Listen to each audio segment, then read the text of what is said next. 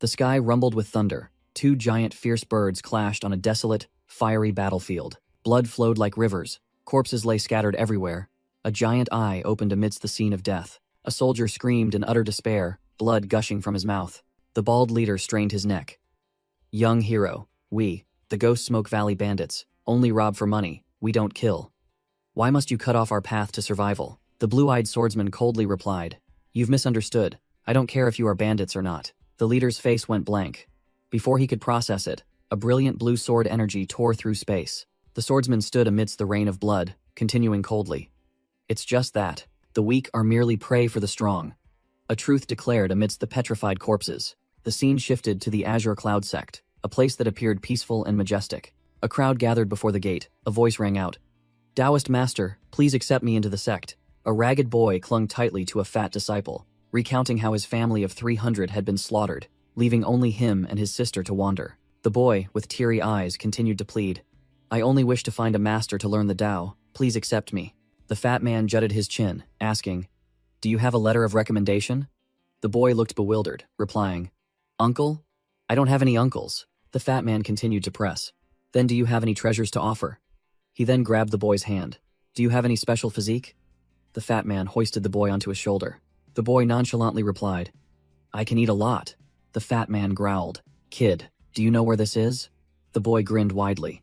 The Azure Cloud sect, of course. The fat disciple boasted about the Azure Cloud sect, a power that had existed for 3,000 years in the Zhou Kingdom, with an incredibly formidable background. He bragged that every disciple in the sect was a genuine, true master. Just recently, Senior Brother Xiao single-handedly wiped out the Ghost Smoke Valley bandits, beheading 9 out of 10 great villains.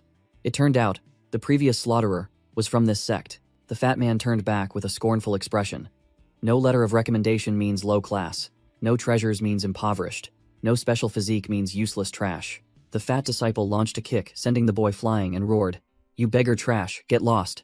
The surrounding crowd whispered, believing the boy didn't know his place, daring to come empty-handed, and demand to join the sect. Scrambling to his feet, the boy bared his teeth in a sneer, uttering a brazen remark. You stupid fat pig. The fat disciple froze, his eyes wide. What did you say? The boy pointed directly at him, continuing to provoke. I'm talking about you, you fat pig. Short and ugly, yet you dare scold this young master? The fat man was seething with rage, stammering incoherently while the boy continued to crow loudly. Next time this young master will burn down your entire Taoist temple. You brat, do you want to die? The fat man roared and charged, but the boy, quick as lightning, deftly dodged him. Losing his balance, the fat man remarked in his fury, Quite fast, you must be a thief. The boy stuck out his tongue in defiance, challenging, You stupid fat pig, catch me if you can. The fat disciple gnashed his teeth, his face flushed crimson from being played by a mere child. Out of options, he turned to the people in line, offering a reward.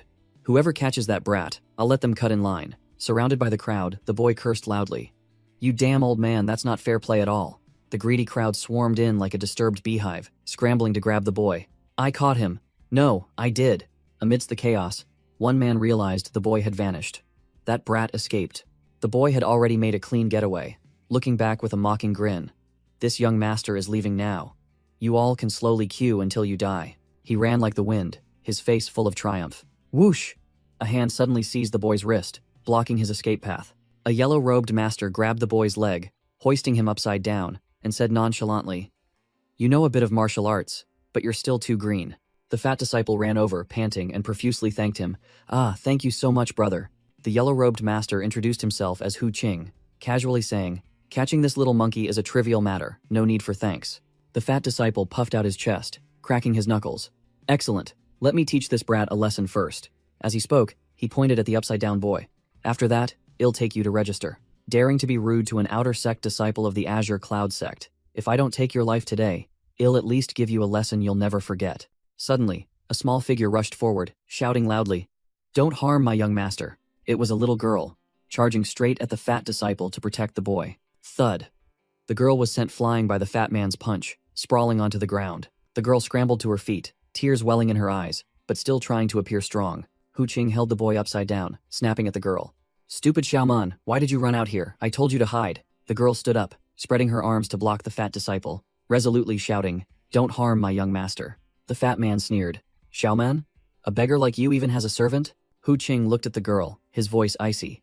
Your young master is much stronger than you think. Why would he need your protection? Get lost." The girl looked stunned, saying worriedly, "Young master, if I hadn't come out, he would have hit you." Hu Qing curled his lip in a sneer. A human and a filthy hybrid, then launched a kick, sending the girl flying. The girl was flung away like a tattered doll, fresh blood gushing from her mouth as she collapsed unconscious onto the ground. The boy witnessed the scene, his eyes blazing with bloodlust, and roared at Hu Qing, "I swear I'll kill you." Hu Qing merely gave a faint, challenging smile. "Very well, I'll wait." The surrounding crowd began to murmur as they saw the girl's blood on the ground suddenly sprout green shoots. Whoosh! From the pool of blood, a giant tree grew at an unbelievable speed, reaching straight for the sky to everyone's astonishment. The fat disciple gaped, stammering, "Wood element bloodline. That girl possesses a rare wood element bloodline." In midair, a beautiful woman riding a white crane appeared, her ethereal aura like a celestial maiden descending, causing the entire crowd to look up in awe. Seeing the newcomer, the fat disciple turned pale with fright, quickly bowing deeply. Outer sect disciple Yu Sanliang respectfully greets senior sister Lingyun. Senior sister Lingyun descended from the crane's back, her overwhelming aura forcing the chubby disciple to prostrate himself. She looked at the little girl's bloodstain on her hand, her gaze showing a hint of contemplation. Without a word, senior sister Lingyun gently picked up the unconscious little girl. She gave a decisive order. "Add this girl to the list of new disciples."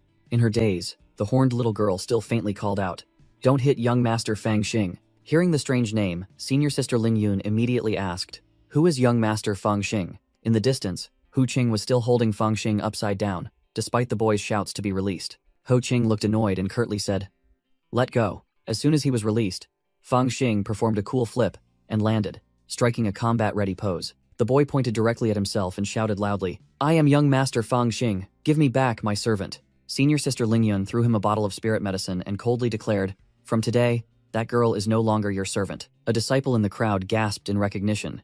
A primordial purple chi pill. The entire gossiping crowd was utterly shocked, unable to believe that an immortal maiden would bestow spirit medicine upon a beggar to redeem a servant. Fang Xing held the pill bottle in his hand, his expression a little bewildered. Suddenly the boy looked up, his voice decisive.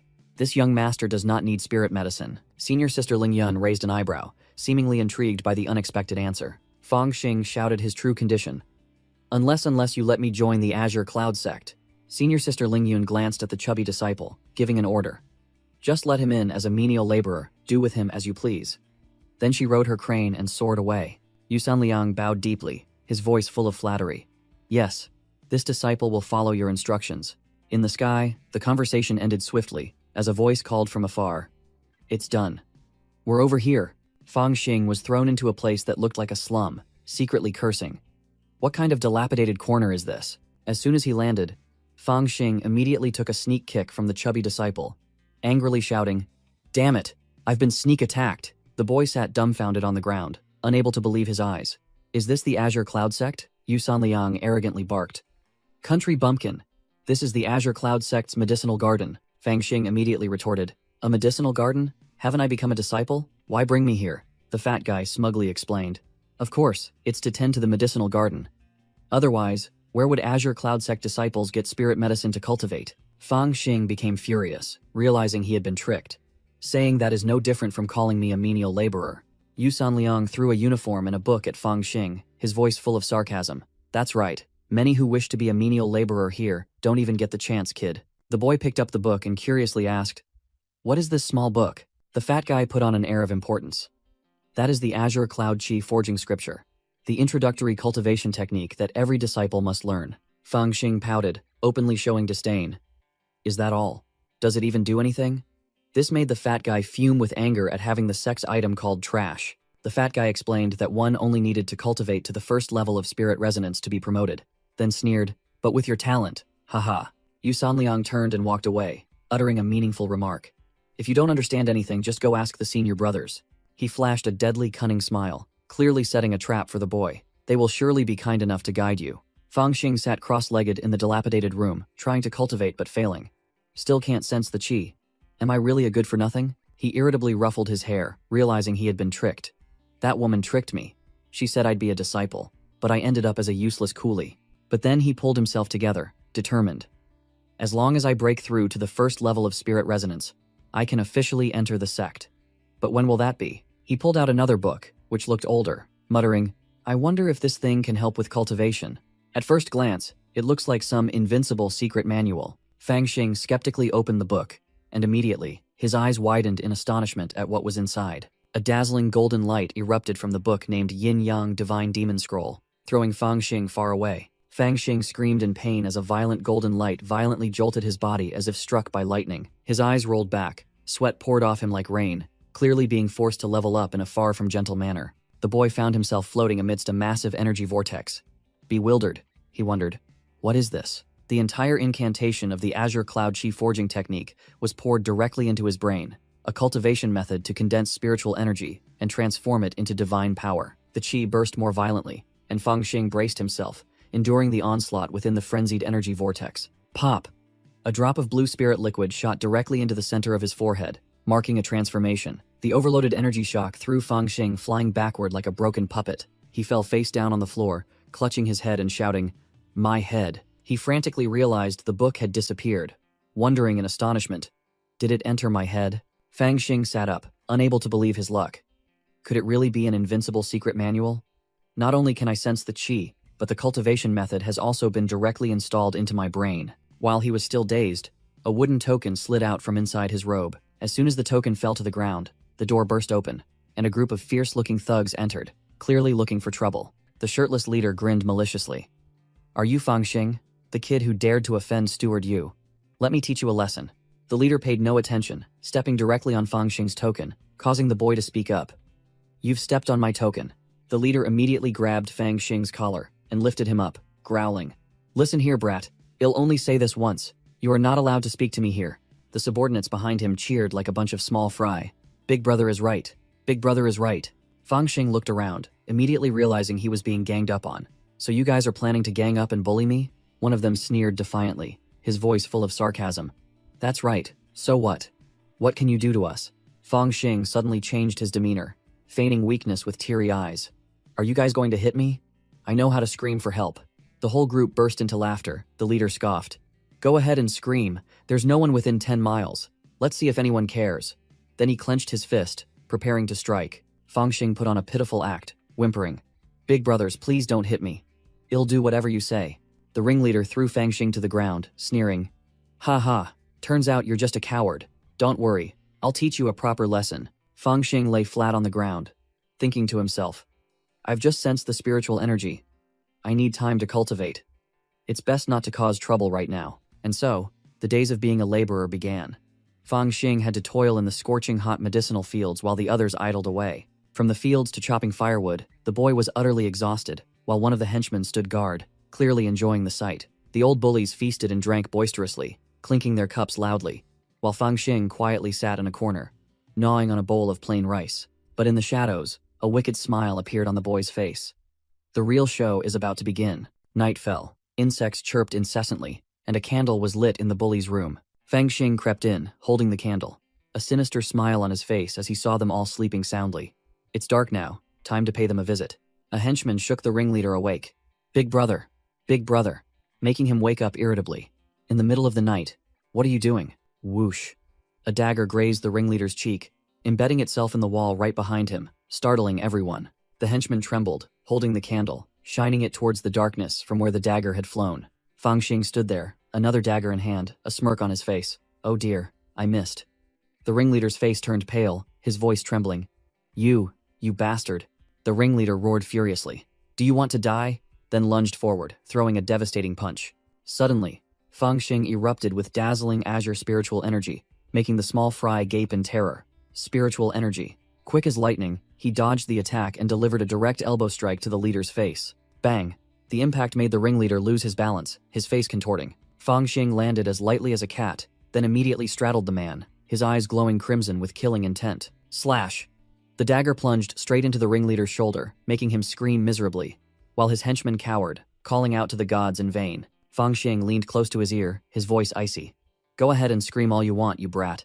Even if you scream until your throat rips, no one will care." The ringleader's henchmen were so scared they wet their pants, huddling in a corner. Fang Xing wiped the bloodstained dagger, sneering, "My apologies. It was a bit noisy and woke you brothers up." The small fry quickly blamed everything on their big brother, crying and begging for their lives, claiming they were nothing but trash. As night fell, an unspoken agreement was established.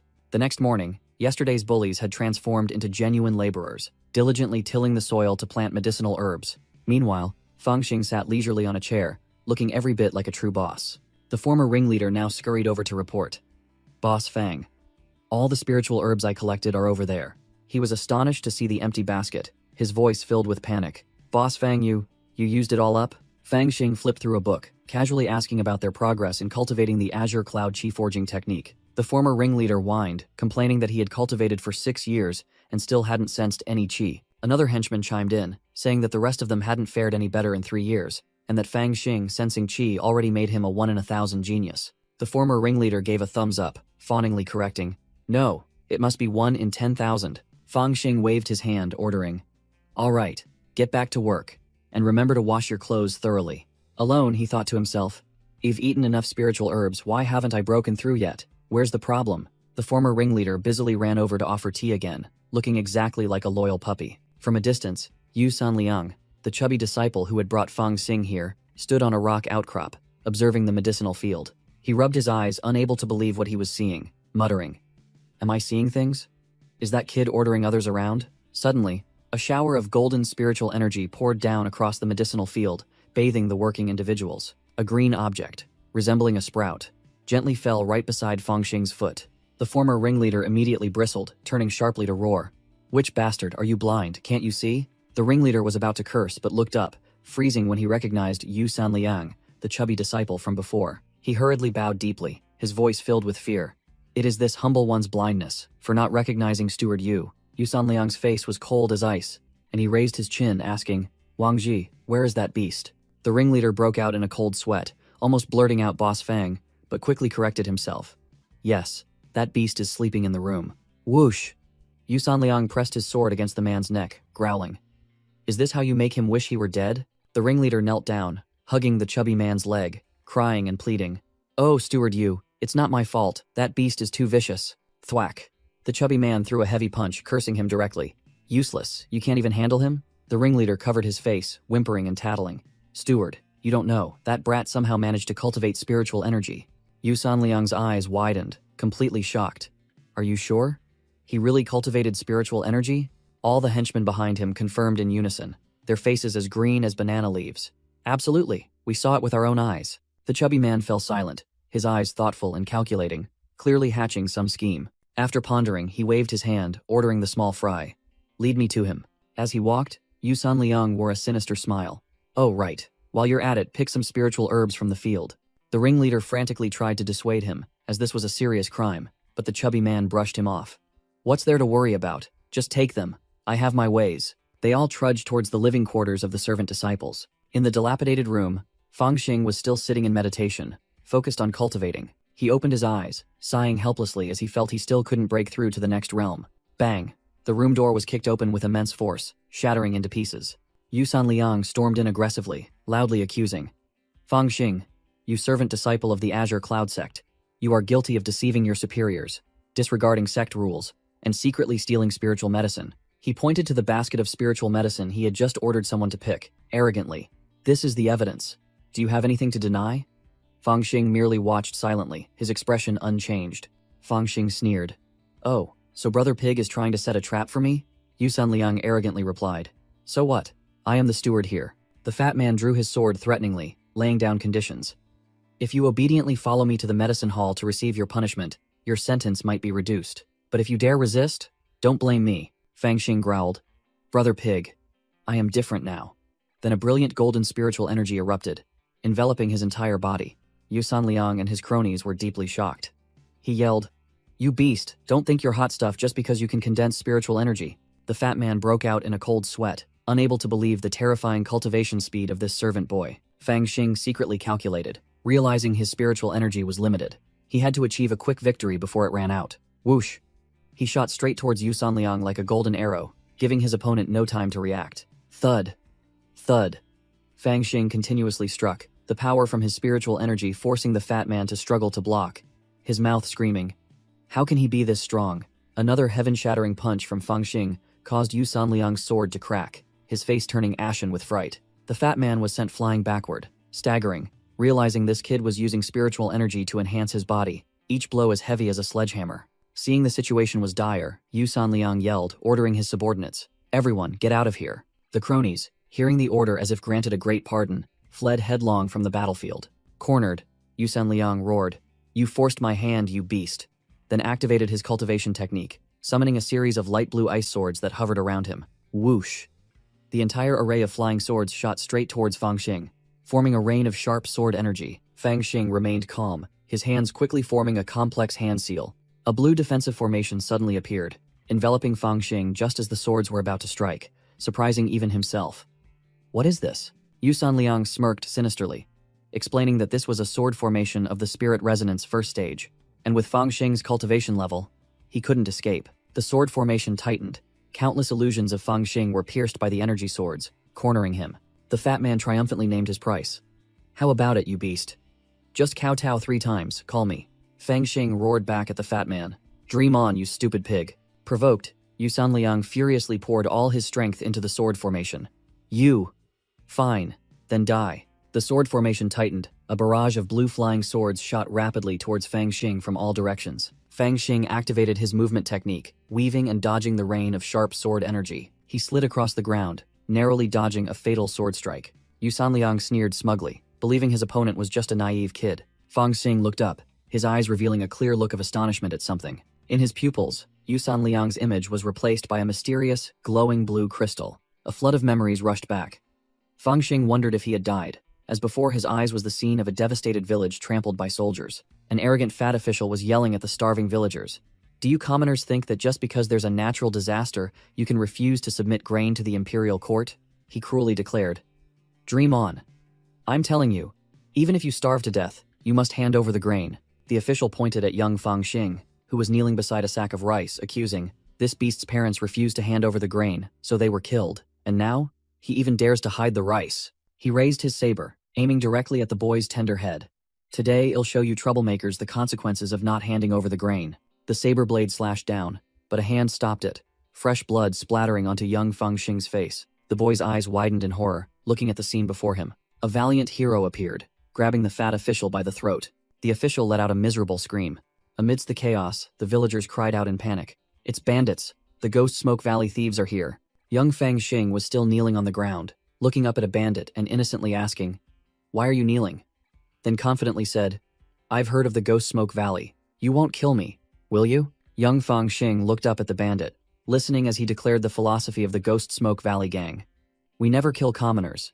We only deal with corrupt officials and treacherous merchants." Blood splattered all over his face, but the boy's eyes gleamed with a spark of determination. The boy shouted loudly, his voice filled with longing. "Then can I join you? I want to avenge my parents." The bandit flatly refused. "No, kid, you're too young. Wait until your hair grows long, then come find us." Then retreated with his comrades. Fang Xing was bewildered, completely clueless. Time passed. A wanted poster, crudely depicting the 10th great bandit Zhang Mazi, was held up amidst joyous laughter. It turned out Zhang Mazi was Fang Xing, now a member of the bandit gang, being teased by everyone for his first wanted poster. The boy irritably tried to snatch the paper back from the bald man. "Ninth uncle, stop teasing me." The whole gang of bandits burst into laughter, teasing their bristling young boss. The bald ninth uncle put an arm around Fang Xing's shoulder, his voice full of pride. "No matter what, our little 10th has made a great contribution this time." Another bandit chimed in, recounting the boy's feat. "No kidding." The young boss charged forward, and with one saber strike, decapitated that corrupt official. His aura was truly domineering. The entire Ghost Smoke Valley gang raised their bowls, cheering loudly to celebrate the young boss's victory. Crash! Suddenly, a giant boulder fell from the sky, smashing through the bandit stronghold's roof. The entire room plunged into chaos. Tables and chairs scattered everywhere, the bandits screaming in terror. Ninth. Uncle sprang to his feet, his face changing color. "What the hell is this? Could it be the Imperial soldiers have arrived?" Amidst the swirling dust, a swordsman in a black cloak and wide-brimmed hat descended as lightly as a feather, exuding bone-chilling killing intent. A bandit's jaw dropped, his voice trembling. He's alone?" Ninth uncle broke out in a cold sweat, roaring a warning. "This is bad, he might be an immortal cultivator. Everyone, don't act rashly." Fang Xing and the other bandits were stunned, hearing the words immortal cultivator for the first time and not understanding why such a formidable figure would come to their stronghold. Ninth uncle tried to remain calm, directly asking the stranger, "Young hero, may I ask what brings you here?" The swordsman muttered, counting lives. 301, 302, 305, then coldly declared, It seems everyone is present. Ninth Uncle's face changed drastically, sensing an ill omen, and he roared, "Damn it, stop him quickly." But it was too late. The blue sword energy erupted like a storm, sweeping away everything in its path. The swordsman merely waved his hand, and the entire room shattered. The petty bandits wiped out before they could even gasp. The entire mountain stronghold shook violently, continuous explosions echoing, signaling a massacre. Amidst the chaotic scene, a terrified Fang Xing heard Ninth Uncle call his name. Fang Xing asked blankly, "Ninth Uncle, what's wrong?" Ninth Uncle, his face grim, instructed, "Fang Xing, don't say anything, listen carefully. Hide and wait for that man to leave, then go to the 4th tree by the stronghold gate. There's a package I buried for you." He emphasized his final words, "You must guard the book inside carefully. Remember, you must live." Fang Xing, tears welling in his eyes, helplessly watched Ninth Uncle's back as he advanced alone, wielding a saber to face death. The bandit leader tried to reason. "Our Ghost Smoke Valley always eliminates evil and suppresses tyranny, so why are you helping those corrupt officials destroy us?" But the swordsman simply replied, "You're mistaken. I don't care who you are." The swordsman stood amidst the shadows, overflowing with killing intent. Amidst the ruins and corpses, he declared bluntly, "I merely follow the law of the strong." Fang Xing, covered in blood, bitterly realized a harsh truth. "That's right. I should have known sooner." The boy snarled through his tears, etching the bloody lesson into his bones and heart. This is a world where the strong dominate the weak. The memory ended. Fang Xing channeled all his hatred and will to survive into the current battle, facing Yu Sanliang's sword formation. The chubby disciple roared smugly, "You beast! Do you know what power is now?" But then he immediately froze, his face turning pale with fright. Shattering the sword formation, Fang Xing stood tall amidst a brilliant golden energy, his power completely overwhelming his opponent. Yu Sanliang broke out in a cold sweat, unable to believe this kid's spiritual energy could resist the sword formation. He guessed that the boy was self-crippling his cultivation by burning his meridians, but Fang Xing didn't flinch. He gritted his teeth and firmly grabbed the incoming wooden sword. Inside his body, it wasn't burning meridians, but the yin-yang divine demon scripture, wildly boosting his power, causing his cultivation to skyrocket. Crack!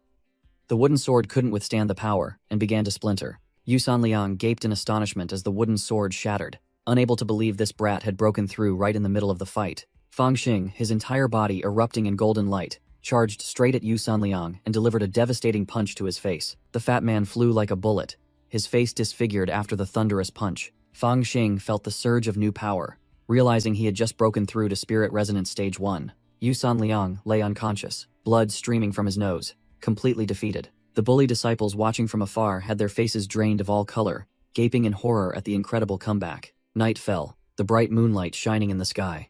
The former bully was now an errand boy, gleefully offering a giant roasted chicken leg. "Boss Fang, it's done roasting." Fang Xing sat by the fire, asking the bound Yu Sanliang, "Pig brother, so you weren't trying to kill me? Just teach me a lesson?" Yu Sanliang, his face bruised, hastily explained, "That's right, junior brother Fang. Otherwise, why would I use a wooden sword? I just wanted to put you in your place. Even if I had more guts, I wouldn't dare to kill anyone." After hearing this, Fang Xing simply raised his hand silently. His new subordinates understood, immediately swarming to untie Yu Sanliang.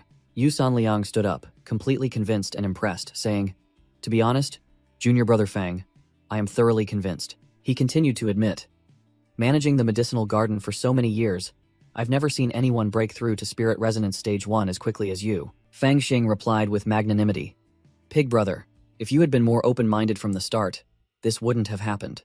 I'm not one to hold grudges over petty matters. Now that I've punched you, let's consider it even." Yu Sanliang, his attitude now changed, bowed, and congratulated Fang Xing on breaking through to Spirit Resonance Stage 1, also mentioning that ringing the bell tomorrow would officially make him an outer sect disciple. Fang Xing smirked and accepted, declaring he would go to the bell at sunrise tomorrow, then turned and walked away, leaving behind his newly acquired subordinates. The next morning, Fang Xing advanced alone towards the heart-cleansing bell, the bell that determined disciple qualification. Brimming with vigor, the young boy, without hesitation, placed his hand on the ancient surface of the colossal bell. Boom! The sound of the heart-cleansing bell began to resonate, shaking the entire area. Its sound spread across the rolling mountain ranges, piercing through the layers of mist. The bell's chime echoed to the farthest mountain peaks, where the grand elders were cultivating. On a mountain peak, a white-haired youth playing Go with an elder suddenly paused upon hearing the bell. The old elder wondered, "It's just the heart-cleansing bell. Why pay it any mind?" But the white-haired youth replied cryptically, "Nothing. I'm just lamenting destiny." The old elder didn't understand, but the white-haired youth simply brushed it off and invited him to play the next game of Go. Amidst the majestic scenery, The white-haired youth philosophized. The future is something no one can determine. Meanwhile, Fang Xing had arrived before the grand gate, ready for the next step. A benevolent elder came to greet him, confirming that Fang Xing had indeed rung the bell, and happily welcomed him as an outer sect disciple of the Azure Cloud sect. Suddenly, a golden light flashed in Fang Xing's hand. His novice token automatically upgraded, engraved with the words, Outer Sect Disciple. Fang Xing. Fang Xing looked around in bewilderment. The elder from moments ago had vanished without a trace. Never mind. The young boy brushed everything aside, brimming with enthusiasm as he ran forward. Inner Sect Disciples. Here I come. The Outer Sect Disciples area appeared, vast and filled with ancient architecture. Unexpectedly, senior brother Xiao appeared, holding a piece of paper and muttering, "How strange."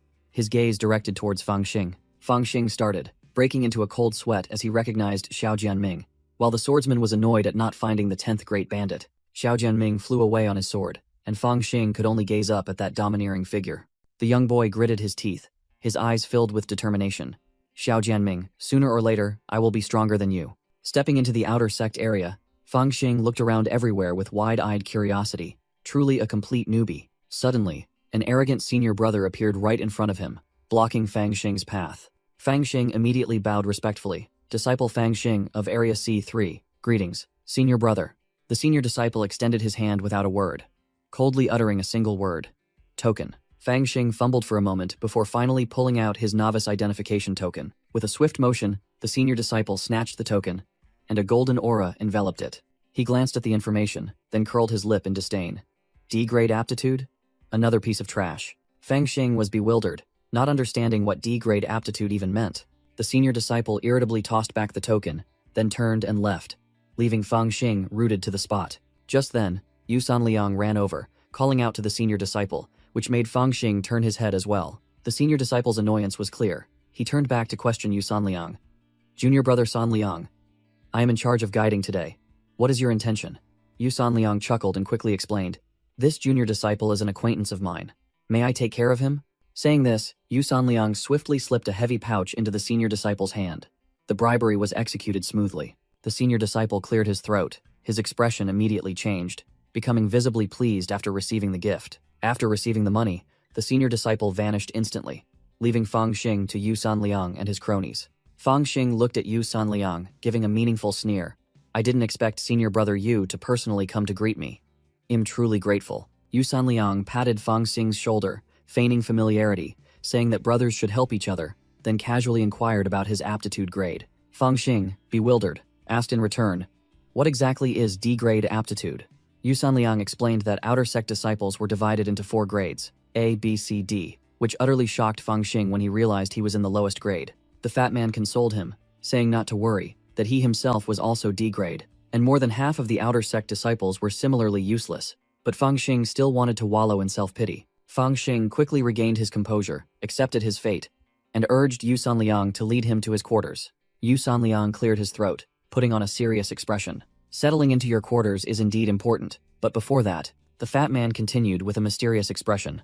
There's an even more important matter to attend to. Fang Xing stood still, waiting to see what trick the fat man would pull next.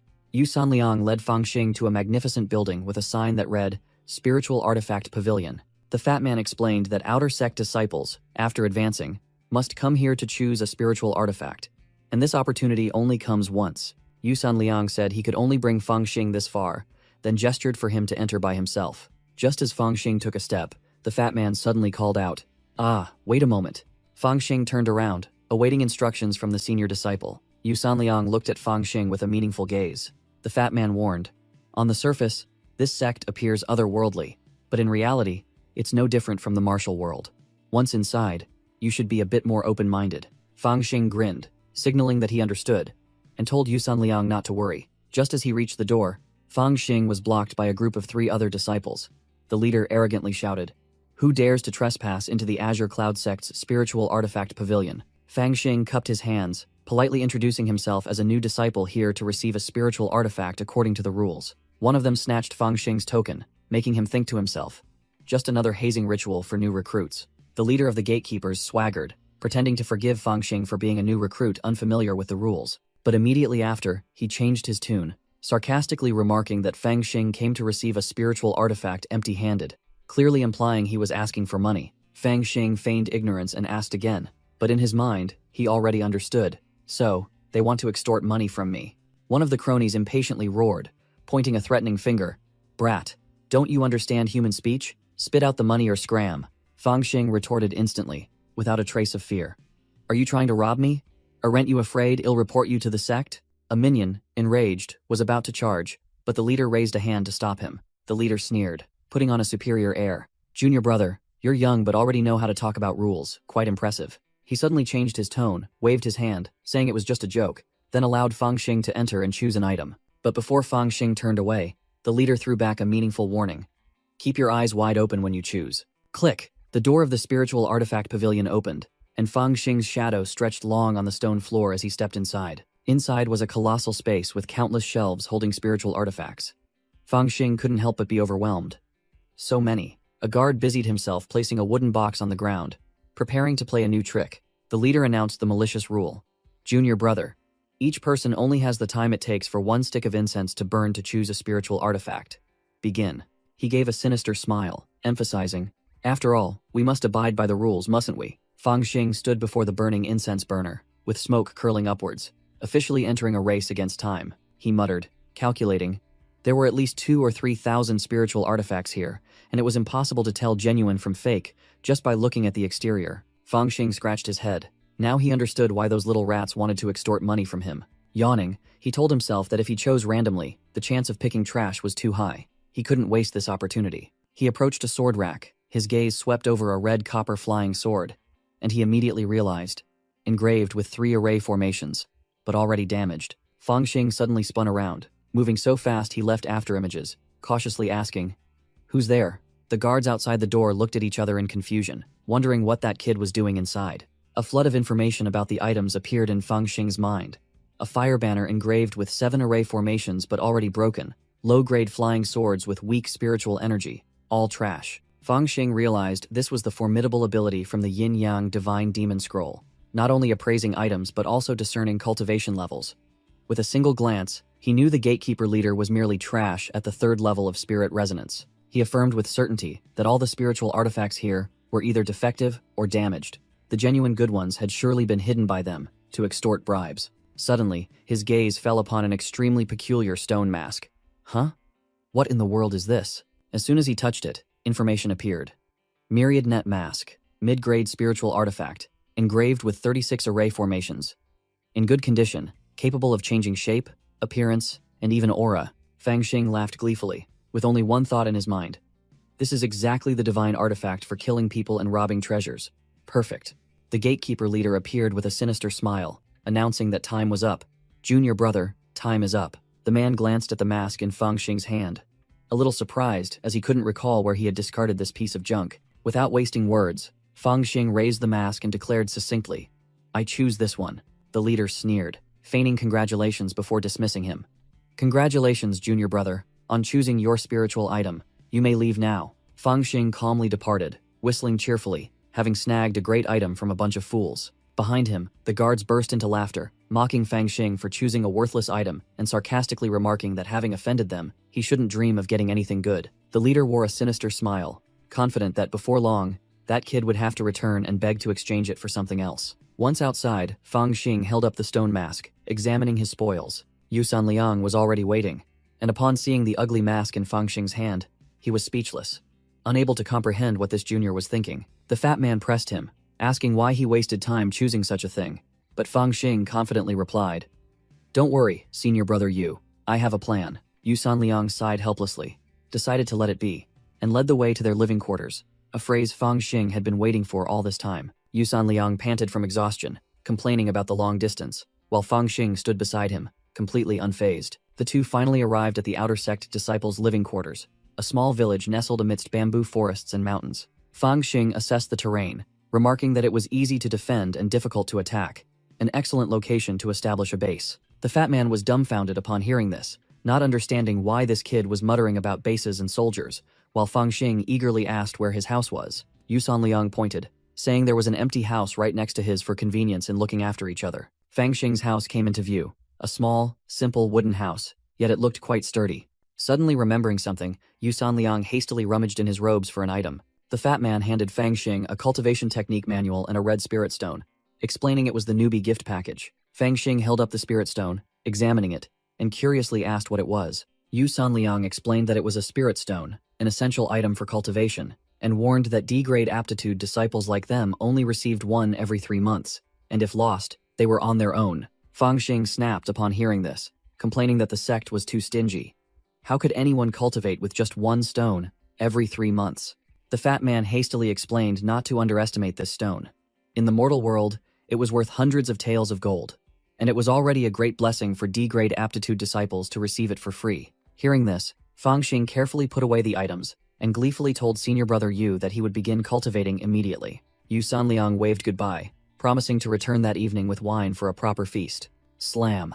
Fang Xing slammed the door shut, officially taking possession of his new home. Inside, the house was quite simple, with only a set of rustic wooden table and chairs. Fang Xing joyfully leaped up and excitedly threw himself onto the bed. He lay stretched out, with his hands behind his head, contentedly admitting that this place was 1,000 times better than that damned herb garden. Wasting no time, Fang Xing immediately pulled out the Azure Cloud Qi refining art, preparing to cultivate diligently. Lying on the bed, Fang Xing flipped through the Qi refining manual, realizing it was similar to his old cultivation technique, but far more detailed. The book not only taught how to sense Qi in the meridians, but also instructed on how to use spirit stones to boost cultivation speed. Without delay, he sat up and pulled the glowing red spirit stone from his robes. Holding the stone in his hand, Fang Xing decided to test it out immediately. Following the instructions in the book, he began to meditate, and the spirit stone placed before him began to emit a brilliant light. The stone slowly floated up to Fang Xing's chest level, and pure energy began to be released. Fang Xing's entire body was enveloped in a golden aura as he focused on absorbing the spiritual energy from the stone.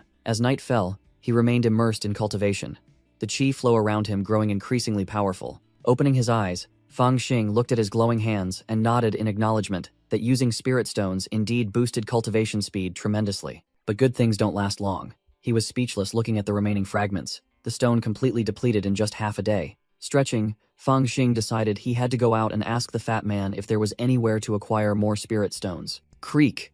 As the door opened, a startled cry of, "Ah!" rang out. Yu Sanliang, secretly lurking outside the door, clutching a wine jar, was discovered and tumbled head over heels right in front of Fang Xing. The fat man scrambled to his feet, muttering with a hand over his mouth about why this kid had to open the door at just that moment. Fang Xing calmly replied that he had just finished using the spirit stone and was just about to look for senior brother Yu. What a coincidence.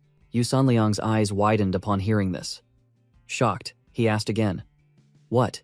You said you've already used up the spirit stone?" Sitting at the table, Fang Xing casually confirmed it, even complaining that 1 stone for 3 months was too meager. He poured wine for the fat man, then got straight to the point, asking if there was any way to earn more spirit stones. Yu Sanliang was so shocked that his nose bled, thinking to himself, even I, cultivating without sleep, would take 10 days to finish one.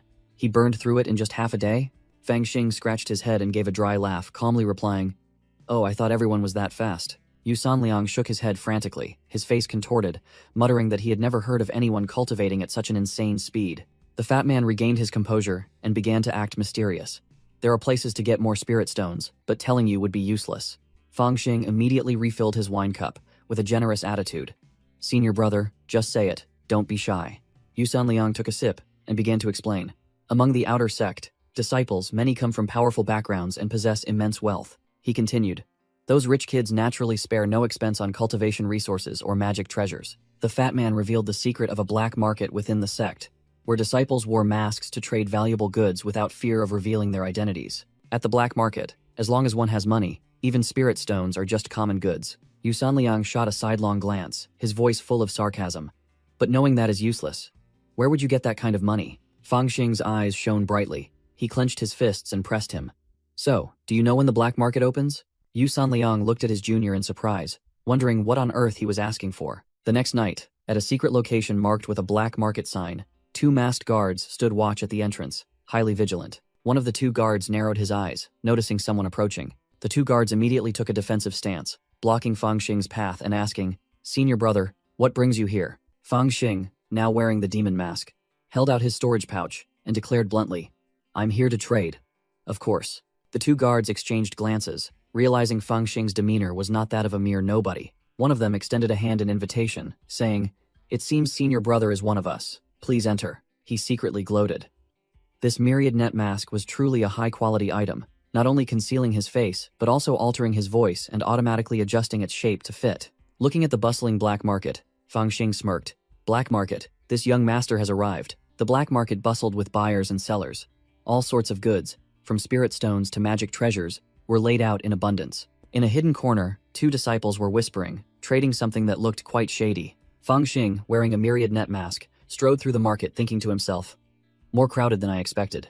He had planned to use the smoke flask fourth uncle gave him to deal with the crowd, but then decided to go big, shouting, Senior brothers, I have something to say. The leader of the gatekeepers, now disguised as a merchant, began his act.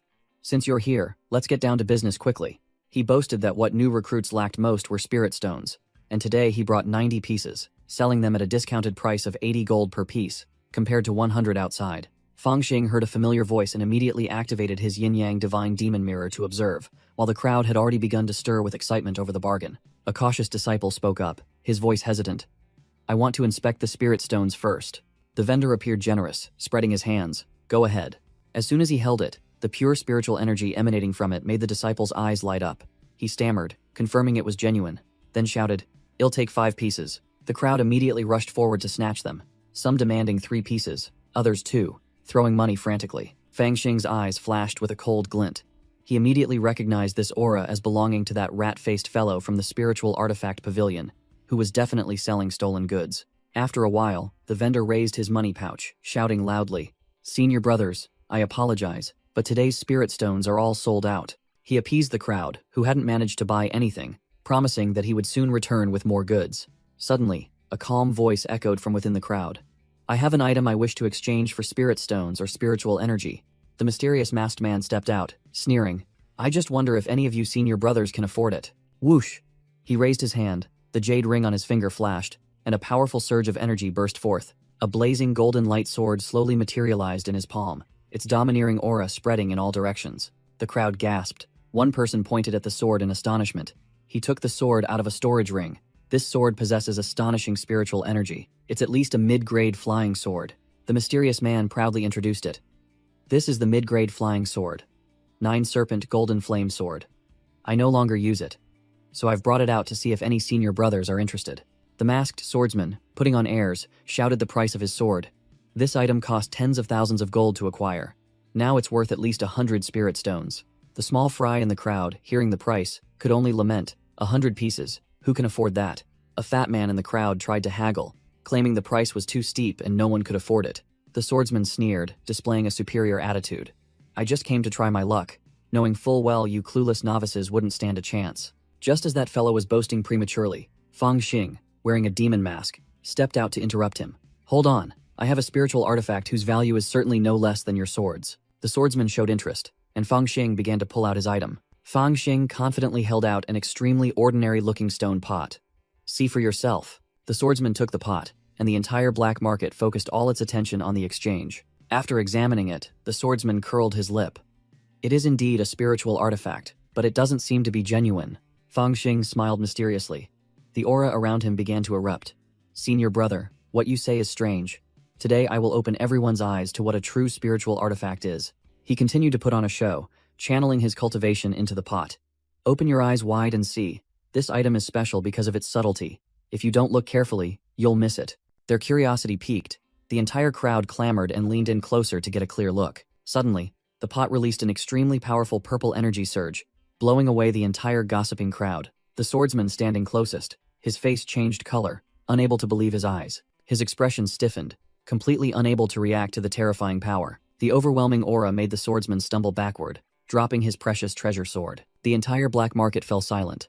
Everyone, from sellers to buyers, lay scattered on the ground, unconscious. One person in the crowd, gasping for breath, pointed towards the only figure still standing. Fang Xing had shed his disguise, standing amidst the unconscious bodies and sneering. These senior brothers are truly too careless. Consider this a lesson for you all today. The entire market was left with only scattered bodies. A voice echoed from afar. Hey, what happened here? Fang Xing, in his bloodthirsty excitement, was startled and scratched his head. Damn it, I got too carried away and forgot about the guards. He realized that both guards were stronger than him and immediately decided to transform back to continue his act. The 2 black market guards, upon arriving, saw a disciple sprawled on the ground before they could understand what was happening. With a whoosh, the mysterious pot flew over and landed right in front of the two guards, making them dumbfounded. A pot? The two guards stared in shock at the pile of scattered bodies, pointing their swords at Fang Xing, who was wearing a mask, and growling. "Stop! Who are you? What did you do to them?" Fang Xing calmly replied. "I am one of the 10 great bandits of Ghost Smoke Valley, just here to find some things to get by." One guard was suspicious because Ghost Smoke Valley had been wiped out by senior brother Xiao. The other decisively said, "Forget it. Kill him first and then deal with it. If the sect finds out, it'll be a big problem." Without further ado, the two guards charged forward to attack with surging killing intent. Fang Xing narrowly dodged the attack, thinking to himself that stalling had failed this time, as two sharp sword tips lunged straight towards him. The sword blade grazed his neck, leaving a small trail of blood. He broke out in a cold sweat, thinking to himself, "I'm really dead. Am I going to die this time?" Cornered, Fang Xing desperately raised his hands to the sky, feigning surrender while the two guards trembled with triumph. Suddenly, the pot emitted an extremely powerful cold aura, freezing the two guards on the spot. Both guards collapsed, motionless, without understanding what had just happened. Fang Xing breathed a sigh of relief. It was truly a genuine item that saved his life. He wiped the sweat from his forehead. He looked at the two guards sprawled on the ground, then began his familiar looting spree. "Now, let's see what treasures you two are carrying." Fang Xing chuckled gleefully, rolling up his sleeves, preparing to strip the entire market clean. The next morning, the entire market was still a battlefield with scattered bodies. Only the clear chirping of birds remained. The masked swordsman from yesterday woke up, his head spinning, not understanding what had happened. He touched his hand and frantically realized his storage ring was gone, his face turning pale. A desperate scream of "no" echoed throughout the bamboo forest, startling the birds perched on the branches, sending them flying in disarray. After the black market raid, Fang Xing returned to his room to meditate in the morning sun. He flinched slightly, muttering, "It seems I heard something." Shaking it off, he focused on his main goal. "Never mind, let's check the spoils first." A dazzling pile of loot appeared, a gleaming golden sword, several bags of fiery red spirit stones, and gold ingots. He examined the storage ring, secretly praising its convenience, as it saved him from carrying bulky bags and attracting attention. Fang Xing laughed gleefully, declaring that from now on, he would stash everything he found into this mobile storage. He picked up the sword, trying to infuse it with spiritual energy, but it showed no reaction, only emitting a faint golden glow. He sighed, realizing his current cultivation level was too low to activate this treasure sword. Nevertheless, he still acknowledged it as a fine item, and put it away, saving it for when his cultivation was sufficient. Setting the sword aside, Fang Xing sat down, preparing to enter secluded cultivation with the pile of spirit stones he had just acquired. 3 months later, Yusan Liang stood before Fang Xing's room, banging loudly on the door and calling out, "Junior brother Fang." Inside, Fang Xing opened his eyes after a cultivation cycle. Before him was a pile of spirit stone residue, its energy completely drained. He muttered that his cultivation speed was slowing down, having been stuck at the peak of Spirit Resonance Stage 1 for a month, without being able to break through. While Yusan Liang was still shouting his name outside, Fang Xing decided he had to find a way to return to the black market to acquire more spirit stones. Fang Xing opened the door, feigning sleepiness. "Senior brother Yu, stop shouting. I was sleeping." The chubby Yusan Liang began his familiar rant, grumbling that Fang Xing only holed himself up in his room all day. Fang Xing covered his ears as Yusan Liang continued to nag about his laziness and unwillingness to find work to earn more spirit stones. Finally, the chubby man concluded, announcing that today was the day to distribute spirit stones to D-grade disciples, and asked Fang Xing to accompany him. Fang Xing eagerly agreed, leaving Yusan Liang dumbfounded by his attitude, who muttered, "It's just one spirit stone, yet he acts like he's getting a fortune." Fang Xing secretly thought he couldn't let the talkative chubby Yusan Liang know he had a pile of spirit stones, while outwardly still beaming with joy at receiving a single one. The two arrived at Greenwood Pavilion, where disciples were queuing in long lines before 4 tables categorized A, B, C, D to receive their resources.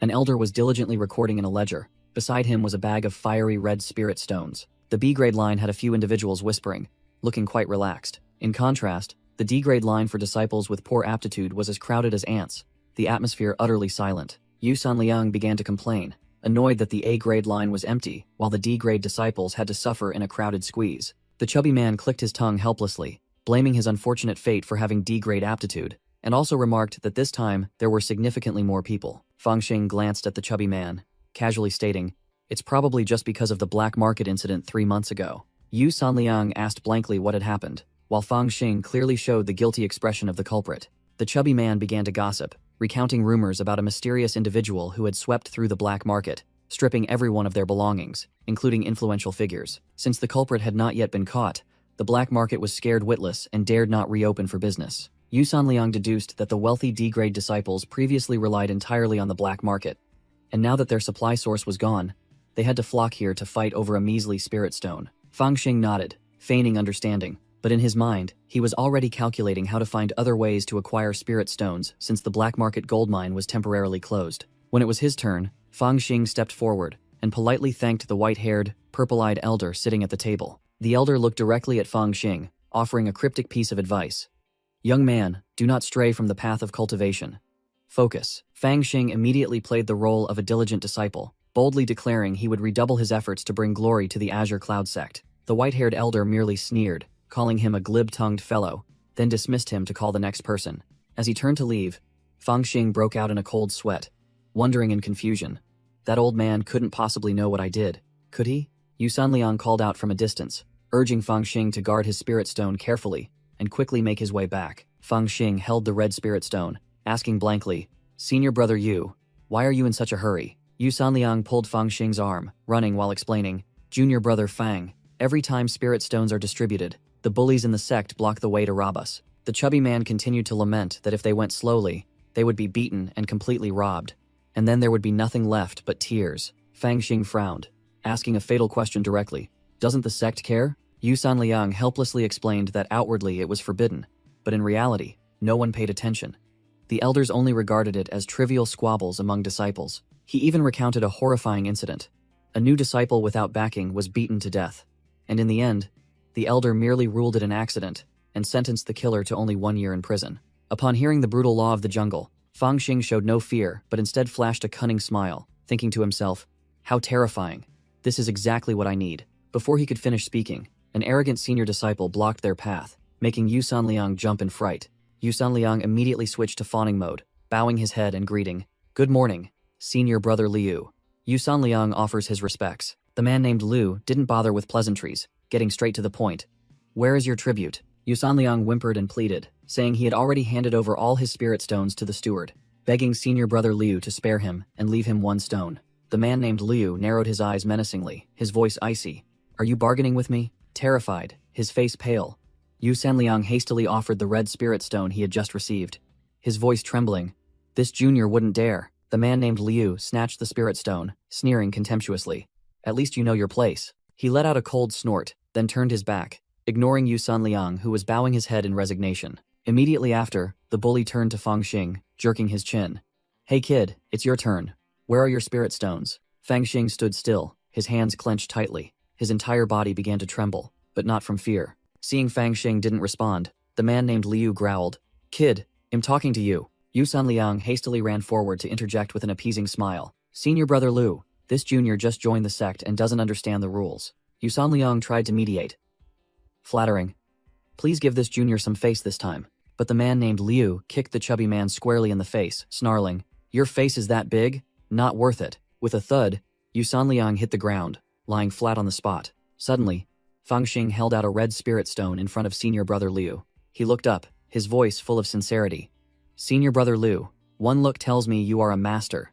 This junior disciple, new to the sect, wishes to make your acquaintance." Senior Brother Liu was stunned by Fang Xing's sensible attitude. He openly gloated, sneering, "You're even more sensible than that fat pig." The bully reached out to take the spirit stone, but just as his hand was about to touch it, Fang Xing suddenly let go, allowing the spirit stone to fall. Clink! The spirit stone bounced on the stone ground. Fang Xing quickly knelt, feigning panic. "Oh, I hope it didn't break." Senior Brother Liu burst out laughing, mocking the country bumpkin. "This is the first time I've heard of a spirit stone breaking." Seizing the moment of his carelessness, Fang Xing swiftly drew the dagger hidden in his clothes, his eyes sharp, while Yu Sanliang behind him watched in wide-eyed horror. Without another word, he charged straight forward, dagger in hand. Slash! The dagger plunged straight into Senior Brother Liu's abdomen before he could react. The enraged bully swung his fist, but Fang Xing dodged the attack with lightning speed. Thwack! He forcefully pulled out the dagger, fresh blood splattering everywhere. Senior Brother Liu gritted his teeth, his face contorted in extreme pain. Fang Xing immediately leaped backward, maintaining a safe distance, and readying himself for the second round. Senior Brother Liu gritted his teeth, bitter at being tricked by the rookie. "You bastard, you dared to ambush me." Fang Xing shrugged, calmly provoking him. "Senior Brother Liu, with such poor vigilance, do you really think you can be a robber?" Senior Brother Liu clutched his stomach, growling, You brat. Do you really think you can take advantage of me? Fang Xing gestured for him to look down at his chest. Take a look. Senior brother Liu quickly pulled open his robes to check, and his face instantly changed color. Fang Xing held up a small flying sword, smirking. A low-grade flying sword engraved with 7 layers of formations. Were you looking for this? My apologies, senior brother. I found it pretty, so I conveniently snatched it. Senior brother Liu was furious, his blood boiling, only able to grit his teeth. You! Without giving his opponent time to recover, Fang Xing shot forward like an arrow. Thud! A perfect spinning kick landed squarely on senior brother Liu's face, making his nose bleed. Senior brother Liu fell flat on his back, the world spinning around him, only managing to curse once. Fang Xing placed his foot on the bully's head, assuming the posture of a superior, while senior brother Liu bitterly realized his dantian had been pierced, rendering him unable to circulate spiritual energy. Yu Sanliang, from a distance, rushed over in a panic to intervene. Junior brother Fang, quickly return his flying sword. That's an item from the spirit artifact pavilion. The fat man continued to prattle on about the rules, threatening that if he stole the item, the elders would intervene. Lying on the ground, senior brother Liu still cursed defiantly. You damn fat man. You dared to conspire with him to set me up. Wait until I recover, and see how I deal with you both, Fang Xing coldly retorted. I'm afraid you won't get that chance. Senior brother Liu began to sweat profusely, his voice trembling as he sensed his opponent's killing intent. You dare to kill me? He was utterly terrified, stammering as he used the sect as a shield. Don't act recklessly, this is a cultivation sect. Fang Xing smiled meaningfully. Oh, so you know this is a cultivation sect too. Don't worry. I'll be very careful not to kill you. A tragic scream echoed everywhere, signaling that the retaliation had begun. Fang Xing casually juggled the spirit stones he had just plundered, pouting. This scoundrel is so poor. I stripped him clean and only got 5 stones. That flying sword was good too. A pity I couldn't snatch it. Yu Sanliang ran after him, his face drained of color, asking anxiously. Junior brother Fang, you didn't really cripple him, did you? Fang Xing calmly replied. Don't worry. Who gets crippled that easily? I just gave his dantian a light stab to slow its recovery, about 3 to 5 months at most. The fat man turned pale, startled. Then won't he come back for revenge in 3 to 5 months? Fang Xing smirked, giving a confident thumbs up. 3 to 5 months later? Even if he comes, it'll just be a one-sided beating. He stands no chance. He tossed a few spirit stones to Yu Sanliang. Take these. We're friends after all. I can't let you suffer a loss. Fang Xing stretched, realizing the true nature of this sect. I get it now. This is basically a den of bandits. If you're capable, you bully others. If you're not, you get bullied. A true world, where the strong prey on the weak. Yu Sanliang walked along, muttering in acknowledgement. Ever since that day at the medicinal field, senior brother knew you were no ordinary person. The majestic scenery of the Azure Cloud sect appeared in the distance.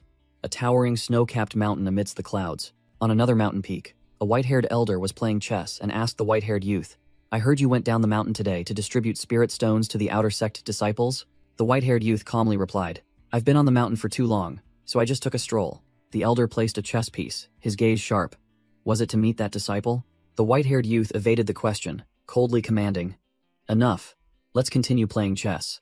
Both continued their game, but the white-haired youth suddenly looked up as if sensing something. His gaze sharpened, focusing on an indeterminate direction. His purple eyes gleamed with a strange light, seemingly seeing through all things. Within his pupils, a vast universe reflected with shining treasures, signaling a significant event. At the same time, Fang Xing was meditating, his entire body enveloped in golden light, the 5 spirit stones having turned to dust at his feet. He slowly opened his eyes, his pupils blazing, declaring with certainty, Finally, I've broken through to Spirit Resonance Stage 2. After the breakthrough, Fang Xing felt his body light and incredibly refreshed, even without circulating spiritual energy. He mused to himself, Good thing I ambushed senior brother Liu's dantian last time, sealing his spiritual energy. Otherwise, I would have been utterly defeated. Next time, that guy will definitely return for revenge, and it will be a direct, bloody battle. No more sneak attacks. Before that, I must cultivate my level. Fang Xing resolved, his hand touching the flying sword he had just looted. He began to concentrate his mind, preparing to refine this hot item. Spiritual energy slowly poured into the flying sword, causing it to emit a brilliant golden light. The sword hovered in midair, and a terrifying pressure began to spread. Fang Xing was drenched in sweat, focusing all his concentration to control the sword. He carefully controlled the flow of energy, trying to tame the violent spiritual energy within. With a roar, Fang Xing poured his strength into the decisive strike. The image of the blazing flying sword reflected in his determined eyes. Suddenly, the sword chi erupted, transforming into a swarm of giant pythons, roaring fiercely. The immense pressure forced Fang Xing to brace himself, looking quite strained. Clang, his efforts failed, the sword lost control and fell to the ground. Just as expected, his skill was still immature. He sighed, admitting his current cultivation could only barely control it. Knock, knock. Hearing the knock, he muttered, "It must be that fat guy again." As soon as he opened the door, Yu Sanliang poked his head in, cheerfully calling out, "Fang?" Fang Xing irritably replied to Yu Sanliang's greeting, saying he was catching up on sleep after cultivating. The fat guy ignored him, carried a jug of wine into the room, and invited, "Come on, junior brother Fang. Work and rest go hand in hand. Let's drink." Clink! The two men began their drinking session. Yu Sanliang flattered, "Junior brother Fang, so young and talented. Your alcohol tolerance is quite impressive." Fang Xing calmly drained his bowl and replied simply, "That's nothing. Where I come from, we drink much harder." The fat guy was already tipsy, let out a burp, then abruptly asked about Hu Qing. Fang Xing's eyes sharpened, fixing on the name of the one who had captured him and kicked Xiao Man last time. He declared with killing intent, "Of course I remember. Next time we meet, I will definitely kill him." Yu Sanliang frantically tried to dissuade him, warning that Hu Qing's status was no longer ordinary. The fat guy revealed Hu Qing was one of the rare A-grade disciples, on whom the elders placed their hopes to break through to Spirit Resonance Stage 4 and enter the inner sect. Yu Sanliang recounted his latest achievement. Hu Qing single-handedly dealt with 3 Spirit Resonance Stage, 3 cultivators who tried to rob him, with just a single move, and his reputation had spread throughout the outer sect. Fang Xing poured wine, taunting, "I remember you two were very close back then. You even helped him register early to avoid the queue, didn't you?" The fat guy scratched his head, forcing a laugh, lamenting that Hu Qing had turned his back on him as soon as he entered the sect, treating him like air when they met again at the steward's office. Fang Xing mocked him directly. "So, if someone just glances at you, you have to run over and fawn on them?" Stung by the remark, Yu Sanliang quickly changed the subject, mentioning that Fang Xing had once asked about the black market. The fat guy announced, "Speaking of which, the black market is about to reopen." 3 days later, under the dim moonlight, the black market began operating again. Security was tightened this time. A squad of masked guards stood all over the steps, seemingly having learned from the previous incident. A mysterious woman in a dignified blue-purple dress calmly walked forward, remarking that the guards seemed to have learned their lesson after the previous incident. A guard blocked her path, asking for the senior sister's identity, but she replied with an air of superiority, "Of course, I'm here to find cultivation items. What a redundant question." The guard explained that because the black market was robbed 3 months ago, security had to be tightened, and asked her to show her belongings. The mysterious woman appeared cooperative, but her tone was full of challenge. "Since I'm here, I'll follow your rules, but you'd best take a good look at what Eve brought." While the guards were still bewildered, she flung open her bag, causing them to widen their eyes in shock. Inside was a sack full of dazzling gold ingots, and she declared bluntly, "Look here, I'm here to buy flying swords, so I brought a lot of gold." The guard immediately changed his attitude, hastily reminding her, "Senior sister, quickly put away your gold, lest thieves eye it." The guard respectfully invited her inside, blaming some wretched thief for the tightened security. The 2 guards watched the mysterious woman's retreating figure and couldn't help but click their tongues. This senior sister's figure is quite something. Inside the black market, a vendor was hawking all sorts of components and magical artifacts on a cloth spread on the ground. The guards continued their patrol, keeping an eye on the woman who had just entered the market. Fang Xing, in the guise of a woman, secretly noted that the black market was much more crowded this time, filled with influential figures from Spirit Resonance Stage 2 and above. The clueless newbies must have been scared witless after the previous robbery. He scanned the stalls, concluding that this venture would not be as easy as before. Fang Xing's eyes, even in the guise of a woman, still gleamed with sharpness and determination. Another masked vendor was loudly hawking his wares, inviting the crowd in black attire. The vendor successfully closed a deal with a customer. Total 30 gold. "Have a safe journey, senior brother." Fang Xing squatted down in front of a stall, immediately eyeing a flying sword, causing the vendor to immediately blurt out, "Senior sister truly has an eye for quality. This flying sword has a balanced formation, and its power is formidable." Fang Xing asked a deadly direct question. "Is this sword genuine?"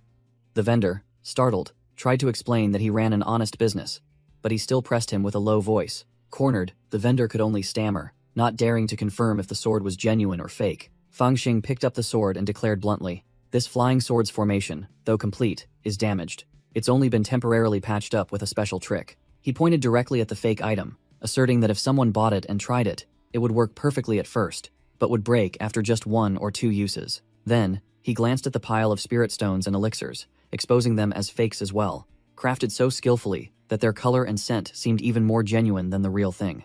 Fang Xing, in the guise of a beautiful woman, questioned the vendor directly. "In this demonic market, You dare to swindle with fake goods? Do you know what your end will be? The vendor was drenched in sweat, muttering in admission. Senior sister is truly the real deal. I've run into an expert today. The vendor immediately bowed deeply, pleading, Senior sister, this junior was momentarily foolish. Please forgive me this once. Fang Xing adopted a profound air and declared, Actually, I also value talent. Your skill in making fakes is too wasted on crafting these trivial items. He laid out his conditions bluntly. Give me your real name, and help me with something, and I will consider this matter closed. Seeing the vendor about to hand over a fake item, Fang Xing pointed directly at him. Not that card, the real one you're hiding. The vendor had no choice and had to pull out a genuine token from his person, obediently handing it to Fang Xing. He took the token from the vendor's trembling hand. Fang Xing took the card, on which was clearly written, Outer Sect Disciple, Grade B, Hua Qianji. Hua Qianji accepted his fate, asking what Fang Xing wanted him to do, but Fang Xing nonchalantly replied, Actually, I haven't thought of anything yet. I'll let you know when I do. After speaking, Fang Xing's gaze flickered towards a distant crowd that had gathered. He stood up, leaving Hua Qianji with a remark. I have other matters to attend to.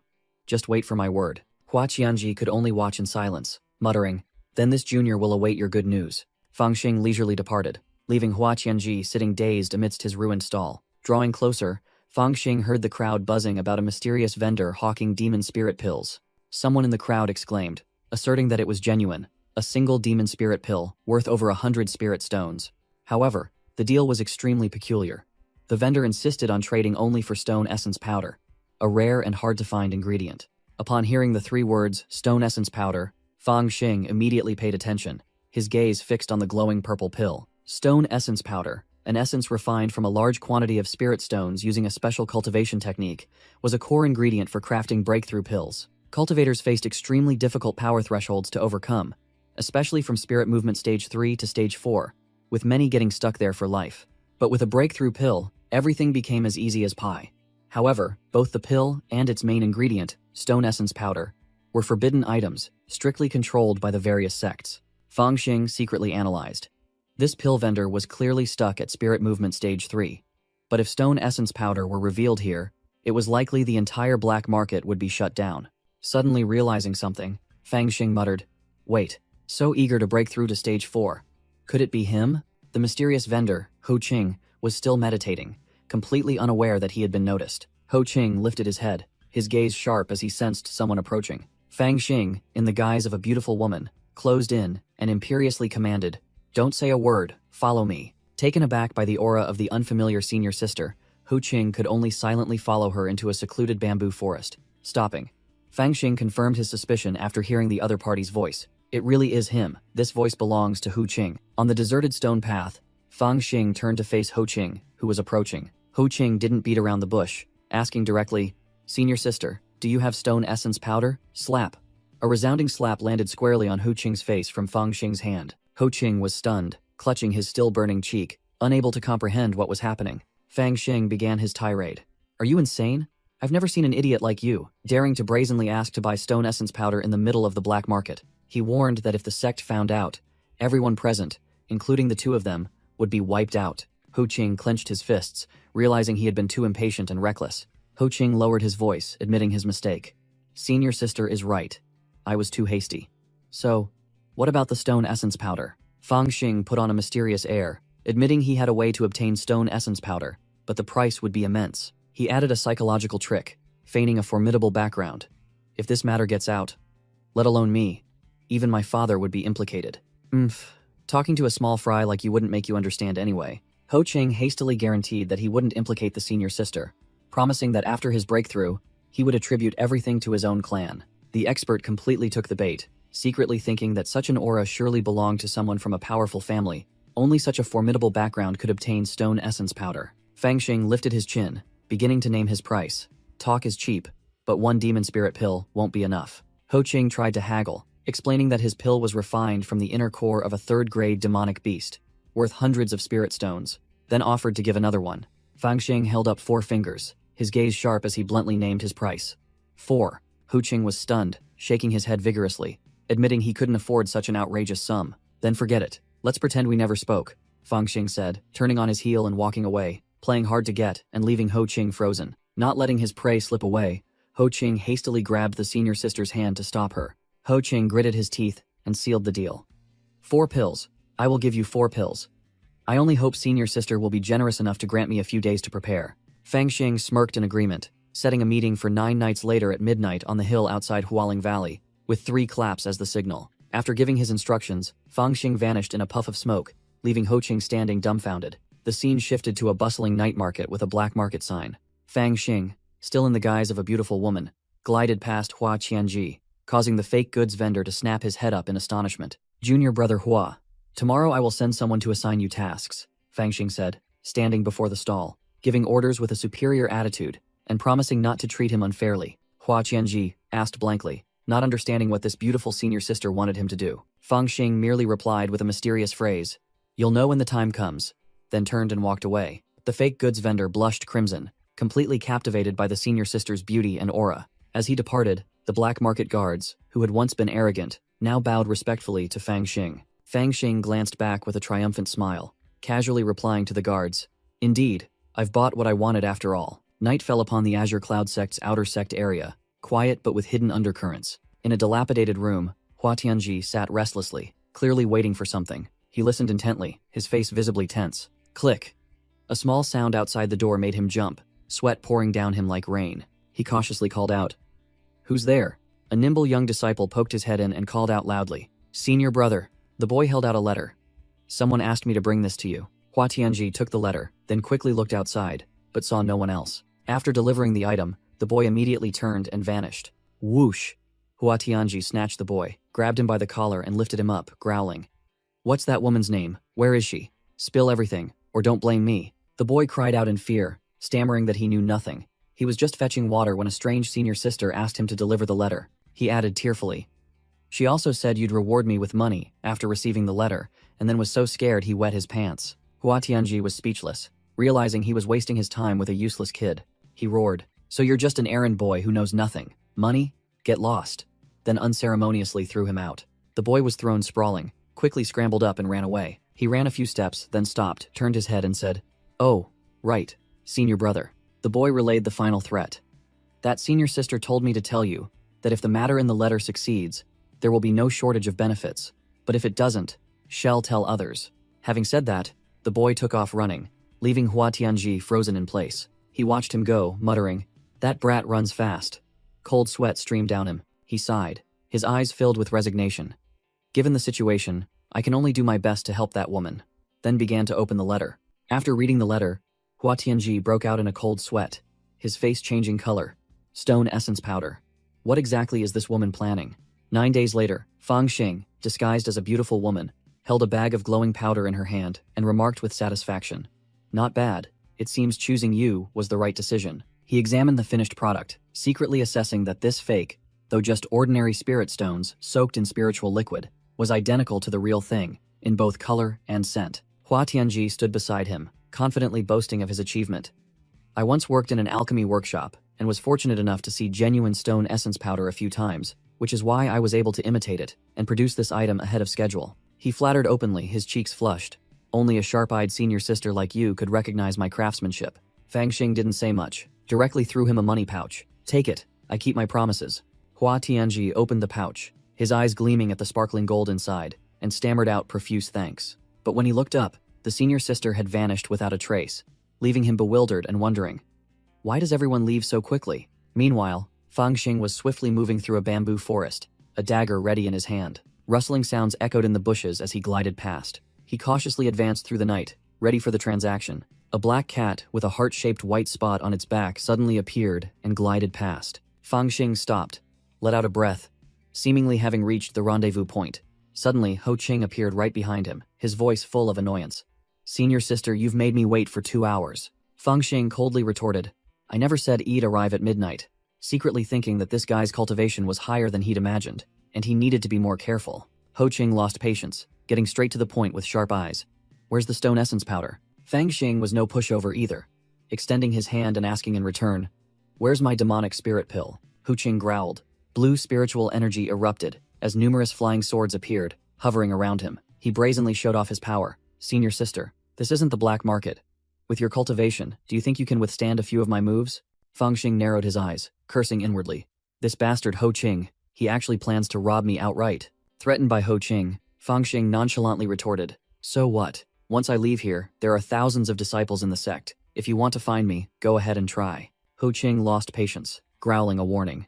Senior sister, I advise you to be sensible. Hand over the stone essence powder, and I won't harm you. Fangxing narrowed his eyes, silently assessing the situation, a plan to turn the tables already formed in his mind. Without further ado, Fangxing summoned the bag of fake stone essence powder. The dazzling golden light from the fake item immediately drew attention. Hu Qing reached out his hand, intending to snatch the bag, his eyes clearly revealing greed. Just as Hu Qing was about to touch it, Fangxing uttered a deeply provocative remark. Hu Qing, do you really not know who I am? Fangxing lightly kicked a pebble. While Hu Qing was still frozen, having been called by his full name, Hu Qing was enraged, realizing he had been tricked. Unable to maintain composure, Hu Qing unleashed his move, controlling numerous flying swords to shoot straight towards Fangxing. Fangxing remained still, his aura undiminished by the incoming rain of swords. The sword array surrounded him from all sides, immense pressure bearing down on the seemingly frail woman. Fangxing unleashed a mysterious golden energy, pointing towards the incoming flying swords. Amidst the storm of sword energy, the mysterious senior sister stood firm, an overbearing aura radiating from her, completely overwhelming. With just 2 fingers, Fangxing pinched the tip of a flying sword that was hurtling towards him at terrifying speed. With a whoosh, Hu Qing's blue sword energy was completely neutralized by Fangxing's golden energy. Hu Qing hastily recalled his flying swords, standing stunned as he watched his opponent remain completely unharmed. He was utterly shocked, his voice trembling as he asked, How? How do you know my identity? Fangxing calmly retorted. Didn't you just try to kill me? Have you finally come to your senses? He continued his psychological warfare, pointing at the terrified Hu Qing. With my connections in this sect, do you think it would be hard to find you? Fangxing concluded with a chilling threat. If you dare touch me, someone will come for you tomorrow. By then, it will be too late for regrets. Startled, Hu Qing froze, sweat beginning to pour as he looked at his opponent. Fangxing smirked, his eyes sharp, thinking to himself, it seems I need to add fuel to the fire. With that, he unleashed a magic treasure, summoning a giant, monstrous serpent coiled within a sea of flames, its aura soaring to the heavens. Hu Qing flinched, shouting, You can't touch me either! Fangxing, suspended in midair, coldly declared, I only want to trade, nothing more, nothing less. This display is just to let you know that even if your cultivation is higher, I'm not lacking in powerful magic treasures. He crossed his arms, an overbearing aura emanating from him, concluding, If you truly want to fight to the death, you might not necessarily win. Hu Qing was speechless, looking at the fiery, monstrous serpent circling before him, his mind unable to process the situation. He thought bitterly to himself, I was careless. I thought she was just a naive, rich young lady. Unexpectedly, she not only investigated my identity. Hu Qing glanced at the golden sword-shaped magic treasure hovering amidst the fire serpents, admitting, but also brought a pile of high-grade magic treasures. He hastily recalled his flying sword, while Fangxing also dispelled the fire serpent array, both descending. Hu Qing immediately cupped his hands and bowed.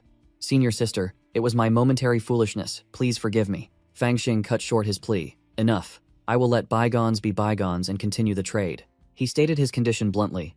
Hand over the demonic spirit pill, and I'll give you the stone essence powder. Without a moment's hesitation, Hu Qing directly threw a brocade pouch containing pills towards Fangxing. He hastily opened the pouch that Fangxing threw back to inspect his goods. Inside was a pouch full of glistening golden stone essence powder, emanating a rich spiritual aura, clearly genuine. Hu Qing breathed a sigh of relief, his voice fawning. Of course I trust senior sister.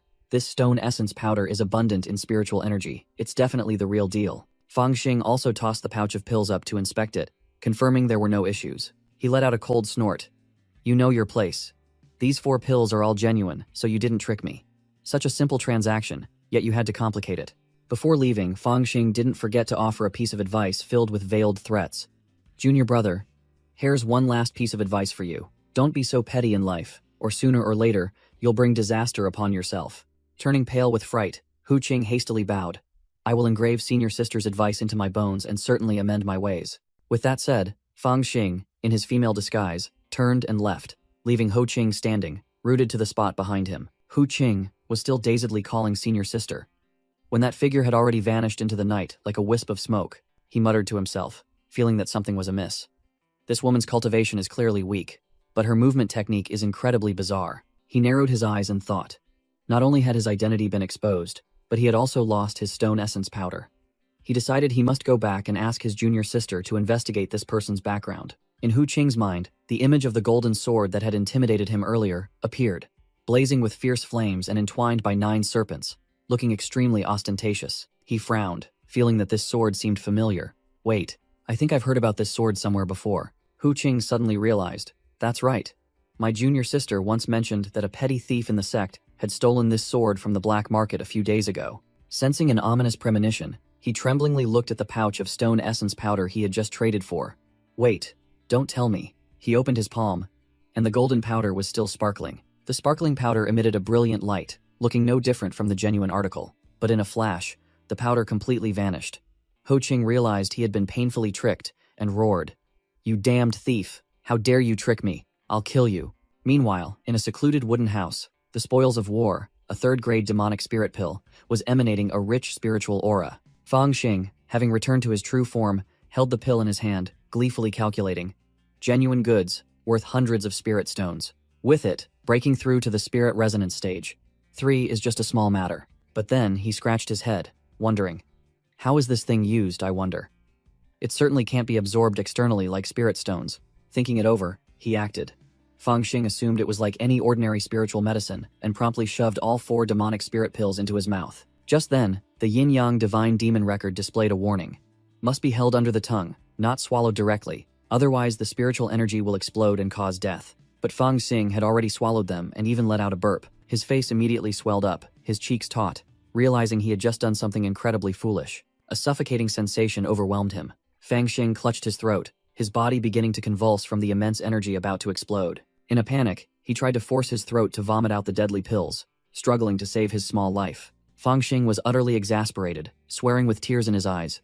Damn it, why didn't it say so sooner? The spiritual energy from the demonic spirit pills violently erupted, tearing through Fang Xing's body, causing him to scream miserably. His eyes rolled back, his consciousness fading. Fang Xing's long hair flew wildly as he collapsed. Thud.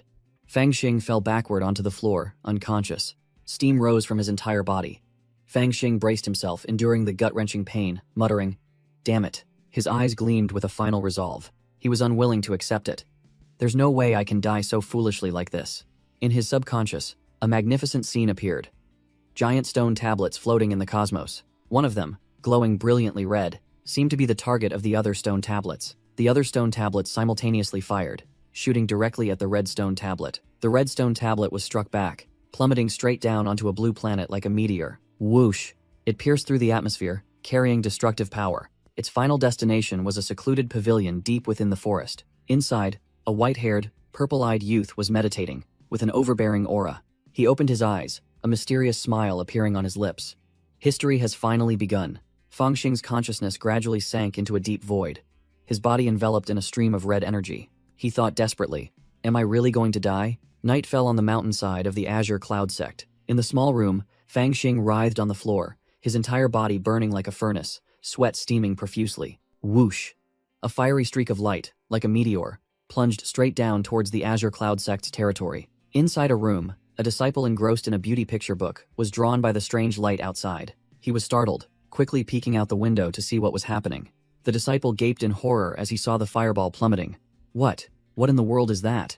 Meanwhile, Fang Xing was still writhing in a sea of spiritual energy flames, his body feeling as if it was about to explode. He gritted his teeth, enduring the skin-rending pain, sweat pouring off him like rain. Just as his consciousness was about to fade, a gentle hand suddenly reached out in the hazy space. Fang Xing found himself lying beneath a colossal peach blossom tree, the scene as beautiful as a dream. A beautiful woman was gently stroking his head, letting him rest peacefully on her lap. He slowly opened his eyes, feeling an unprecedented warmth. The mysterious woman whispered about a heaven-defying cultivation technique. 3,000 white hairs, reversing the Tao God scripture to refine spiritual energy, seizing the creation of heaven and earth. Fang Xing vaguely heard, only a few words remaining in his mind. Reversing the Tao God scripture? He jolted awake. He sprang up in the room, his eyes wide with astonishment. Fang Xing sat up abruptly, drenched in sweat, unconsciously calling out, "Mother." He looked around, touched himself, then bewilderedly wondered, "Mother? Am I still alive?" A powerful surge of true chi suddenly erupted within his body. He was astonished. This feeling. I've reached the peak of spirit movement stage 2. Fang Xing slumped onto the floor, muttering, "It seems I didn't explode, but absorbed all 4 demonic spirit pills. Could it be thanks to the yin-yang divine demon tome?" He was still bewildered by the woman in the illusion. Why did I call that person mother? Just then, Yu Sanliang's booming voice echoed from outside. "Junior brother Fang. Junior brother Fang. Still sleeping? I've brought wine." Fang Xing got up from the partially scorched bed, irritably shouting back, "Coming, coming, stop yelling." Fang Xing opened the door, frowning as he asked Yu Sanliang, "Senior brother Yu, why are you here again? We just drank yesterday, didn't we?" The chubby man replied blankly. "Yesterday? You've been sleeping for days without coming out. Are you muddled from sleep?" Fang Xing scratched his head to cover up, vaguely claiming he was so engrossed in cultivation that he lost track of time. As Yu Sanliang stepped into the room, he immediately covered his nose, his face scrunched up like a monkey's. "It stinks. Junior brother Fang, did you wet the bed?" The pungent smell of marrow cleansing rushed straight into Yu Sanliang's nose, making him unbearable, and he vomited a rainbow. Fang Xing, however, calmly sniffed, wondering, "Stinks where? I don't smell anything." Before he finished speaking, the scent permeated, and both of them simultaneously vomited rainbows everywhere. The scene shifted to a clear stream, surrounded by lush green mountains and sparkling blue water. The wind rustled through the bamboo forest, signaling an impending purification. Fang Xing immersed himself in the cool water, stretching with a feeling of utter refreshment. He realized that the terrible smell was the impurities expelled after his cultivation level advanced too quickly. Fang Xing pondered, confirming that the Divine Demon Tao Scripture cultivation technique, transmitted by the Yin-Yang Divine Demon Tome, was what saved his life. From the bank, Yu Sanliang called out loudly, announcing that he had cleaned the room and washed the clothes, urging him to hurry up. "Coming," Fang Xing replied. Naked, he shot straight onto the bank to grab his clothes. Clink. 2 broken bowls were put back together, signaling the start of their meal and gossip session. Yu Sanliang chuckled mischievously. "I never thought a little rascal like you would wet the bed." "It's fine. When I was your age, I wet it every day." The chubby man, stuffing food into his mouth, promised firmly, "Don't worry, my lips are sealed, I won't tell anyone." Fang Xing shot him a sharp glare, his eyes clearly conveying, "Do you think I believe you?" Yu Sanliang quickly changed the subject, probing, "Oh, by the way, you've been sleeping for a few days, so you might not know about the big news. Don't tell me it's related to Hu Qing?" The chubby man feigned surprise. "Exactly. Good guess." Yu Sanliang began gossiping. "Rumor has it that a few days ago, a victim of the black market robbery ran to Hu Qing to report that the thief was hiding among the outer sect disciples." The chubby man continued, saying that Hu Qing, upon hearing this, felt a surge of heroic spirit and decided to spend his own money to hunt down the thief. Fang Xing listened, only able to curl his lip. "For justice, huh? This Ho Qing really puts on a show." Yu Sanliang continued the drama. Ho Qing had 2 versions of the thief's portrait drawn, one male and one female, because he heard the thief was skilled at disguise, perhaps even a woman. The chubby man recounted that Hu Qing even suspected the thief was good at cross-dressing, so he led people to search every house in the valley for clues. "Oh, right, junior brother Fang," Yu Sanliang suddenly remembered. "Your house was also searched, but you were sleeping like a log then, so you probably didn't know anything." Fang Xing flinched, his mind racing. "Wait a minute, I know what's missing," he realized in shock. "The pouch. The pouch containing the demonic spirit pills." The scene shifted back to Fang Xing's small, simple house amidst the bamboo forest. Inside, clothes were strewn everywhere, and Fang Xing was frantically tearing apart the bed, searching in vain. "It's not under the bed either." Fang Xing broke out in a cold sweat, his face pale. "I'm screwed. This is a huge mistake. Don't tell me they actually found it." Meanwhile, in another location, Hu Qing was holding that very red pouch, veins bulging on his forehead, roaring, "Trash. All of you are a bunch of trash." He furiously yelled at his subordinates. "How many times have I told you to search thoroughly?" The 3 subordinates could only hang their heads, enduring Ho Qing's continued scolding. "Now that we've found a clue, you're telling me you forgot which building you picked it up from?" One of the lackeys trembled as he explained. "Young master, before, you only told us that finding the flying sword was most important. You didn't mention this pouch at all." The disciple continued to explain hesitantly. "Besides, I just casually picked up this pouch." The group of lackeys looked at Ho Qing, wondering, "It was just something mixed in with a pile of suspicious spiritual items we found. We don't understand why young master values it so much." Ho Qing let out a piercing roar, cutting them off. "Enough." He rubbed his forehead, trying to suppress his anger, and waved his hand. "Forget it. All of you get out." The subordinates mumbled their assent and quickly turned to flee, but after only a few steps, Ho Qing called them back. "Stop." Hu Qing ordered his subordinates to address him as senior brother from now on, to maintain his prestige within the sect. The 3 lackeys stared blankly, speechless at their boss's sudden display of authority. The disciples mumbled their agreement, correcting their address, and Ho Qing waved his hand, dismissing them from his sight. A sweet female voice echoed from behind, asking Hu Qing why he was in such a furious rage. It turned out to be a beautiful woman with a fiery figure named Qing Shui, who wondered, "Isn't he just a mere tool to you, senior brother?" Ho Qing turned, revealing a shocking piece of news. "Qing Shui, you truly understand me. In fact, I've received this year's summoning edict. Qing Shui paled, frantically reminding him of the mission's danger, especially when facing this type of monster. Hu Qing coldly replied that he knew well, but this was the only way to obtain the breakthrough pill. Qing Shui worriedly placed her hand on his forehead, trying to persuade him that there must be another way. He gripped her hand tightly, his gaze firm. The clan won't give me any more time. Hu Qing squeezed Qing Shui's hand, asserting that he had to achieve a breakthrough as soon as possible for both their futures. Qing Shui lowered her face, her voice filled with remorse.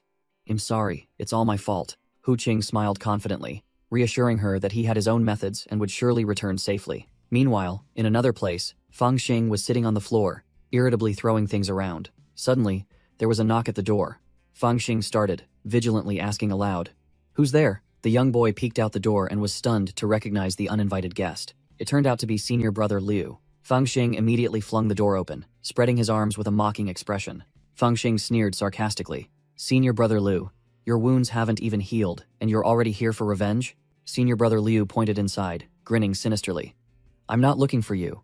This senior brother has something to say." Another unfamiliar senior brother stepped forward, looking down at Fang Xing with disdain. "So you are Fang Xing?" Fang Xing was startled, realizing the newcomer was Hu Qing. He thought to himself, "He found me so quickly?" His hand unconsciously tightened around the dagger's hilt. Hu Qing stood with his arms crossed, his gaze arrogant as he directly asked, "What cultivation stage are you at?" Senior brother Liu spoke with an overbearing tone. "Brat, the senior brother is asking you." Fang Xing feigned innocence, bowing his head and reporting his meager cultivation. "I am at spirit movement stage 1. Hu Qing narrowed his eyes, secretly assessing Fang Xing's level as merely insignificant. Senior brother Liu leaned in and whispered to Hu Qing, offering a suggestion. "Senior brother Hu, if it's to lend a hand, he's indeed a bit weak.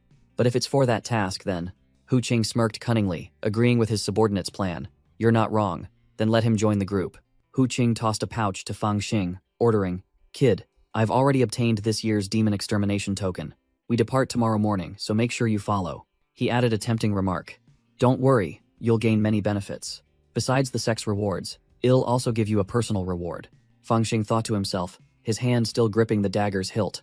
"It seems Ho Qing doesn't recognize me. He even forgot our encounter at the sect gate." He feigned refusal. "Many thanks for senior brother's kindness. It's just that I am too weak. It's best not to trouble you all." His mind was still full of doubts about their intentions. Senior brother Liu immediately grabbed Fang Xing's shoulder, his voice fawning. "Junior brother Fang, you're incredibly lucky to receive senior brother Ho's attention." Hu Qing coldly warned, "I advise you not to be disrespectful." Senior brother Liu secretly thought the brat wouldn't dare to defy them this time, while Fang Xing grinned widely, feigning obedience. A glint flashed in Fang Xing's eyes as he decisively agreed. "Then of course, I am willing to go." Fang Xing stood upright, facing the two with a smile full of hidden meaning. Fang Xing's 180-degree change in attitude left senior brother Liu dumbfounded, not understanding what was happening. Hu Qing, however, seemed satisfied, nodding, "Very good." After finishing their business, the two departed. Senior brother Liu resumed his role as an errand boy, pouring tea for his boss amidst the mountain scenery. Ho Qing glanced at him, instructing, "Before and after this matter, I hope junior brother will clean up thoroughly, leaving no room for gossip." Senior brother Liu grinned sinisterly, assuring him, "Senior brother, rest assured he's just a nobody, no one will pay attention." In senior brother Liu's hand was a shimmering pouch of gold coins, a reward for his loyalty and dirty schemes. In the quiet of the late night, a voice warned about the Talisman Order mission. "What's so great about this Talisman Order? Even Spirit Movement Stage 3, disciples have a very high chance of failing, and failure means only death." In the room, Yusan Liang was gesticulating wildly, analyzing for Fang Xing. "How long have you been in the sect for them to invite you? It's clearly a trap." The fat man pressed his face close, his voice full of worry.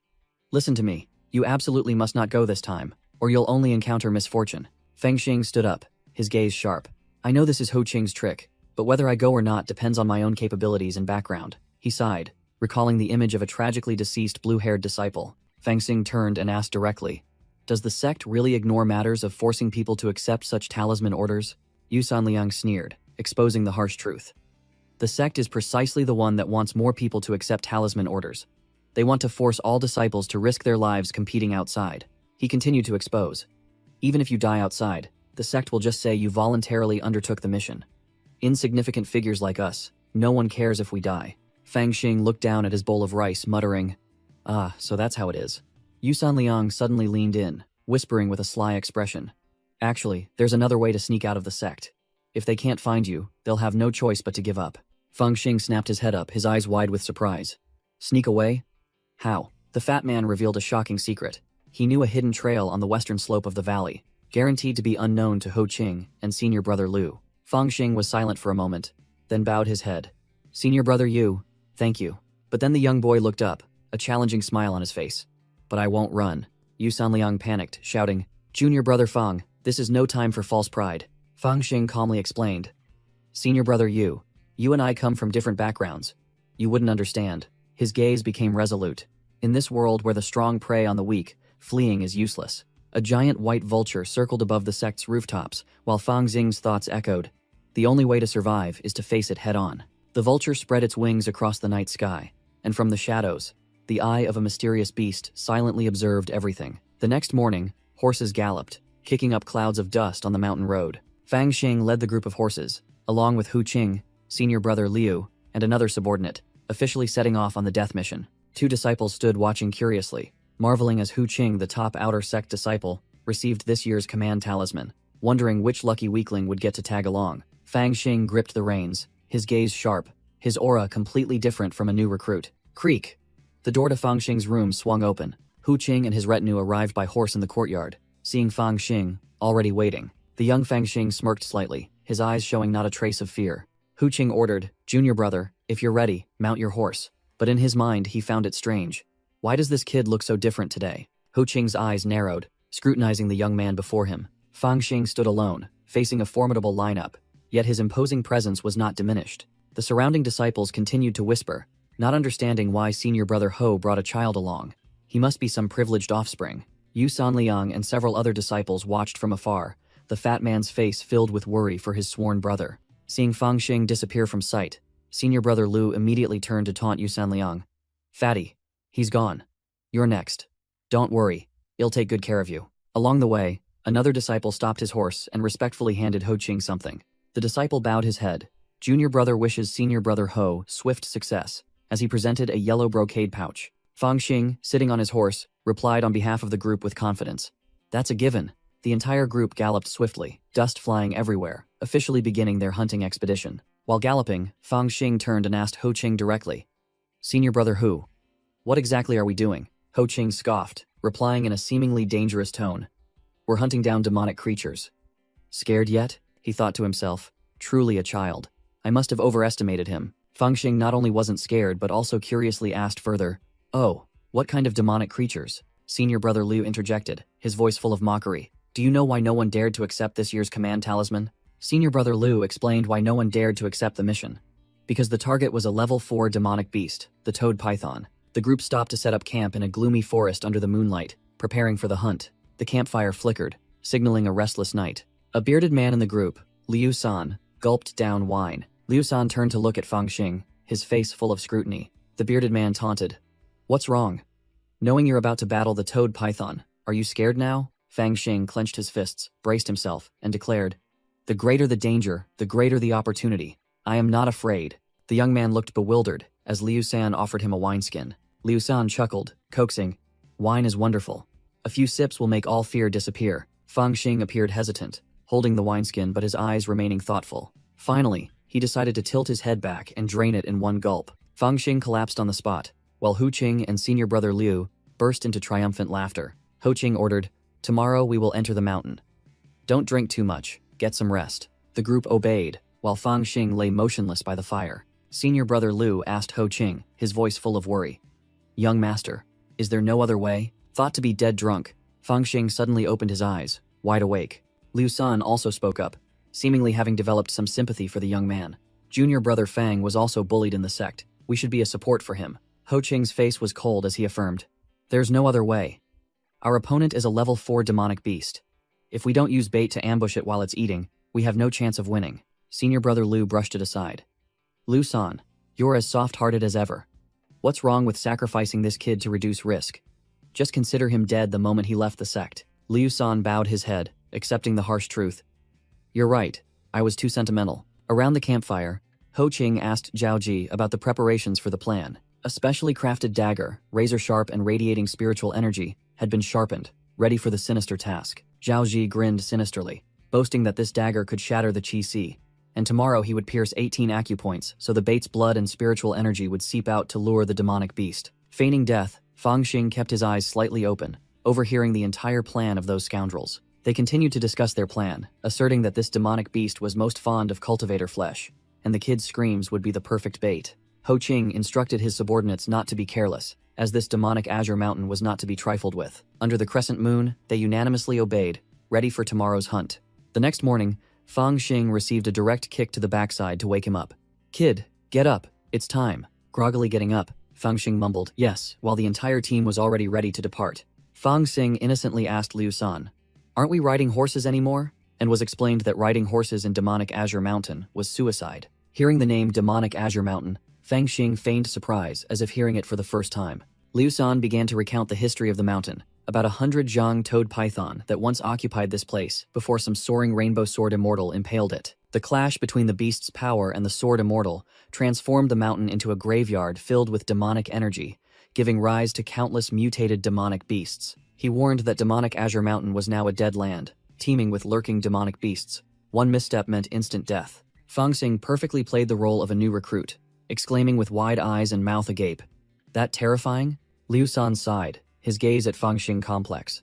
It seemed he wasn't too fond of this plan either. Suddenly, Liu San threw Fangxing a wineskin. He turned his back and uttered, "This wineskin is for you.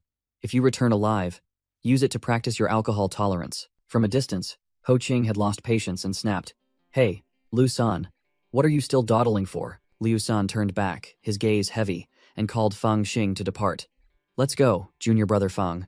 We still have a long way to go." Fangxing held the wine pouch Liu San had just thrown, a calculating glint flashing in his eyes. He looked up, perfectly playing the role of an innocent junior disciple.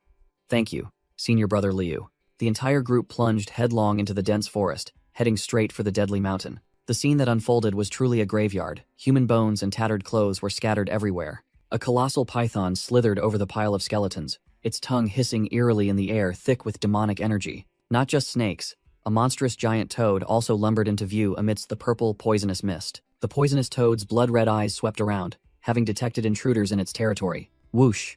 A streak of azure sword energy tore through the air, cutting away the thorny vines blocking their path. Hu Qing swung his sword with effortless grace, batting away a volley of incoming poisonous thorns. His skill was truly extraordinary. After a desperate run, the entire group of lackeys was drenched in sweat, gasping for breath. Yet Ho Qing remained composed. A henchman named Qian Tong leaned on his sword, panting, and grumbled, "What kind of hellish place is this?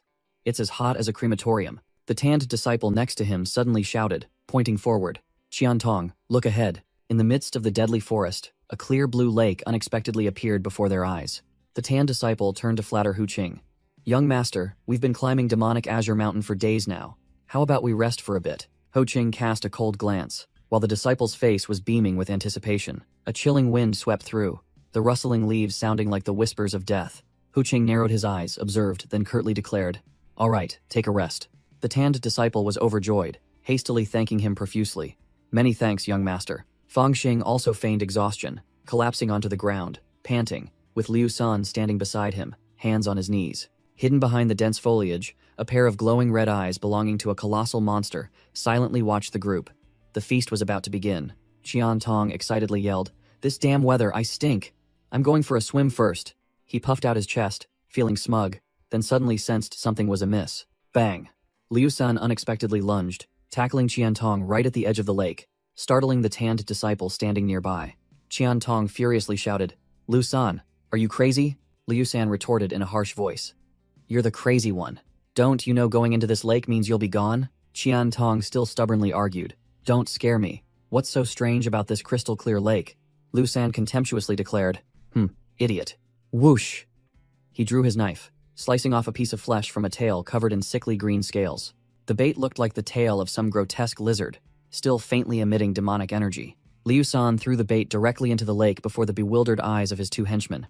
"Watch closely." The bait slowly sank, leaving a trail of dark blood dissolving in the water. The once clear blue lake surface suddenly spread with a blood-red hue. Qian Tong still didn't understand what was happening, muttering, "What's the big deal?" Suddenly, from within the red water, a swarm of jagged-toothed demonic piranhas surged forward, tearing the bait to shreds. Qian Tong froze, his face pale, unable to utter a word. The tanned disciple frantically pointed at the blood-churning lake surface. What is that?" Liu San began to explain to his two disciples, who were still utterly shocked. He explained, "These are a type of demonic piranha, infected with demonic energy, normally invisible to the naked eye. Only when a living creature enters the water do they materialize and turn blood red from their thirst for blood." The ferocious demonic piranhas tore everything apart, and Liu San warned, "These creatures aren't strong, but they are extremely aggressive and numerous. Even a master would struggle to survive encountering them." Beneath the water lay the skeleton of a python, and Liu San concluded, "If I hadn't stopped you, you'd be a pile of bones by now." Qian Tong and the tanned disciple were utterly drained of color, sweat pouring off them like rain after the demonic piranha's display of power. Ho Qing began to explain Liu San's background. Before joining the sect, Liu San was the only hunter who dared to enter demonic Mist Mountain and return alive. "That's why my clan sent him to assist me." Liu San turned back, his voice sharp as he warned his two weak junior disciples. "If you don't want to die a meaningless death here, then it's best to listen to me." The two lackeys nodded repeatedly, their faces still pale with fear. "Yes, young master." Hu Qing glanced, signaling Liu San to come closer to discuss a private plan. Ho Qing instructed Liu San, his voice full of caution. "We're almost there, be a little careful with that kid. Don't let any mistakes happen at the last minute." Liu San looked puzzled, glancing at Fang Xing, who was lounging in the distance. "Young master, no matter how I look at him, he's just an ordinary kid. Why are you so wary of him?" Hu Qing's eyes were sharp and calculating. "The stakes this time are very high. It's better to be careful. This is the final leg. We must keep a close eye on him." Hu Qing leaned in close, his voice full of menace. "I understand you have some affection for the kid, but don't let that affect the mission. Don't forget your younger brother." Liu San's face changed, and he bowed his head, accepting his fate, not daring to argue another word. "I understand, young master." Fang Xing, still perfectly feigning innocence, casually asked, "Senior brother Liu, what were you just discussing with senior brother Hu?" Liu San evaded the question, his voice a little complex. "Nothing much, just that we're almost there, so I should look after you more carefully." Liu San stood up, urging the group to move. "We've rested enough, let's go. Try to reach our destination before nightfall." Liu San tightened his grip on his sword hilt, while Fang Xing replied with a calm, "All right," but his eyes were already full of calculations. The group of five continued deeper into the gloomy forest, where the demonic energy began to grow denser. As Fang Xing walked, he secretly calculated, knowing that the real show was about to begin and they were about to make their move. Fang Xing's eyes gleamed with determination, devoid of any innocence. "I must find a way to escape as soon as possible." The entire formation moved, Hu Qing leading the way, with Fang Xing trapped in the middle, completely surrounded by the enemy. Hu Qing suddenly stopped, giving an order with a cold, emotionless expression. "Everyone prepare, we're about to fight." Senior brother Liu, Zhao Zi, flashed a sinister smile, drawing his gleaming custom-made dagger. "Don't worry, young master. We've been ready for a long time."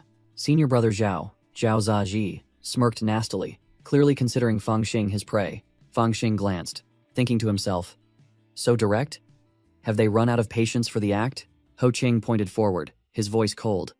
"Ahead is the swamp. Be careful to go around it." The group stood before a vast, deadly swamp, its murky water looking utterly repulsive. Qiantong wrinkled his nose and covered it, grumbling, "It stinks." Fang Xing cautiously walked along the bank, probing for a path to safety with each step. Whoosh! Hu Qing suddenly tripped him, directly kicking Fang Xing straight into the swamp. Fang Xing had no time to react, losing his balance and tumbling towards the deadly mud pit. The two lackeys, their faces drained of color, cried out in alarm, "Young master!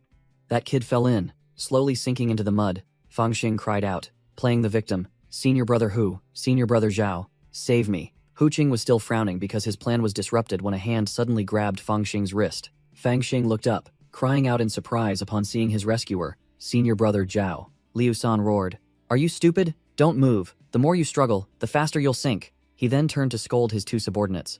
"What are you two doing? Quickly grab my legs and pull." Qian Tong and the tanned lackey were startled, quickly replying, trembling. The whole group formed a human chain. The two weaklings strained to pull Liu San's legs while he tried to drag Fang Xing up. With a final heave, Fang Xing was pulled safely onto the bank. The group lay sprawled on the ground, panting after the terrifying rescue. The two lackeys again covered their noses, complaining, "This kid, his whole body stinks terribly." Hu Qing silently observed, his eyes revealing clear displeasure and an undisguised hint of murderous intent. Fang Xing crawled on the ground, coughing violently, while Hu Qing stood tall like a judging deity, the atmosphere as tense as a drawn bowstring. Fang Xing looked up, displaying an innocent, guiltless expression. "Senior brother Zhao, thank you for saving my life." He feigned bewilderment upon seeing the big man's reaction. Liu San snapped, scolding him fiercely. "What the hell were you doing?" Without me, you'd be dead. Understand? Fangxing again played the innocent lamb, whimpering an apology. I'm sorry, it was my carelessness. I'll be more careful next time. He obediently returned a small wooden shield to Liu San. Liu San grumbled, his face grim. There won't be a next time. While Fangxing quietly walked behind him, the two useless lackeys sat slumped on the ground, breathing as if on the verge of death, while Ho Qing stood alone in a corner, clearly showing his disgust. Hu Qing lost all patience, coldly ordering, "Enough.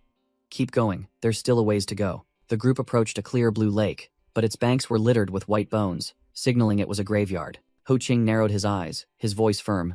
"We've arrived." He turned to signal his companions, his gaze sharp. "Zhao Ji, it's your turn to act." Just then, Fangxing interjected, his face scrunched up. "Senior brothers, I need to relieve myself for a moment. Could you wait for me?" Ho Qing sneered, feigning understanding. "It's natural to be scared facing demonic beasts for the first time. Just relieve yourself by the lake, but be careful not to fall in and become fish food." Fangxing grinned widely again, feigning gratitude. "Thank you, Senior Brother Ho. I'll be right back." Ho Qing added another sentence, setting a cunning trap. "Oh, right. Senior Brother Zhao here also needs to relieve himself. You two go together." Ho Qing's eyes turned cold, giving a secret order. "It's time to deal with him. Make it quick and clean, understand?"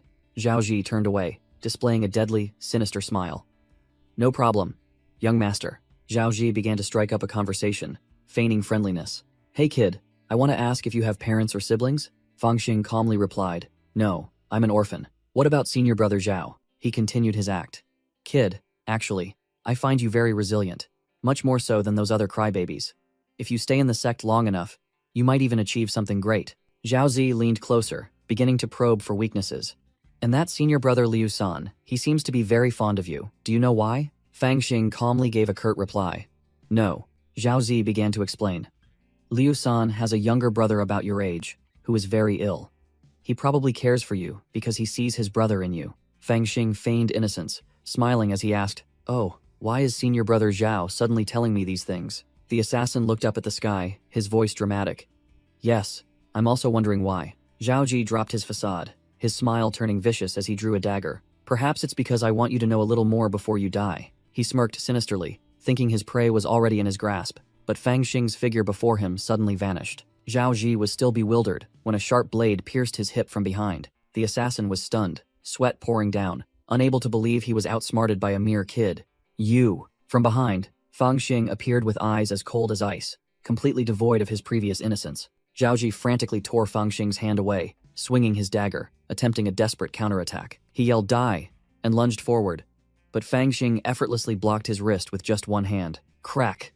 Fangxing broke his arm without the slightest hesitation, the dry sound of bone shattering echoing. Zhao Ji let out a miserable scream, the pain contorting his face. Fangxing coldly finished him off, leaving the corpse of the weak assassin to collapse into a pool of blood. Back at the lakeside, Liu San impatiently demanded to go search for Fangxing, but Ho Qing remained calmly with his arms crossed, acting like the boss. Liu San growled, losing patience. "That kid." He was clearly extremely worried. Hu Qing lost patience, clicked his tongue, then unleashed a volley of lightning-fast flying swords directly at Liu San. Just as the swords were about to strike, Liu San Fangxing suddenly appeared, placing his foot on Zhao Ji's corpse, which he had just dragged back. Fangxing's eyes were sharp. He merely stood still, yet his aura alone blocked all the flying swords. Hu Qing gaped, unable to believe his eyes.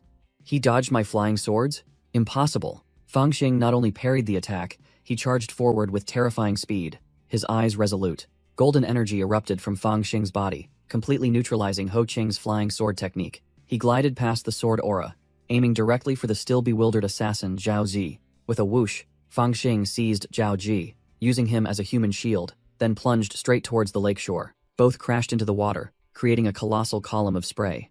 The tanned lackey and Liu San gaped in horror. He jumped into the river. Is he trying to drag Senior Brother Zhao down with him? Beneath the surface, Zhao Ji panicked as blood began to spread, attracting something in the darkness. The invisible demonic piranhas began to materialize, rushing in from all directions, their razor-sharp teeth ready. Zhao Ji screamed in despair as the hungry swarm of demonic piranhas began their gruesome feast. "Save me!" On the shore, Hu Qing, Liu San, and the lackey watched the horrifying scene in stunned silence, only able to utter Senior Brother Zhao's name. Zhao Ji's arm surfaced, desperately trying to call for help amidst the scattering flock of birds. Ho Qing narrowed his eyes, muttering with murderous intent. "That brat. Could he have known our plan beforehand? In mere moments, all that remained of Zhao Zi was a white skeleton and his sword, slowly sinking to the bottom.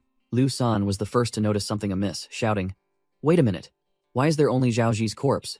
A few air bubbles rose to the surface of the lake, signaling that someone was still alive. Suddenly, Fang Xing emerged from the water, spitting out a mouthful of water, looking completely unharmed. The tanned lackey pointed, stammering in horror, "Wait. Look. It's that brat. He's not dead." Fang Xing slowly walked out of the water, his body drenched but his aura soaring to the heavens. He turned to face Hu Qing's group, clenching his fists, ready for the real battle. Fang Xing beckoned provocatively, a clear taunting smile on his lips. "Come at me." Ho Qing gritted his teeth, unable to believe that Brat had miraculously survived. A moment later, in a quiet forest, the internal interrogation began. Liu San was tied tightly to a tree trunk, a sharp sword tip pressed against his face, his situation precarious. The tanned lackey roared, questioning why the demonic piranhas hadn't devoured that brat, and how he knew their plan. He pointed directly at Liu San. "You definitely told him." But the bearded man argued vehemently. "I might sympathize with Fang Xing, but I would never betray the clan." Liu San yelled, asserting that he also had no idea why that brat was immune to the fish. The lackey lost patience, screaming, "Shut up! Do you think young master will believe your words?" Then swung his sword straight down. Clang! A surge of blue energy blocked the sword strike right in front of Liu San. Hu Qing intervened, his entire body enveloped in blue sword aura, causing Liu San to ask in terror, "Young master, what is this?" Liu San froze, watching the sword held suspended in midair by an unimaginable power. Ho Qing retracted his aura, calmly stating, "Indeed, Liu San did not betray the clan. We simply underestimated that brat too much." He pointed to the ground, where strange tracks of a colossal reptile were visible, drawing everyone's attention. In Ho Qing's hand were a few ordinary-looking clumps of dirt, nothing special about them. He explained, "I found this where that brat jumped into the lake. As he infused spiritual energy into them, the clumps of dirt immediately emitted an eerie purple light." The tanned lackey startled, realizing, "This is demonic energy." Ho Qing confirmed it was mud containing the demonic energy of a demonic python toad, an energy hidden within the earth, making it difficult to detect without activation. It turned out Fang Xing had smeared this mud all over himself, using the aura of a rank 4 demonic beast to scare away the low-level demonic piranhas. Liu San suddenly understood, muttering, "Wait. When Fang Xing fell into the swamp, his body was covered in mud. Could it be?" Ho Qing gritted his teeth, confirming that swamp was indeed the demonic python toad's waste ground. He analyzed, that brat must have known there was demonic energy in the swamp, which is why he deliberately jumped in. Hu Qing narrowed his eyes, concluding that Brat had calculated every move from the very beginning. Liu San broke out in a cold sweat, unable to believe a mere brat could possess such terrifying calculating abilities. Hu Qing turned to scold his lackeys. "All of you were deceived by his appearance, completely letting your guard down." The tanned lackey fell silent, unable to retort a single word. He could only silently place his hand on his shield, feeling utterly foolish. Both Liu San and the tanned lackey stood silently, enduring the scolding, not daring to utter a sound. Liu San asked anxiously, "Young master, I'm afraid that Brat has escaped. Without him as bait, what should we do?" Hu Qing smirked, calmly stating, "Escaped? Not necessarily." Liu San and Qian Tong looked bewildered, not understanding their boss's meaning. Hu Qing retorted, "Didn't you see that Brat's final expression?" Recalling Fang Xing's face, it wasn't the look of someone fleeing, but the gaze of a predator eyeing revenge. Meanwhile, Fang Xing had reached the shore, secretly thinking that the demonic energy in the water dissipated faster than expected. If he hadn't gotten out in time, those damned fish would have torn his arm to shreds. He admitted that his escape this time was thanks to the demonic python toad's waste ground, but the greatest credit still belonged to the Yin-Yang Divine Demon Book. Under the moonlight, Fang Xing looked towards the forest, where Hu Qing's group was located. Fang Xing smirked dangerously, vowing, "Just you wait, not a single one of you will escape." In the dark forest, Hu Qing stood guard, while his two lackeys pretended to be fast asleep in their sleeping bags by the campfire. From a tree, Fang Xing observed, a smirk playing on his lips, thinking they had let their guard down. He swooped down like a ghost, dagger in hand, preparing for a lightning-fast ambush. Fang Xing charged forward with a wooden spear, but suddenly froze, realizing something was amiss. He cursed under his breath, realizing he had fallen into a trap, as an invisible force knocked him back. Fang Xing was sent flying, blood splattering from his face, bitterly admitting his carelessness. He angrily looked back at the scene, realizing the two sleeping bags were mere dummies, and Hu Qing had been waiting for him all along. Ho Qing exuded an overwhelming aura, blue sword chi swirling around him, and ordered his subordinates, "Block his escape route, I'll handle him." Hu Qing, Liu San, and Qian Tong appeared, forming a pincer movement to tightly encircle Fang Xing. The lackeys gleefully obeyed, mocking Fangxing as a young brat seeking his own demise. Ho Qing said little, merely pointed a finger, and countless flying swords hovered behind him, ready to launch at any moment. Fangxing calculated in his mind, realizing that if he fled, all three would pin him down. His only path to survival was to break through head-on. Without a moment's hesitation, Fangxing employed his movement technique to evade Ho Qing's sharp sword strikes. He successfully closed the distance, his body erupting with a dazzling golden energy, using his bare hands to block a sword chi attack. Fangxing's golden energy and Ho Qing's blue sword chi clashed fiercely. Fangxing unleashed a heaven-shattering punch, shattering Ho Qing's defense. Crack! Ho Qing's sword shattered into pieces before the might of the punch. Though blood trickled from his mouth, Fangxing gritted his teeth, enduring, astonished by his own strength. However, the disparity in cultivation levels was real. The recoil force sent Fangxing tumbling to the ground. Ho Qing stood there, radiating an imposing aura, realizing Fangxing had hidden his true cultivation level and secretly admiring the young brat's potential. If I let you stay in the sect for a few more years, who knows how formidable you would become, Ho Qing coldly declared. Unfortunately, you no longer have that chance. Fangxing lay sprawled on the ground, bitterly realizing the immense gap in cultivation levels, while Ho Qing ordered, Qian Tong, tie him up, but not too tightly. He's about to become bait. Completely overwhelmed, Fangxing gritted his teeth and endured. The lackey Qian Tong pinned Fangxing down, sneering triumphantly. Heh heh, little brat, don't worry. You're about to become a pile of minced meat. Even when tightly restrained, Fangxing's gaze remained unwavering, silently biding his time. Suddenly, Fangxing pulled out a hidden dagger, a flash of light appearing as he prepared for a swift counterattack. Qian Tong hadn't even fully grasped what was happening when he felt something was wrong. Slash. Fangxing plunged the dagger straight into Qian Tong's chest, making him scream in agony. Blood gushed from Qian Tong's mouth. He stared in horror at the young brat who had just stabbed him. Liu San and Ho Qing froze, utterly shocked by this unbelievable turn of events. Seizing the opportunity, Fangxing sprang up, sending the injured lackey flying with a kick. Without a second's hesitation, Fangxing sprinted deep into the forest, vanishing into the darkness. Ho Qing was stunned, unable to believe the young brat's recklessness and cunning. Where did that little rascal even come from? Ho Qing quickly used spiritual energy to staunch Qian Tong's bleeding, noting that the wound was only inches from a vital point. Qian Tong, despite his pain and severely injured arm, still cried out, "Young master, that brat is heavily wounded. Don't worry about me. Go after him quickly." Ho Qing ordered everyone to stop, admitting that the young brat was too cunning to be underestimated, and decided to tend to Qian Tong's wound first. After stabilizing, Qian Tong collapsed by the campfire, drenched in sweat from the agony. Ho Qing sat down to inquire about Qian Tong's condition, and Liu San reported that he hadn't been hit in a vital spot, and his life was secured. Ho Qing's gaze suddenly paused. He realized something familiar. He picked up the blood-stained dagger and immediately recognized it. Is this Zhao Ji's dagger? Liu San held the blood-stained dagger, analyzing. I pulled it from Qian Tong's neck. This type, once it pierces the body, will seal off the spiritual acupoints. Ho Qing's expression changed upon hearing this. Realizing the problem was far from simple, Liu San confirmed the situation.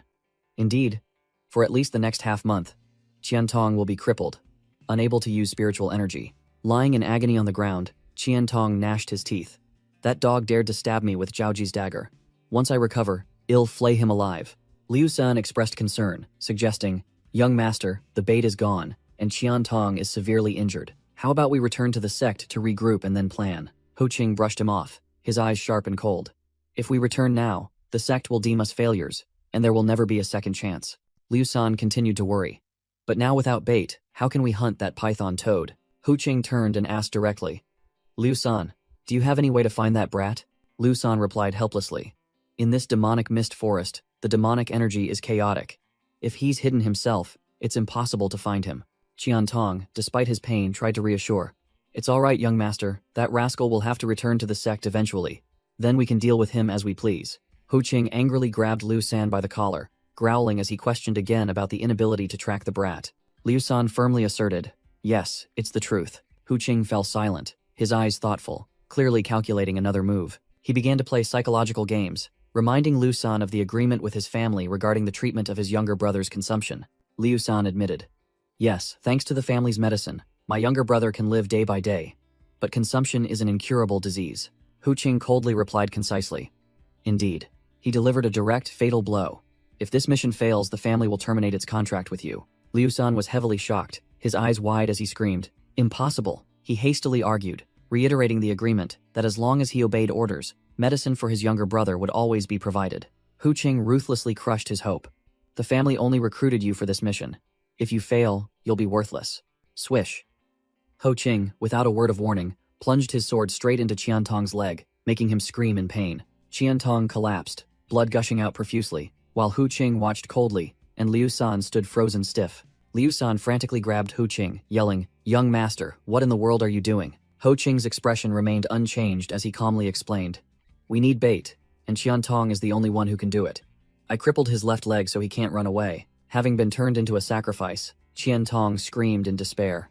"Hu Qing, how could you cruelly use such a scheme against me?" Liu San also couldn't believe it, stammering, "Young master, Eve worked for you like a slave, and this is how you treat us?"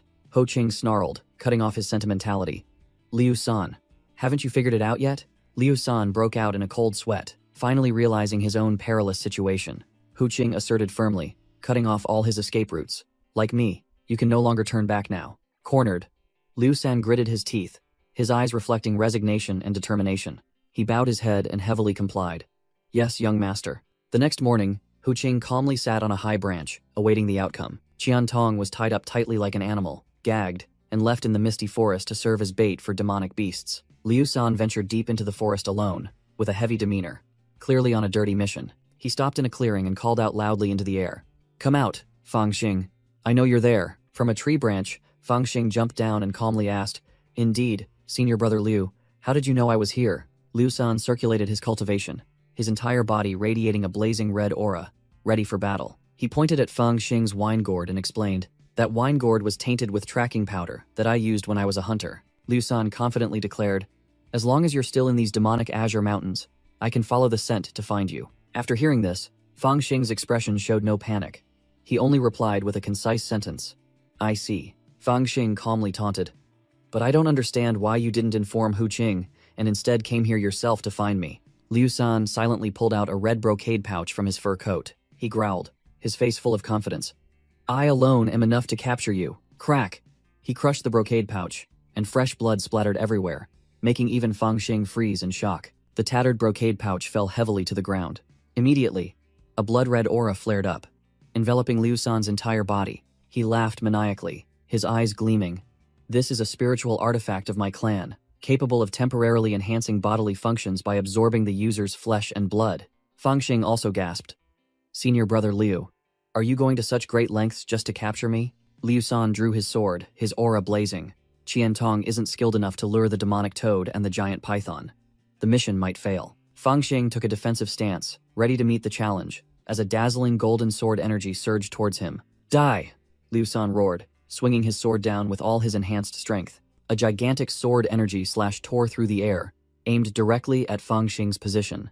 "You want me dead just for that worthless talisman?" Fang Xing yelled, as he charged in for a direct confrontation. Clang! Even though he used his dagger to block the attack, the terrifying shockwave sent Fang Xing flying like a ball, creating a huge explosion. After the collision, Fang Xing landed, a golden aura enveloping his body, clearly having activated his defensive ability. Liu San hovered in the air, his entire body still blazing, and coldly declared, "I have my own reasons." Fang Xing gritted his teeth, his face darkened, realizing a serious problem. "My right arm is completely paralyzed." Seeing his opponent injured, Liu San gave him no time to breathe, continuing to charge forward, attacking like a storm. Boom! The two streams of power collided again, creating an even larger explosion than before. This time, Fang Xing used his movement technique to dodge the sword slash, slid across the ground, and launched a dangerous strike at Liu San's flank. Fang Xing cursed as Liu San, in a frenzied state with blazing eyes, swung his sword to strike. Hu Qing's subordinate unleashed a fiery slash with terrifying speed. The power of the slash tore through an entire row of trees, proving his enhanced strength had reached a new level. Fang Xing couldn't dodge in time, took the full force of the blow, and spat out a mouthful of blood. The protagonist was sent flying, dragging his battered body to a tree trunk, looking miserable. Thinking it was over, Fang Xing unexpectedly smirked, a nosebleed streaming down, but his eyes full of calculation. "This is my chance." Liu San was in a bloodthirsty frenzy when he was suddenly startled, sensing danger. Whoosh! A dazzling golden light, which was Fang Xing's flying sword, shot straight towards Liu San. Boom! The flying sword exploded the moment it hit its target, creating a huge explosion. Fang Xing held his breath and watched, wondering if this sneak attack could finish off his opponent. As the smoke cleared, Liu San still stood firm, his clothes tattered, heavily shocked. "You even have a flying sword. Who exactly are you?" It turned out that the flying sword was lodged directly in Liu San's right bicep, rendering him unable to move it. Fang Xing summoned another golden sword and began his verbal assault. Senior brother Liu, your right arm is crippled. Stop now. I don't want to kill you and then be burdened on my way to find Ho Qing. Liu San gritted his teeth, his eyes spitting fire, and growled, My apologies, Fang Xing. Unexpectedly, Liu San spat out a strange object from his mouth. Fang Xing's eyes widened in horror, realizing his opponent was playing dirty. A hidden weapon? A blazing red needle shot towards Fang Xing with incredible speed, even while that big fellow was still injured. Two weapons, a golden flying sword and a red hidden weapon, clashed in midair. The scene suddenly shifted to a vast expanse of white snow. A solitary figure walking amidst a desolate village. It turned out to be Liu San's memory, when his innocent younger brother asked him if he was going to work for the Ho clan, those who had seized their land and beaten the villagers. In the memory, Liu San's younger brother innocently asked, You won't do anything bad when you work for them, will you? Liu San admitted that the Hu family were scum, but he enticed his younger brother, saying only they could cure his illness. The boy sadly replied that he wanted to recover, but he didn't want his brother to become a bad person because of him. Liu San was stunned by his younger brother's understanding. He gave a forced laugh, patted his brother's head, and blatantly lied. What are you thinking, kid? I'm just helping them hunt. I won't do anything bad.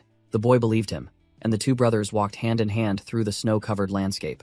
Liu San's eyes in the past clearly showed his torment at having to deceive his own younger brother. To change the subject, Liu San invited his brother to a snowball fight, challenging him to see if the boy's skills had improved. He grinned, rolled a snowball, and declared that this time he wouldn't hold back. Liu San laughed heartily, praising his younger brother for learning a sneak attack. Back in reality, Fang Xing's golden flying sword and Liu San's red poison needle clashed fiercely. In the memory, the younger brother burst into tears, pressing a memento into Liu San's hand. The present, Liu San, covered in blood, clutched his chest, and bitterly admitted, That's right, I was never good at lying. Fang Xing panted after the clash, still in a state of high alert. Thud. Liu San fell backward onto the ground, his poison needle embedding itself into a tree trunk behind him, completely missing its target. Fang Xing froze, unable to believe his eyes, and wondered, He missed? The scene suddenly became strangely peaceful under the clear blue sky. Fang Xing cautiously approached Liu San, who lay motionless on the ground, to check his condition. He muttered that it felt as if his opponent had intentionally missed the final blow, but then dismissed it, thinking he was hallucinating. Just as Fang Xing lowered his guard, Hu Qing, the true boss, loomed up right behind him. Hu Qing's face was cold as ice, and he uttered a contemptuous remark. It seems that trash Liu San has failed. Losing patience, Hu Qing pressed his sword against the bound Qian Tong, coldly declaring, I can't wait any longer, Qian Tong. My apologies. Slash. A stream of azure sword energy struck Qian Tong directly, causing him to scream miserably before collapsing, covered in blood. Suddenly, Hu Qing spun around, as if he had detected something. Fang Xing appeared, sword in hand, his voice full of sarcasm. Yo, young master Hu. So you're finally attacking your own people, huh? Hu Qing stared directly at Fang Xing, glancing at Liu San's corpse. As expected, you didn't run. Where's Liu San? You must have killed him. Fang Xing calmly replied. I didn't want to kill him, but he was stubborn. Hu Qing admitted he had guessed Liu San knew Fang Xing's location, but he hadn't expected the man to be foolish enough to go alone. Hu Qing scoffed. It's good that he's dead. His weakness was useless to me. Fang Xing immediately retorted. Really? I think he was much better than a young master who only knows how to attack his own people. Hu Qing lost all patience, his entire body erupting with azure spiritual energy. Pointless chatter. Where do you get the courage to stand alone before me? Do you think you can defeat me? Fang Xing smirked, gesturing mysteriously. Are you sure I'm alone? Hu Qing was startled, his eyes revealing astonishment as he sensed killing intent from behind. Unexpectedly, Qian Tong, who was thought to be crippled, lunged from behind Hu Qing, ready for a fatal blow. Clang! Hu Qing reacted incredibly fast, raising his hand to neatly block Qian Tong's stab. Qian Tong clicked his tongue, annoyed that his surprise attack had been thwarted. Hu Qing turned around, roaring in disbelief. Qian Tong. Why would you lie? Qian Tong stood firm, dagger clutched in his hand. Hu Qing stared in shock at the man's leg. He couldn't believe it. The wound had healed rapidly. How can this be? Your wound, your spiritual energy has recovered? From a distance, Fang Xing spoke up to explain, his tone as if he knew everything. I guess Zhao Ji didn't have time to tell you everything about his dagger. It turned out that the dagger could seal spiritual energy when it pierced the body, temporarily nullifying the victim's cultivation. That was why Liu San and Fang Xing had chosen Qian Tong, whose spiritual energy was sealed, as bait. But there was a fatal flaw Hu Qing didn't know. The sealing only worked while the body was still bleeding. Once the wound stopped bleeding, spiritual energy would recover immediately. And Qian Tong had now regained his full strength. Hu Qing broke out in a cold sweat, his mind starting to process an unbelievable scenario. "Don't tell me," Qiantong confirmed, his voice full of resentment. "That's right. Last night, once the bleeding stopped, my spiritual energy recovered. But I was tied up then. So how could I tell you?" Hu Qing was speechless, recalling the scene of the young Fang Xing secretly giving the dagger to Qiantong. Realizing he had been led by the nose from the start, still trying to salvage the situation, Hu Qing roared, "Qiantong, the perfect bait has delivered itself, and your power has recovered, so why not side with me?" Hu Qing's killing intent flared, realizing Fang Xing's thinking was too terrifying. "I cannot let this brat return to the sect alive. I must silence him right here," Qiantong roared back without reservation. "Shut your mouth, Hu Qing. Do you think I'd have a chance to live after he dies if I cooperated with you to kill him?" Hu Qing was speechless, unable to refute that brutal logic. Hu Qing's face darkened, accepting the bitter truth. "Yes, you're right." Pointless chatter. Hu Qing placed his hand on his sword hilt, preparing for a bloody battle. Hu Qing erupted with azure spiritual energy, growling. "Fang Xing, I admit I regret it, but now it's too late for words." Qiantong saw the real deal make a move, his face turning pale as he cursed. "Damn it." Amidst the storm of sword energy, Qiantong shouted a warning. "Kid, be careful of his azure wind sword, it's a genuine treasure. Let's go." Fang Xing threw a blazing golden saber towards his ally. "Catch!" With a whoosh, Qiantong snatched the golden saber, his new weapon in hand, his aura soaring. With a combined sword attack, Fang Xing and Qiantong charged at Hu Qing from two sides, forming a pincer movement. A streak of azure sword energy tore through their combined attack, sending Fang Xing flying backward. Thud! A spray of blood erupted as Qiantong took a fatal blow through the chest. Qiantong's eyes widened in horror, drenched in blood, unable to believe what had just happened. The henchman collapsed, impaled by the very golden saber Fang Xing had given him, while Fang Xing stood there, looking down coldly. A drop of blood dripped from the tip of Hu Qing's azure wind sword. The recent battle was clearly not without consequence. Fang Xing fled headlong, leaving Qiantong's corpse sprawled on the grass, while Hu Qing still stood tall in the distance. Fang Xing's face changed drastically, and he frantically admitted in his mind, "I couldn't perceive his movements at all." The Yin-Yang Divine Demon Book analyzed the Azure Wind Sword, a mid-grade magical artifact that could increase speed, but would damage meridians in cultivation. Fang Xing suddenly realized, finally understanding why Hu Qing would risk burning his cultivation to achieve such terrifying speed. Hu Qing's face was as cold as ice, his killing intent surging, determined to silence this brat at all costs. Whoosh! He lunged like a phantom, and Fang Xing only had time to curse when he saw Qiantong's corpse right beside him. A stream of verdant sword energy tore through the air, aiming directly at Fang Xing, who appeared utterly panicked. Boom! An earth-shattering explosion erupted from beneath the ground, engulfing Hu Qing in a sea of flames. Fang Xing was already standing at a safe distance, calmly admitting that he had deliberately lured Hu Qing into a trap to escape. Amidst the smoke and dust, Hu Qing unleashed countless azure sword energies, frantically pursuing the dodging Fang Xing. Fang Xing glided like the wind, deftly evading all of Hu Qing's attacks as he hovered in midair. Done with the cat-and-mouse game, Fang Xing formed a hand seal, summoning his trump card, the nine-serpent golden flame blade. A blazing, golden blade appeared from thin air, its aura utterly overwhelming. Hu Qing froze upon seeing the familiar weapon, while Fang Xing taunted, "Why ask so many questions? Just take this." The golden blade and sword energy clashed fiercely, one side a raging inferno, the other icy spiritual power. Hu Qing concentrated all his spiritual power, erecting a sturdy azure shield to block the golden flames. Fang Xing roared, charging without hesitation directly into Hu Qing's defensive shield. Hu Qing used his bare hands to parry the stream of flames, his eyes filled with astonishment at his opponent's power. Fang Xing slipped past the defense, swinging his golden blade and plunging it straight into the ground, creating a surprise attack. Blood already trickled down his cheek, but Fang Xing's gaze remained sharp, filled with determination to end the battle. Hu Qing flew high above, arrogantly declaring, "Do you think you can escape?" But Fang Xing was determined to go all out. There's no turning back now. Without a moment's hesitation, Fang Xing drew a dagger and slashed a sharp line across his palm. Fresh blood splattered across the ground, a deliberate act of self-harm. Hu Qing froze, unable to comprehend what trick this brat was pulling. Fang Xing growled, his eyes blazing. "If I can't escape, then we'll die together." His palm flared with a dazzling golden light as spiritual energy merged with his blood. Hu Qing finally processed what was happening, realizing this brat had mixed highly concentrated spiritual energy into his blood to create bait. He confidently swooped down, sneering, "Trying to lure out the demonic python toad? You're helping me. I'll deal with you first, then the demonic beast." Fang Xing smirked, taunting, "Young Master Hu, I suppose you've never gone toad hunting, have you?" Hu Qing ignored him, believing toads were merely fast predators, nothing to worry about. Suddenly, a terrifying surge of killing intent erupted from right beneath his feet, startling Hu Qing. Boom! The ground exploded in a sea of flames, sending the unfortunate Ho Ching flying. From within the purple, poisonous mist, a colossal demonic toad with dozens of blood-red eyes slowly emerged. The eyes in the darkness earlier belonged to it. The gigantic monster obscured the sky, its imposing aura making both Fang Xing and Hu Qing seem like mere ants. Information about the formidable creature appeared. Demonic python toad, a level 4 demonic beast, a hybrid of python and toad, capable of spitting poisonous mist, with tough hide, rendering ordinary weapons useless. Fang Xing crossed his arms, continuing his taunt. So, young Master Ho, do you still wish to kill me before dealing with this demonic python toad? Hu Qing was furious, but still tried to act superior. Your calculations are decent, but have you considered that you are its prey? He retreated, ready to reap the benefits. It's a pity I can't kill you myself, but letting it swallow you first, then I clean up, isn't bad either. I have enough patience to wait. Ho Qing mockingly bid farewell, certain that Fang Xing was about to meet his end. His face shrouded in shadow, he curled his lips into a malicious smile, completely unaware that he had been tricked. Fang Xing merely glanced, his sharp gaze seeming to say, "You fool, things have only just begun."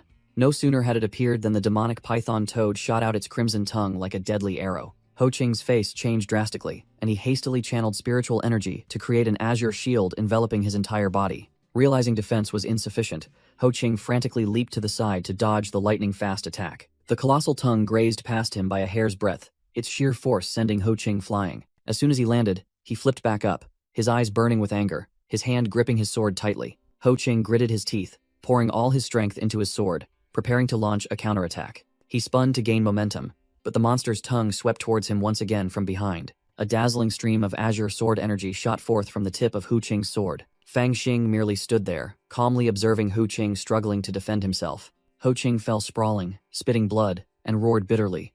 Why am I the target? That brat is clearly bleeding, yet he's still standing there motionless. He glared at Fang Xing, who stood still as a statue, his mind filled with questions. What in the world did this scoundrel do? Fang Xing smirked, thinking to himself. The gamble paid off.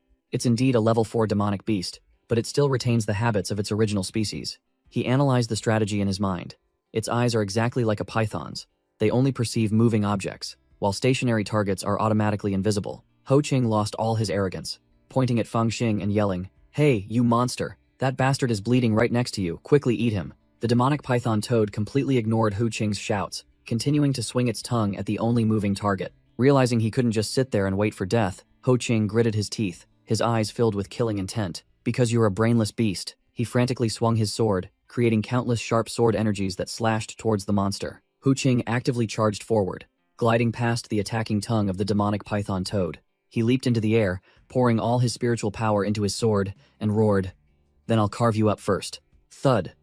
A full-force sword strike plunged straight into the colossal demonic beast's head. Ho Qing's sword strike hit its target, but the monster's poisonous blood splattered all over him. Thinking he had finished off his prey, he never expected the demonic toad to let out an ear-splitting roar that shook heaven and earth. The sound waves spread with immense power, forcing Fang Xing, who was watching from afar, to clutch his head in pain. Hu Qing, who bore the full brunt of the attack, was blown backward like a leaf by the immense pressure. He struggled to land, horrified to see the monster still standing tall, completely unharmed after his full power strike. His azure windsword began to emit green smoke, its blade severely corroded by the poisonous blood. Hu Qing broke out in a cold sweat, bitterly admitting, "This beast is truly tough to deal with. My sword can barely hold on." He glanced at Fang Xing, surprised to see the young man still standing firm after the sound wave attack. Fang Xing was also covering his mouth, sensing a strange odor spreading through the air. The demonic toad puffed out its gills and spewed a thick, purple, poisonous mist that enveloped the entire forest. Hu Qing quickly covered his nose and mouth,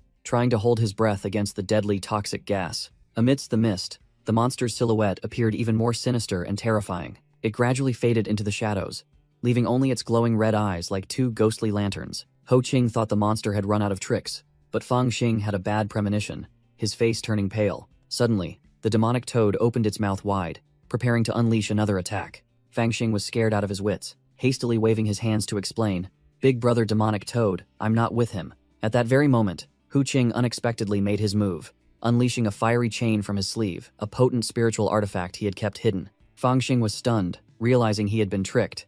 This scoundrel still has another trick up his sleeve. Ho Qing's chain wasn't aimed at the monster. Instead, it wrapped tightly around a nearby tree, clearly intended as an escape route. Ho Qing sneered triumphantly, using the chain to bind Fang Xing as bait before making a swift escape. "Farewell, junior brother Fang." Fang Xing cursed bitterly as he was swallowed by the demonic toad, his flying sword falling uselessly. The demonic toad closed its eyes, appearing satisfied after devouring its prey. From a distance, Ho Qing sighed in relief, muttering that the troublesome brat had finally met his end. He turned back to face the monster, his eyes filled with killing intent. Now it's your turn, beast. Inside the monster's stomach, Fang Xing was still alive, enveloped by a thin layer of golden spiritual energy amidst a sea of green acid. He realized he had been swallowed, intending to break out from within, but bitterly admitted his spiritual energy was depleted, unable to even use his ultimate technique. Corrosive acid dripped down, and his defensive layer was slowly disintegrating. Fang Xing broke into a cold sweat, knowing that his protective spiritual energy was about to run out, and he would be instantly dissolved by the digestive fluids. He desperately wished for a rapid spiritual energy recovery pill to turn the tables. Suddenly, Fang Xing remembered something, his eyes lighting up as if he had found a lifeline.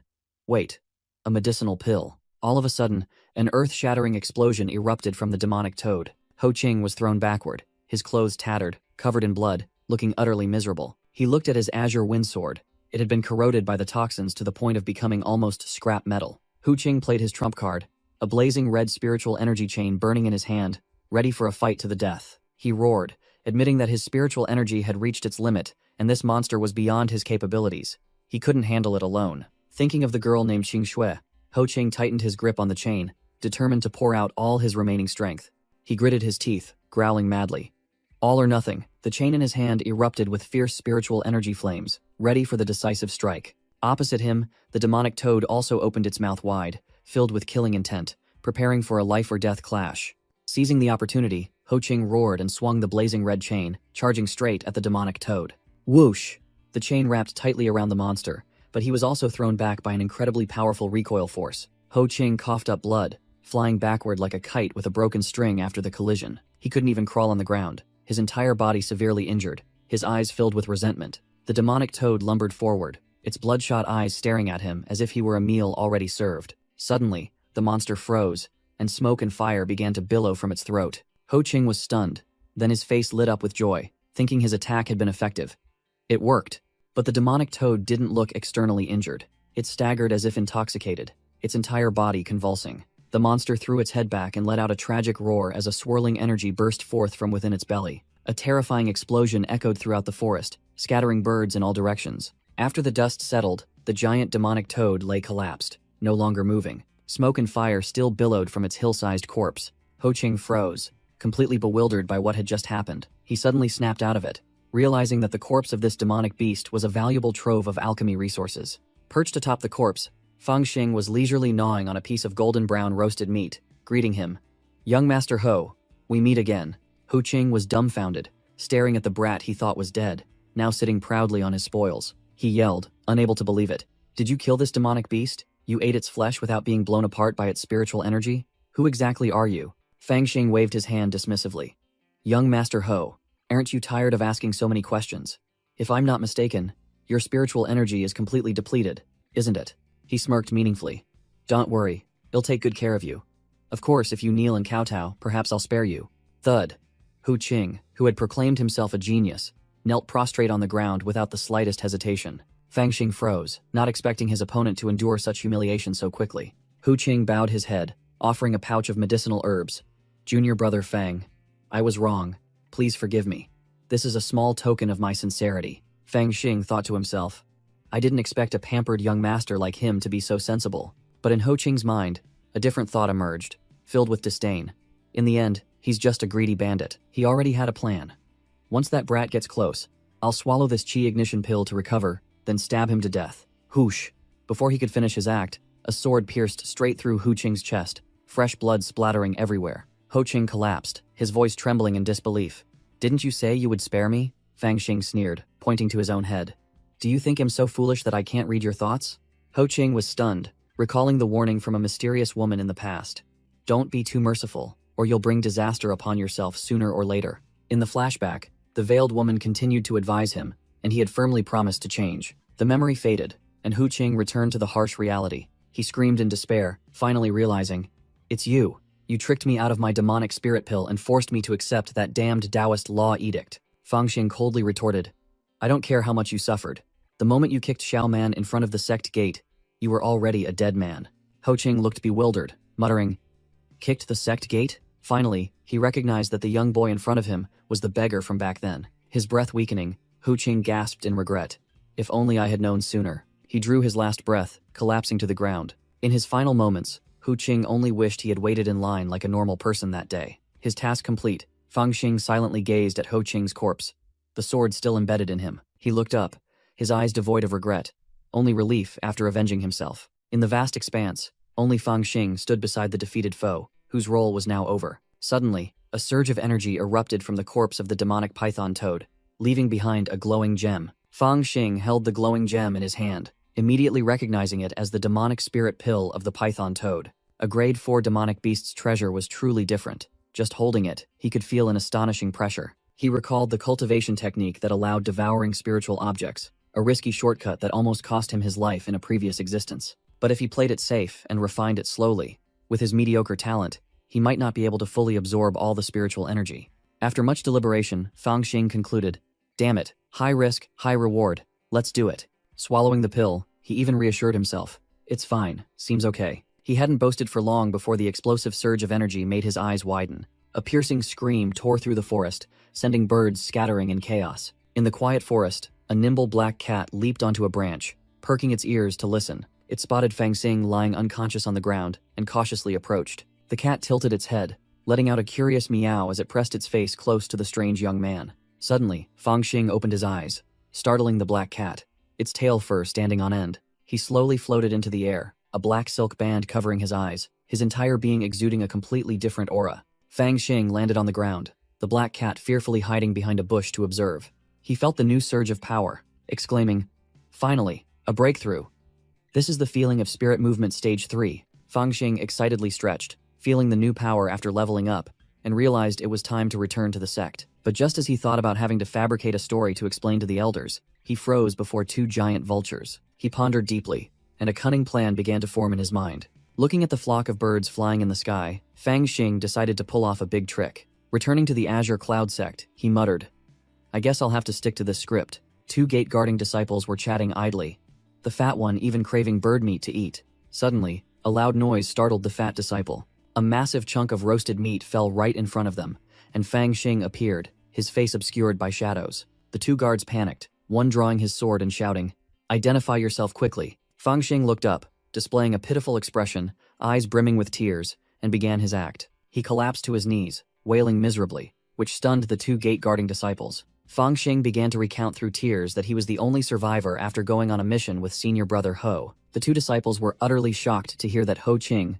a prominent figure, had perished. Just then, an elder appeared with a stern expression, reprimanding, "A cultivator crying so loudly, what kind of decorum is that?" The 2 guards quickly bowed and reported Fang Xing's story to the elder. The elder raised a hand to signal silence, then coldly ordered Fang Xing, "Enough. Follow me." Fang Xing looked up, still teary-eyed, but inwardly knew his plan had succeeded in its initial stage. Before leaving, the elder turned back to warn the 2 guards. "What happened today? You are not allowed to utter a single word about it, understood?" The full view of the Azure Cloud sect appeared, peaceful yet about to be stirred by the cunning disciple's act. In the main hall, 3 elders questioned Fang Xing, the sole surviving disciple, about the sudden appearance of the demonic python toad, before the team could even prepare bait. Fang Xing, his face pale, recounted that the demonic python toad was too formidable, and his 2 senior brothers had perished instantly. The elders listened in silence, while Fang Xing continued to play the role of a useless coward, claiming he only knew how to hide behind a tree out of extreme fear. An elder pressed him about the bait, but Fang Xing cunningly replied that senior brother Ho treated him like a child and didn't disclose the details. The 2 assisting elders exchanged glances, beginning to believe the story and drawing their own conclusions. An elder muttered, immediately guessing Hu Qing's intention to use the boy as live bait. Fang Xing wiped away feigned tears, adding a decisive statement. Ho Qing, seeing he couldn't prevail, abandoned Liu San to flee alone, but the monster ignored Liu San and relentlessly pursued Hu Qing to his demise. The main elder nodded, confirming the demonic toad's instinct to only attack moving targets, concluding that Ho Qing had dug his own grave. Not allowing himself to be led astray, the elder directly asked the main question. "So, how did the demonic toad die?" Fang Xing continued to fabricate, claiming that after swallowing Ho Qing, the monster also sucked in the corpses of the 2 senior brothers and Liu San, who was still alive at the time and holding a saber. In his recollection, Fang Xing recounted seeing the demonic toad open its mouth to the sky and then become motionless, thinking it was about to use dark magic, so he fled in terror. He continued, saying he only dared to return a day later, by which time the monster's corpse had been gnawed to pieces by vultures. Acting with utmost drama, Fangxing feigned horror when recounting finding the skeletons of the senior brothers inside the monster's belly. The main elder was completely convinced, drawing his own conclusion that Liu San had sacrificed himself heroically, destroying the monster's internal organs from within. Another elder interrupted, directly asking about the most important thing. Where is the demonic spirit pill? Did you retrieve it?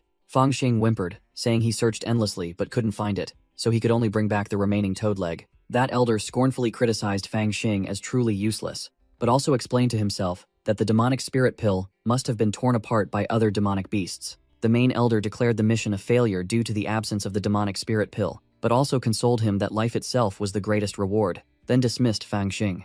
Fangxing bowed his head in compliance, departing with a dejected appearance, officially concluding his perfect act. After Fangxing left, the three elders began their secret meeting. The goatee elder called Fangxing back, telling him to wait outside as there were still matters to discuss. The door slammed shut, and a golden barrier was activated to prevent eavesdropping. Inside, the pointy-beard elder wondered why the goatee elder had kept that kid back. The goatee elder suggested that even though the kid was useless, his mission should still be counted as a success and he should be rewarded. The pointy-beard elder immediately objected, arguing that without the demonic spirit pill, the talisman hall gained nothing, and rewarding him would be nothing but a loss. The goatee elder began to analyze the bigger picture. Lately, no one dared to accept missions from the talisman hall. They would rather rob each other. He explained that in the eyes of the disciples, accepting a mission here was a one-way ticket to the underworld with a 10% survival rate. And even if they survived, a reward wasn't guaranteed. The only thing the disciples couldn't obtain elsewhere was stone essence powder. This was the only bait to force them into a death trap. The presiding elder grew impatient and got straight to the point. What exactly are you trying to say? The goatee elder revealed his trump card. Just acknowledge that this kid completed the mission, reward him with stone essence powder, suppress the news of Ho Qing's demise, and publicize this story everywhere. Meanwhile, Fangxing was pressing his ear to the door, eavesdropping, secretly wondering what those old men were plotting, fearing his own scheme would be exposed. Just as he peeked through the crack in the door, it swung open. Boom! A surge of energy from the door flung Fangxing, sending him sprawling face first. The goatee elder stepped out, staring intently at the kid lying on the ground. He had been caught red-handed. Fangxing changed his tune instantly, quickly making excuses. I've been waiting too long, I was just about to knock, the goatee elder declared nonchalantly. Kid, congratulations, your mission is deemed successful. Follow me to claim your reward, leaving Fangxing stunned. The elder led Fangxing, who was still bewildered and didn't understand what was happening, to receive his reward. The elder handed Fangxing a bag of stone essence powder, and he joyfully thanked him profusely. The elder smiled meaningfully, saying that even though the mission had failed, an exception was made due to his courage, clearly using the kid as a pawn for his own public relations scheme. The goatee elder instructed Fangxing to keep quiet. If anyone asked, he was to say he had brought back the inner core of the demonic python toad, and everything was according to procedure. Fangxing assented, but in his mind, he thought something this good definitely smelled fishy, wondering if his luck was finally turning. The goatee elder called another disciple over, who, it turned out, was already waiting. The disciple named Xuanzhao bowed, feigning obedience. The elder introduced Fangxing as a junior brother who had just performed a great service, ordering Xuanzhao to escort the kid down the mountain. Xuanzhao showed a flicker of surprise, glancing at the bag of stone essence powder in Fangxing's hand before quickly accepting the order. He smilingly promised to escort junior brother Fang with absolute safety, appearing overly enthusiastic. Fangxing immediately refused, saying he wouldn't dare trouble senior brother Xuanzhao, clearly suspicious. But Xuanzhao had already slung an arm around the kid's shoulder, forcing a smile as he said the path down the mountain wasn't as safe as he thought, and he would see him off for a bit. The two walked shoulder to shoulder, appearing close, while the goatee elder stood behind them with a cunning gaze. The elder thought sinisterly to himself, "Kid, don't blame me." Xuanzhao led Fangxing through the sect's main courtyard, heading towards the path down the mountain. Reaching a wooden bridge, Xuanzhao pointed the way for Fangxing, telling him to just go straight, and he would reach the valley where he lived. Fangxing played the role of an innocent fool, profusely thanking his senior brother for showing him the way and offering cultivation guidance along the path. Xuanzhao started making small talk, praising Fangxing's boundless future, then got straight to the point. "Junior brother, what is your current cultivation level?" Fangxing continued to feign ignorance, scratching his head and saying he had just joined the sect. His cultivation was only at the spirit resonance first layer, and completing this mission was by sheer luck. Xuanzhao feigned sympathy, saying that a first layer cultivation was indeed low, and the stone essence powder reward was a genuine item for those at the third layer, making it useless for Fangxing now. He began to press him, asking Fang Xing how he intended to advance his cultivation if he couldn't use the stone essence powder, wondering if he could only rely on 2 spirit stones per month. Fang Xing lamented his poor fate, saying his D-grade aptitude meant he only received 1 spirit stone every 3 months, leaving him completely helpless. Hearing this, Xuanzhao immediately placed his hand on Fang Xing's shoulder, preparing to scheme. Xuanzhao began his trickery, feigning closeness. "It's all right, we've hit it off talking just now, so senior brother will lend you a hand." Fang Xing continued to play the role of a novice, asking back with a bewildered expression, "Help me?" Inside, Fang Xing had clenched his fists, well aware of the impending scheme, while Xuanzhao droned on about the stone essence powder being useless for his current level. Xuanzhao got straight to the point, enticing him. "How about selling it to senior brother, exchanging it for spirit stones to cultivate more practically? What do you think?" Fang Xing muttered, having seen through the entire charade. Just as expected, good things never fall into one's lap. The elder must have given his nephew the green light to rob me. He clearly understood he was just a pawn in the game of the sect's influential figures. Xuanzhao still played the good guy, leaning close to Fang Xing's ear. "Actually, stone essence powder isn't hard for me to obtain. I just worried that junior brother lacked resources. So I thought of this method." He pulled out a money pouch, settling on a ridiculously low price. "How about this? 30 spirit stones for the stone essence powder. Isn't that more than enough?" Fang Xing grinned widely, laying his cards on the table. "Haha, senior brother Xuanzhao. You must be joking again. Even this foolish junior brother knows that stone essence powder in the black market costs at least 100 spirit stones." As soon as he finished speaking, Xuanzhao's expression changed. He grabbed Fang Xing's arm tightly, no longer bothering to act. The difference in strength was clear. Xuanzhao lifted Fang Xing up like a chick, his face as cold as ice. He growled, revealing his thuggish nature. "You brat, do you think you have the right to bargain with me?" Thud. Fang Xing was thrown mercilessly onto the wooden bridge floor. Xuanzhao raised his foot threateningly, issuing a deadly warning. "I could kill you here and say you slipped and fell to your death. My uncle will take care of everything. 30 spirit stones is me being generous to you.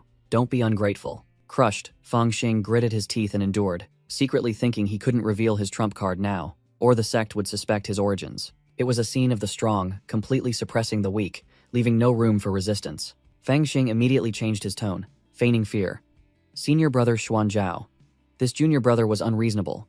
Please accept this stone essence powder as an apology." Xuanzhao remained silent, his cold gaze fixed on his completely subdued prey. Thump. Without a word, he stomped his foot directly on Fang Xing's head, pressing his face into the wooden floor. Having taken the item, Xuanzhao turned and walked away, leaving behind the philosophy of the strong. "Don't blame me. This sect has always been a place where the weak are trampled upon.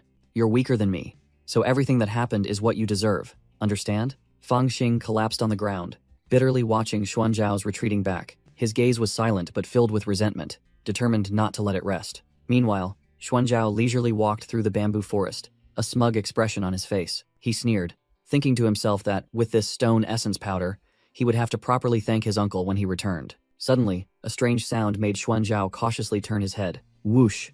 A streak of light flashed right before his eyes, startling him. Thinking he was seeing things, he continued walking and whistling, enjoying his spoils. He laughed loudly. Just as expected, that brat knows nothing.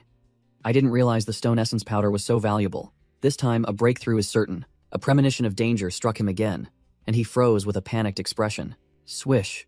A sharp golden sword energy grazed past him, leaving 2 bleeding cuts on his body. Xuanzhao froze, his face turning pale as he realized he had truly been attacked. He roared with anger and fear. "Who's there? Show yourself now." From behind him, a demon-masked figure appeared, his voice full of sarcasm. "Senior brother, you tricked someone out of such a valuable item without spending a single coin.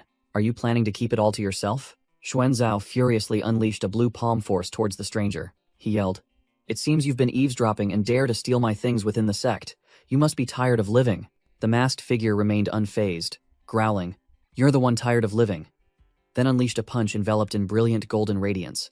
The 2 streams of power clashed fiercely. Xuanzhao braced himself to resist, realizing in horror, "Damn it, this guy's cultivation is higher than mine." The masked figure clenched his fist, and the jade-green storage ring on his hand flashed. Whoosh! A small bottle flew out from the ring, making Xuanzhao dumbfounded. "A bottle?" Boom! The bottle exploded, creating a massive purple energy blast that engulfed both of them. As the purple smoke dissipated, Xuanzhao realized he had fallen into a trap, and a different person lay slumped at his feet. The masked figure stood above, looking down, thinking to himself, "Good thing Liu Feng reported the information in time. I'll have to thank him later." Xuanzhao lay sprawled on the ground, gritting his teeth as he called out the traitor's name. Liu Feng. Night fell, ending a day full of turmoil. The next morning, Xuanzhao woke up on the stone-paved path, his head still spinning. He frantically searched himself, his face changing color as he realized he had been stripped clean. Xuanzhao's face darkened, his eyes spitting fire from having been dealt such a painful blow. Bang! He furiously punched and shattered the stone ground to vent his anger. He muttered resentfully. Who was that bastard, daring to steal my things? It must be that thieving brat who just joined the sect not long ago. He deduced confidently, ah, that's right. At that time, he thought I was unconscious, which is why he mentioned Liu Feng. That guy must be his informant. Xuanzhao aggressively ran off, declaring that he would start with Liu Feng to dig up this entire nest. Meanwhile, Fang Xing had changed his clothes and was leisurely heading back to his residence. He suddenly paused when he saw two figures loitering in front of his door. Hiding behind a corner, Fang Xing squinted and recognized that one of the two figures was Liu Feng. Liu Feng was tilting his head back, guzzling wine from a gourd, looking extremely refreshed. He even yelled for more, his attitude utterly smug. A chubby disciple was pouring wine for him and asked, I heard people from the Talisman Hall say that Ho Qing's mission token was successful. Do you know what that means, senior brother? The chubby disciple broke into a sweat, his voice trembling as he replied that he didn't know. Liu Feng sneered, explaining, Successful means that brat has turned to dust, never to return again. With that, he kicked the chubby disciple squarely to assert his authority. Liu Feng roared, blaming Yu Sanliang for deliberately spilling his wine. Yu Sanliang lay sprawled on the ground, begging for his life, vehemently denying that he did it on purpose. Without another word, Liu Feng swung the wine gourd directly at Yu Sanliang's face, cursing loudly. Blood gushed from Yu Sanliang's forehead, his face bruised and battered after the devastating blow. Liu Feng grabbed the chubby guy's hair and pulled him up, his face full of ferocity. He growled, venting all his frustration over not being able to kill Fang Xing himself onto Yu Sanliang, blaming him for choosing the wrong side. With a sinister smile, Liu Feng set a condition, kowtow 100 times, and each time he must curse Fang Xing as a son of a bitch, then his life would be spared. Yu Sanliang's face turned ashen, sweat pouring off him like rain. As he stammered his agreement in fear, the chubby guy began to kowtow to the ground, blood oozing from his wound. But as he prepared to curse, Yu Sanliang froze, a look of internal struggle on his face. In his mind, an image of Fang Xing, who had once treated him well and considered him a friend, suddenly appeared. Yu Sanliang was stunned, only able to utter the two words, friends. Seeing his subordinate hesitate, Liu Feng sat with his legs crossed on the table, yelling loudly, urging him to shout quickly. Yu Sanliang remained motionless, the blood from his head forming a small puddle. Losing all patience, Liu Feng summoned a flying sword radiating blue light, growling, It seems you're still attached to that brat, so don't blame me. Yu Sanliang closed his eyes, awaiting death, gritting his teeth in resignation. Liu Feng was stunned, his pupils contracting in shock. Suddenly, a golden radiance flashed, shattering the flying sword right in front of Yu Sanliang, and Fang Xing had appeared, grabbing the sword hilt with his bare hand. Liu Feng was utterly shocked, unable to believe his eyes. That brat isn't dead? He even used spiritual energy to shatter my flying sword? Fang Xing turned to look at Yu Sanliang, sneering. You're really stupid, fatty. It's just cursing. If it were me, I would have cursed his entire ancestry. Yu Sanliang's eyes welled up, unable to believe his eyes. Is it really you? You're not dead. Fang Xing smirked, his voice full of sarcasm. Or did you think a ghost was standing before you? The fat guy joyfully hugged Fang Xing's leg, only to be kicked away by him bluntly. Damn it, that's disgusting. Don't wipe your nose on my leg. Liu Feng was still in shock, stammering. How are you still alive? Where is senior brother Hu? Why did he spare you? Fang Xing casually slung his arm over Yu Sanliang's shoulder and replied, Oh, Hu Qing, He's dead, and all three of his disciples are gone too. Liu Feng didn't believe him and roared. Don't spout nonsense. You must have been scared witless and ran back here, right? He activated his cultivation, and blue spiritual energy flared up, declaring he would send Fang Xing to join senior brother Hu. Before he could finish speaking, Fang Xing lunged forward and unleashed a heaven-shattering punch wrapped in golden light directly at Liu Feng's face. Wham! The incredibly powerful punch sent Liu Feng flying backward, blood gushing from his mouth and nose like a fountain. Liu Feng lay flattened on the ground, his face swollen, hastily kowtowing an apology. Junior brother Fang, I was wrong. He was terrified, realizing this brat's cultivation was at least at the 3rd level of spirit resonance. Fang Xing didn't bother listening, effortlessly grabbing Liu Feng by the collar and lifting him off the ground with one hand. He pressed his face close to the terrified man, his voice as cold as ice. Today, you're definitely dead. Not even the heavens descending can save you. After speaking, Fang Xing released Liu Feng and leisurely departed into the night with Yu Sanliang, leaving his trembling enemy behind. Along the way, Yu Sanliang was still trembling.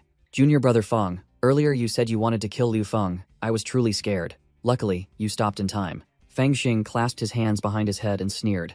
I'm not stupid. Those old geezers in this sect, though they turn a blind eye, if we go too far, they definitely won't let it slide. Yusan Liang still wondered. But, Feng Xing turned back with sharp eyes, his voice full of hidden meaning. Don't worry. I'm not one to make empty threats. At Lu Feng's residence, everything was silent. Feng Xing asserted, just wait and see. Someone will take care of him for us.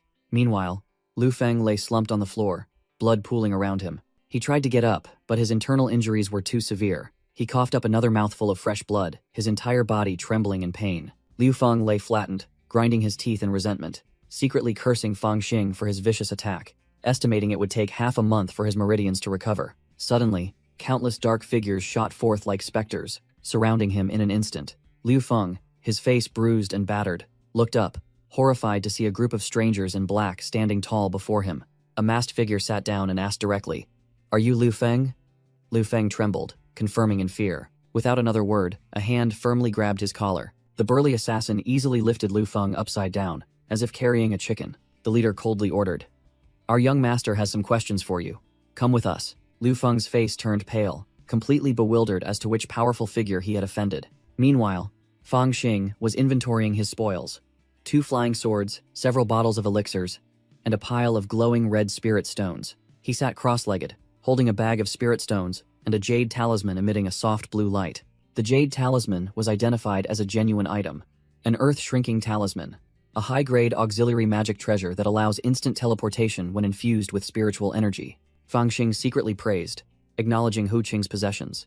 As a young master from a well-off family, all his items were of high quality. He pulled out a martial arts manual from his bag, titled The Dragon Seizing Crane Controlling Art. Feng Xing's eyes widened in surprise. He hadn't expected to stumble upon such a treasure. He was overjoyed, as if he had struck gold. Although it was only a basic cultivation technique, this was a unique item, only taught within the inner sect. This manual allowed its practitioner to control invisible gravity, a formidable skill with limitless applications. Feng Xing didn't hesitate, deciding to try it out immediately. He began meditating and cultivating, golden light enveloping his entire body. Back at the scene, an assassin was checking the breath of Liu Feng, who lay motionless on the ground. The assassin turned to report to the leader. "Young master, he's no longer breathing." The assassin stood around Liu Feng's corpse, and the leader grumbled. "Damn it, he was too stubborn, couldn't get anything out of him. Or did we capture the wrong person?" Xuan Zhao, the mastermind, coldly ordered, "Forget it, just dispose of his body somewhere discreetly." The assassin reported an important detail. "Young master, actually, before we brought Liu Feng back, he had already been severely injured by someone." Xuan Zhao raised an eyebrow, showing interest. "Oh? Did he say who beat him up?" The assassin bowed and replied. "He said it was someone named Feng Xing." Hearing the familiar name, Xuan Zhao's eyes widened in complete shock. Feng Xing? Meanwhile, Feng Xing had completed his cultivation of the new technique.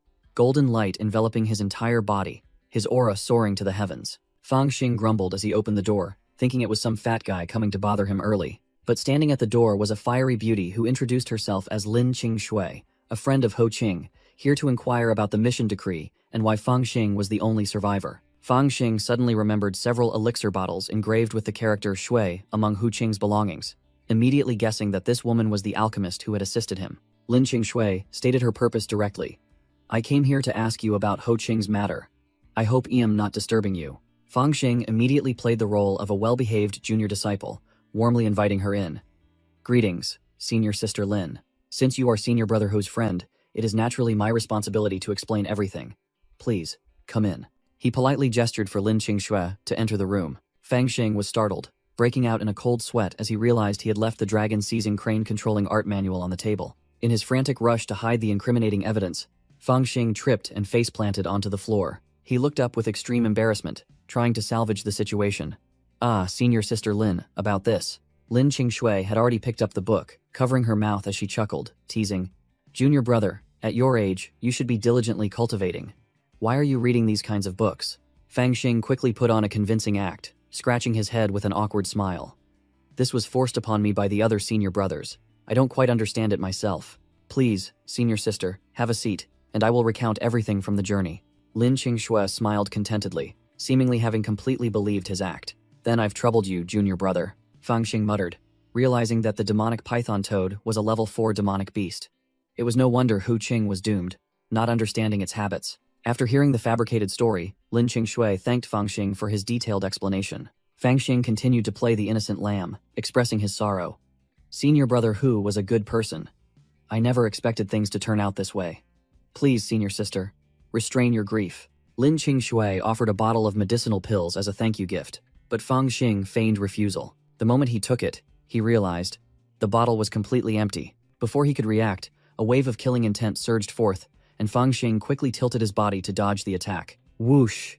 Lin Qingxue drew her sword and slashed past him, causing the pill bottle to fall and shatter. She landed, her eyes sharp and cold, making Fang Xing pressingly ask, Senior sister, what are you doing? Lin Qingxue revealed her hand.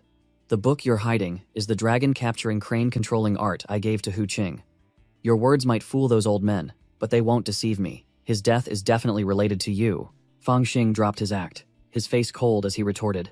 His death was self-inflicted. If you dare, go report it to the sect and see if they believe you. She sneered, raising her hand. Report? No need, I will personally avenge him. Lin Qingxue activated her cultivation, and streams of blue energy surged from her hands. It was the dragon-capturing crane-controlling art. The energy converged into an extremely powerful vortex, aimed directly at Fang Xing. But Fang Xing was no pushover. He used his bare hand to block the incoming sword tip. He growled, and brilliant golden energy erupted from his body, enveloping the sword. The dazzling golden sword energy easily shattered Lin Qingxue's attack. Blocked, Lin Qingxue unleashed an even more powerful blue-purple energy orb. Fang Xing was fearless, swinging his sword directly at the energy orb. Boom! The two streams of power collided, creating a terrifying explosion. Two patrolling disciples were startled by the loud explosion. One panicked. What's happening? Is someone fighting? The other ordered, quickly report to the elder. Amidst the thick smoke and dust, a blurry figure emerged, appearing somewhat exhausted. As the smoke cleared, Fang Xing leaned on his sword, panting, his face stained with blood, yet his eyes were still full of defiance. He muttered, Damn it, this woman is truly ruthless. I didn't expect the fourth layer of spirit movement to be so strong. Lin Qingxue hovered in the air, her killing intent soaring, coldly declaring, Now, go die. She swung her sword down, forcing Fang Xing into a desperate situation. He screamed in his mind, Damn it, I can't dodge. The dazzling purple sword blade reflected in Fang Xing's pupils. Death was imminent. Lin Qingxue poured all her strength into that sword strike, determined to finish off her opponent with one blow. Clang! A bare hand blocked the fatal sword strike. An elder suddenly appeared, intervening in the battle just as Fang Xing was straining to parry the blow. The elder with the yin-yang hat spoke with authority. The sect forbids private duels. Who dares to break the rules? Lin Qingxue quickly retracted her sword, feigning obedience. Elder. This disciple did not come to cause trouble, but... Fang Xing immediately played his card, kneeling on the ground, his face pitiful as he began his act. Elder, senior brother Hu Qing and I received orders to hunt demonic beasts, but he died, and I was fortunate enough to survive. She is senior brother Ho's close friend, and accuses me of being a decoy, so she wants to kill me for revenge. Lin Qingxue was furious, pointing directly at Fang Xing and roaring, You're lying. You were the one who killed Ho Qing, and now you're blaming others. The gossiping disciples around them began to whisper, one bitterly realizing, So, the rumors are true. Disciples with powerful backgrounds will use those without backing as bait. What kind of righteous sect is this? It's no different from a demonic cult. The elder heard this and immediately roared, his face paling. Enough. All of you, shut up. He turned and pointed directly at Lin Qingxue, growling. Impudent. If this boy's words are true, then everything is your fault. Do you know how the crime of private dueling within the sect is punished? Lin Qingxue showed no fear, raising her chin to argue. Elder, even if I attacked first, it was because this boy plotted against Hu Qing. Furthermore, I am a disciple of Shihe Valley. Only an elder of Shihe Valley has the right to punish me. The elder was speechless at her unreasonable argument. Just then, a refined voice echoed from behind. Elder Hong, let me handle this matter. Lin Qingxue was startled, looking up at the sky with a face full of astonishment. Senior sister Ling Yun, with an ethereal aura like a celestial maiden, descended from the sky, her icy gaze fixed on the crowd, making even Elder Hong look up with apprehension. Senior sister Ling Yun, riding a giant white vulture, landed, her aura overwhelming the entire scene, making Elder Hong and Lin Qingxue look up. Fang Xing was stunned, realizing this was the woman who had taken Xiao Man away. Elder Hong immediately tattled to Ling Yun, accusing Lin Qingxue of daring to disregard sect rules right in front of him. Ling Yun calmly covered for her, using the excuse that Lin Qingxue had just completed 49 days of secluded pill refinement and was exhausted. She asked Elder Hong to overlook it and allow her to take Lin Qingxue back for strict discipline. The gossiping disciples whispered again, sarcastically remarking that discipline was just an excuse, and Shihe Valley had always disregarded sect rules. Elder Hong sighed helplessly. knowing full well he couldn't contend with the influence of Shiha Valley. He waved his hand to dismiss the matter, reluctantly agreeing. All right, you handle it as you see fit. Ling Yun turned and gave Lin Qing a perfunctory scolding, then ordered her to follow her back to receive punishment. Lin Qing bowed her head, admitting her fault to her senior sister, but her eyes still held resentment. Suddenly, the enraged girl spun around, roaring, "But I must kill him!" Then unleashed a fatal sword technique towards Fang Xing. Fang Xing reacted in an instant, golden energy exploding as he used his bare hand to seize his opponent's sharp sword blade. Lin Qing froze, unable to believe that her full power strike was so easily blocked by an outer sect disciple. Slap! A resounding smack echoed. Fang Xing didn't say much, immediately giving Lin Qing a humiliating slap across the face. The heaven-shaking slap made Lin Qing stagger, her hair flying wildly, completely losing all face. All the surrounding disciples gaped, utterly shocked by Fang Xing's audacious action. Ling Yun became furious, grabbing Fang Xing's wrist and shouting, "Impudent! How dare you harm a disciple of Shiha Valley?" Fang Xing didn't flinch, retorting sharply, "Senior sister Ling Yun, you saw me slap her. But did you not see her sword pointed at me? Are the lives of outer sect disciples cheap, while the dignity of inner sect disciples cannot be touched?" Ling Yun was speechless, her face changing color as she was hit where it hurt, unable to retort a single word. The crowd began to agree with Fang Xing, asserting that inner sect disciples, especially those from Shiha Valley, were always lawless and arrogant. Elder Hong spoke up to mediate, admitting that Fang Xing had merely acted in self-defense but also reminded Ling Yun that Shiha Valley could not be too overbearing, lest they lose the goodwill of the public. Ling Yun released Fang Xing's hand, her expression still resentful. To save face, Ling Yun promised Elder Hong that she would confine Lin Qing for half a year to properly discipline her. She threw a bag of items to Fang Xing, declaring it compensation from Shiha Valley. Ling Yun and Lin Qing flew away on the giant white vulture, not forgetting to leave a condescending remark. "If you want to find me, just bring this to Shiha Valley, and I will refine pills for you for free." Fang Xing held the bag of compensation, remaining silent. Yu Sanliang secretly hid in the shadows, curiously observing Boss Fang's movements. Suddenly, Fang Xing turned around and was stunned to see a magnificent golden giant sword firmly planted in front of a house. Bang! Xuanzhao slammed the table, his face darkening. Inside the room, a disciple was reporting to Xuanzhao while the masked assassin stood silently, awaiting orders. Xuanzhao's eyes widened, disbelieving. "Are you sure you didn't see wrong?"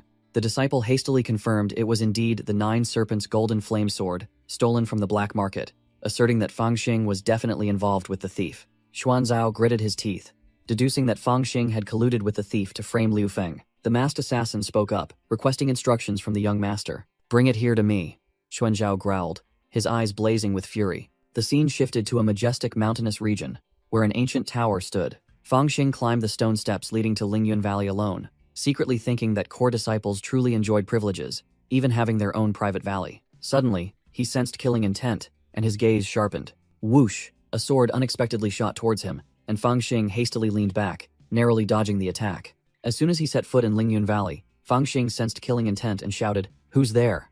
There was no reply.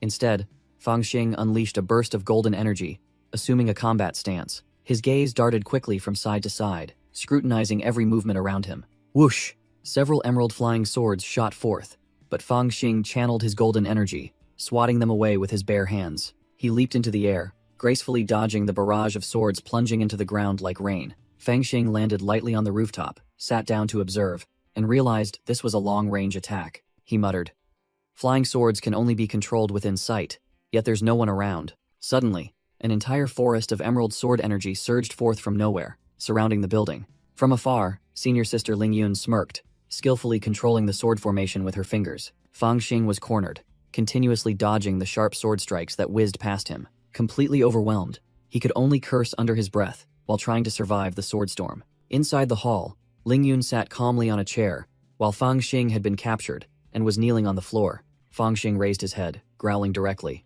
"So, you're behind this? Planning to silence me with flying swords?" Ling Yun feigned innocence, explaining that it was an automatic sword formation at the gate, which she had hastily forgotten to mention, but also praised him for having some skill to pass through it. Fang Xing narrowed his eyes, staring silently, clearly not believing a single word. Seeing his opponent's silence, Ling Yun asked in a challenging tone, "What's wrong? Don't you believe me?" Fang Xing suddenly changed his demeanor, smiling as he replied, "Since senior sister Ling Yun said so, of course I believe you. But I have something to ask. How has Xiao Man been lately?" Ling Yun flinched, slamming the table as she stood up, her voice stammering in shock. "You! How do you know Xiao Man?" A blurry image of the past appeared as Fang Xing recalled their previous encounter. He calmly confirmed, "That's right, I met you back then." Fang Xing feigned humility, saying he was always grateful and wanted to visit Ling Yun and Xiao Man, but hadn't been able to because he wasn't familiar with the way. Clang! Without another word, Ling Yun drew her sword from its sheath, radiating intense killing intent. She pointed her sword at Fang Xing, declaring bluntly, "Let me tell you, ever since I brought Xiao Man into the sect, she has had no relation to you." Ling Yun growled, her eyes sharp. "If you dare bother her again, I will kill you." Fang Xing looked up at the sword tip at his throat, calmly asking a concise question. "On what grounds?" Ling Yun retorted disdainfully. "I am stronger than you. Do you really think I wouldn't dare kill you?" Fang Xing shot back fiercely, challenging. "Then kill me now, or else I'll become stronger than you in the future." Ling Yun was speechless, stunned by the audacity of this lowly disciple. Fang Xing continued to press. "Who do you think you are? A saint who can decide the fate of others?" he yelled, accusing his opponent of arbitrarily taking Xiao Man away and then throwing him into the herb garden as a laborer. Struck at her core, Ling Yun shouted, "Enough!" To cut him off, after a tense moment, she retracted her sword, threw Fang Xing a bottle of healing medicine, and asserted that with his aptitude, he would never have a chance to meet Xiao Man, an inner sect disciple, in this lifetime. Ling Yun turned and walked away, commanding, "I promise to help you refine pills. I will keep my word. Follow me." Before a magnificent golden pill furnace, she directly asked him what kind of elixir he wanted to refine.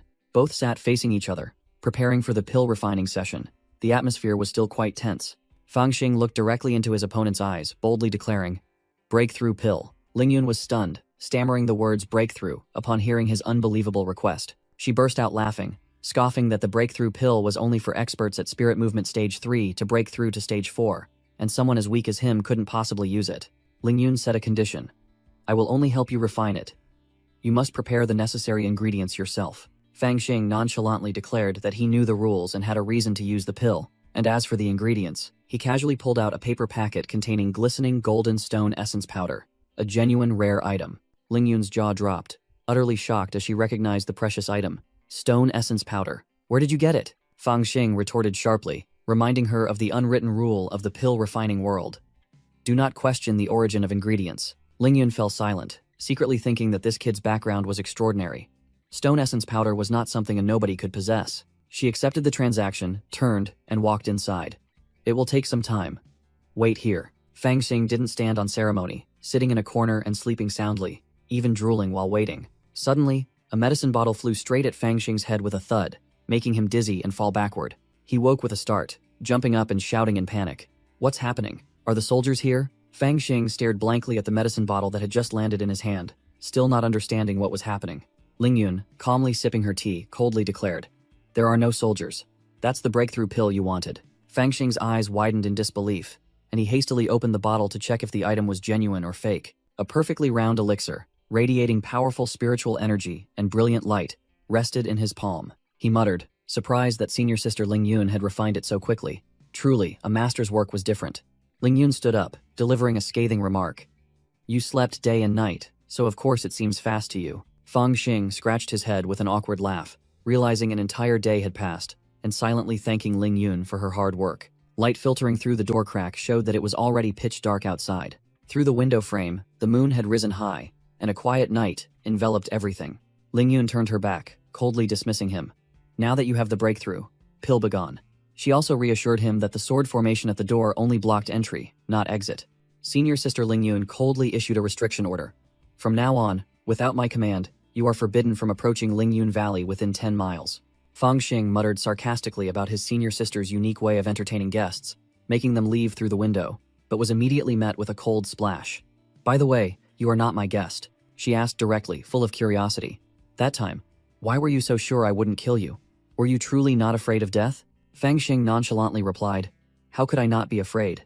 It's just, senior sister Ling Yun. You've never killed anyone before, have you?" Ling Yun was stunned, not understanding what this brat was talking about. Having said that, Fang Xing didn't dally and jumped straight out the window. As he dangled from the windowsill, he explained, "The gaze of someone who has killed before is very different. Even if you were angry, there was no killing intent in your eyes." Ling Yun was completely shocked, wondering how a mere brat could know such things, and what his true identity was. Fang Xing had vanished, leaving senior sister Ling Yun standing alone in the room, speechless. Under the moonlight, she muttered bitterly, "This damned brat certainly knows how to make a quick escape." Fang Xing walked along the deserted stone path under the moonlight, whistling. Suddenly, he stopped, having sensed something amiss. He casually clasped his hands behind his head, calling out to his pursuers.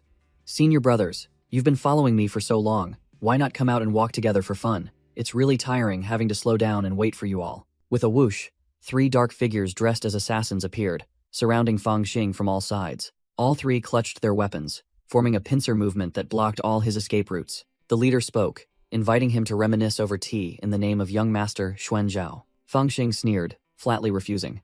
"Young master Xuanzhao? I'm afraid you've got the wrong person. He and I aren't close."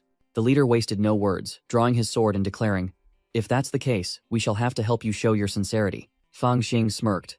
"Of course I don't blame you," then gathered his strength, preparing to face all 3 charging assassins alone. But before Fang Xing could finish his sentence, the 9 Serpents' golden flame sword blazed brightly, emitting an overbearing golden light. Fang Xing smirked defiantly, growling, "Let's see if you're even capable." Scene change. In a dark room, a voice full of contempt rang out. "Trash."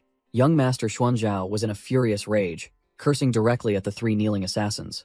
"Fang Xing is just a brat, and you 3 couldn't even capture him and bring him back here?" The assassin leader's face was pale, and he reported with a trembling voice. "Young Master, that brat is too strong. His cultivation is at least at the peak of the 3rd level of spirit movement." Xuanzhao's eyes widened in disbelief. "Peak 3rd level of spirit movement? How can that be?" But the assassin insisted it was the truth.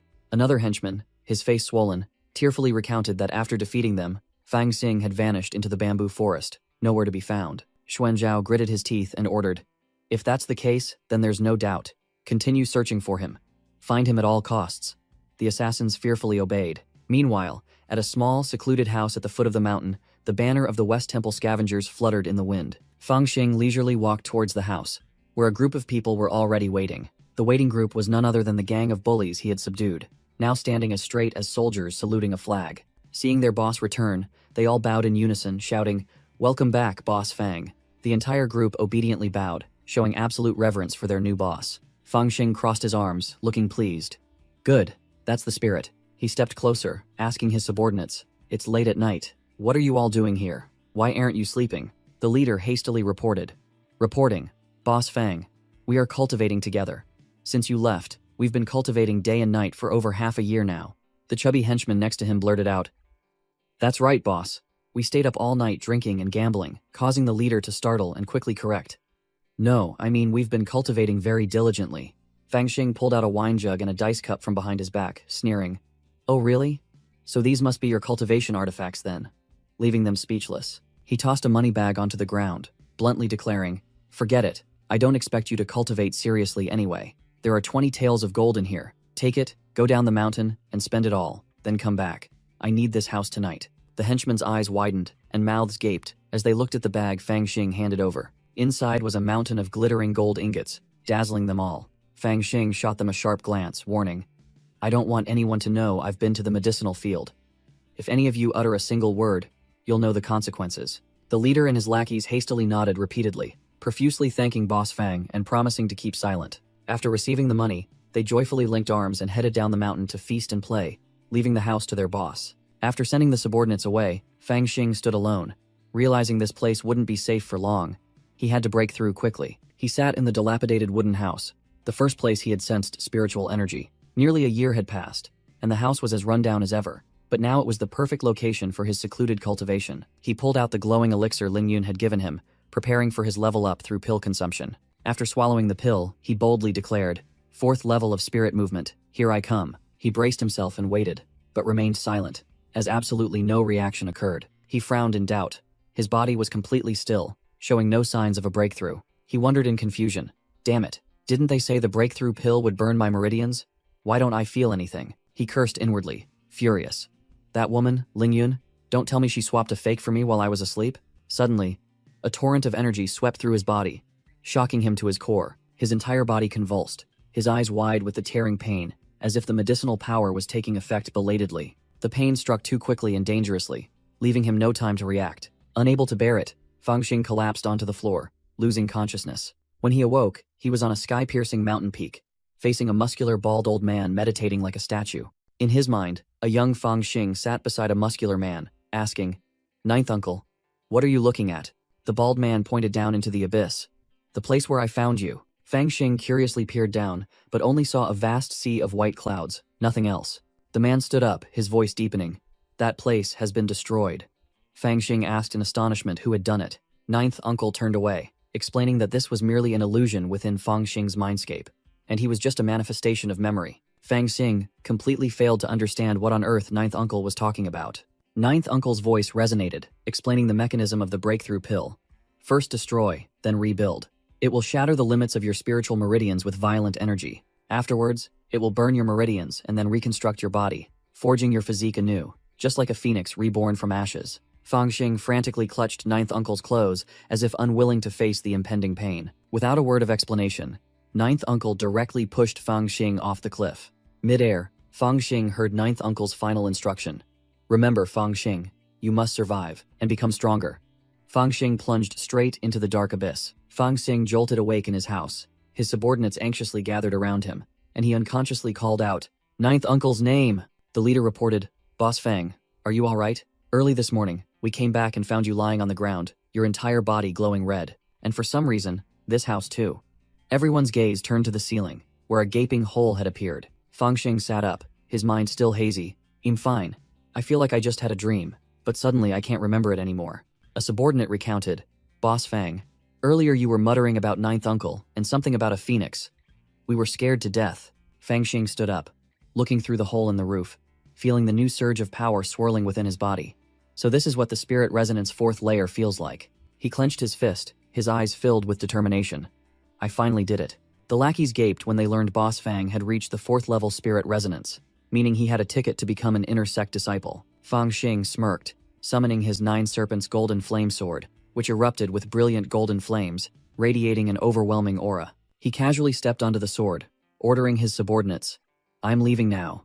You all stay here and cultivate diligently." Before soaring away through the hole in the roof, Fang Xing didn't forget to add, "Oh, remember to use the money I gave you last night to fix the house." Fang Xing flew on his sword, radiating an overbearing aura, shooting straight forward like a streak of a meteor. The subordinates stared blankly after him, their leader scratching his head as he delivered a shocking piece of news. "But we already spent all the money you gave us, senior brother." A chubby subordinate among them watched with admiration. "Sword flight is truly cool. I wonder when I'll reach the 4th level spirit resonance?" The leader immediately smacked the chubby man on the head, snapping, "Stop dreaming. Do you know how many years it takes for a genius like Boss Fang to appear?" In midair, Fang Xing locked onto his target, his gaze sharp. Now it's time to pay young Master Xuanzhao a visit. In a quiet waterside pavilion amidst a bamboo forest, Xuanzhao was seated with a man and a woman. Xuanzhao's face was scrunched in a frown. He was enjoying tea with his 2 friends, but his mood was clearly extremely foul. He complained irritably, "I searched all night but found no trace of that brat. I turned over the entire valley, even the bamboo forest along the mountain road. Could that rascal have left the sect? But I asked the gate guards, and they said they didn't see him." The girl sitting next to him spoke up to comfort him. "Brother Xuanzhao, why be angry? That brat can't hide forever. If he doesn't show up, we sisters will help you, using our connections within the sect, to issue a search notice for him." She continued to offer a venomous suggestion. "If he still doesn't show his face by then, we can accuse him of betraying the sect. The world is vast, but where can he hide if the entire sect is hunting him down?" Xuanzhao secretly gritted his teeth, knowing full well that these good friends were merely gloating. "They say they're helping as friends, but in reality, they're laughing behind my back because my spirit stone powder was stolen." Crack! Unable to control his rage, Xuanzhao crushed the teacup in his hand. He slammed the table and stood up, turning to yell directly at Yusan Liang, who was kneeling nearby. "Speak! You're that brat's lackey. I don't believe you don't know where he's hiding." Yusan Liang's face was drained of color, his voice trembling as he stammered, I truly don't know." Xuanzhao growled, his eyes spitting fire. "Humph. Just you wait. If that rascal isn't found by the end of today, then you'd better prepare to keep Lu Feng company." Yusan Liang was so scared he teared up, secretly cursing in his heart. "Junior brother Fang, this time you've caused big trouble. If only I had known, you should have taken me with you when you fled." As Xuanzhao and his companions were chatting, they saw a streak of light hurtling towards them from the horizon, their faces filled with curiosity. In the eyes of Xuanzhao's female companion, a rapidly enlarging speck of light was reflected. Boom! An earth-shattering explosion blew away the entire pavilion area right in front of them. Xuanzhao and his group were covered in dust after the anything-but-gentle entrance, their faces all bewildered. Xuanzhao snarled bitterly, unable to believe someone dared to interrupt. "You dare." Fang Xing landed arrogantly on his blazing flying sword, his tone full of sarcasm. Brother Xuanzhao, I heard you were looking for me, so I came right away. I hope I didn't scare you? Xuanzhao's female companion was deeply shocked, realizing the opponent's cultivation level. Sword flight is a skill of the 4th level spirit resonance. Could this brat already be an inner sect disciple? Feng Xing turned to look at Yusan Liang, who was cowering in fear on the ground. He frowned and asked the chubby man directly, "Why do I keep running into you everywhere?" Which made Yusan Liang angrily retort, "Do you even have the nerve to ask? Don't, you know why I'm here?" Xuanzhao pointed his sword at Feng Xing's face, beginning his accusations. "Feng Xing, you dared to deceive us. Confess. What's your relationship with that black market thief? Where did you hide the spirit stone powder you stole from me?" Feng Xing's aura erupted as he roared. "Stolen? The spirit stone powder was a reward from the sect to me. You robbed me, and I haven't even settled that score yet. Now you're making my friend kneel. What exactly do you want? Hit where it hurt." Xuanzhao strained his neck and argued stubbornly. "Nonsense. You clearly gave it to me willingly." Feng Xing showed his disdain. "Willingly? Ask your 2 friends if any fool would just give away spirit stone powder for free. If you robbed me, admit it. Don't you have the guts to confess?" Enraged to his core, Xuanzhao mustered his strength and roared, "You arrogant brat, I'll kill you." Yusan Liang cried out in panic, "Junior brother Feng, be careful." While Xuanzhao had already shot forward like an arrow. Whoosh! Xuanzhao was stunned as his sword strike only cut through air. His target had vanished. Feng Xing had already gracefully glided behind him at some point, his speed utterly overwhelming. Wham! A heaven-shattering kick landed squarely on Xuanzhao's face, making his nose bleed like a fountain. Xuanzhao's body flew through the air, bouncing off the ground like a thrown stone. Feng Xing dusted off his hands, uttering a contemptuous remark to the defeated opponent. "You're weaker than me, yet you dared to strike first. I don't think you're the brave type." Yusan Liang knelt on the ground, his eyes wide with shock as he asked, "Junior brother Feng, since when did you become so incredibly strong?" The girl accompanying Xuanzhao cleared her throat, drawing attention. Qin Shinger spoke up, both placating and probing.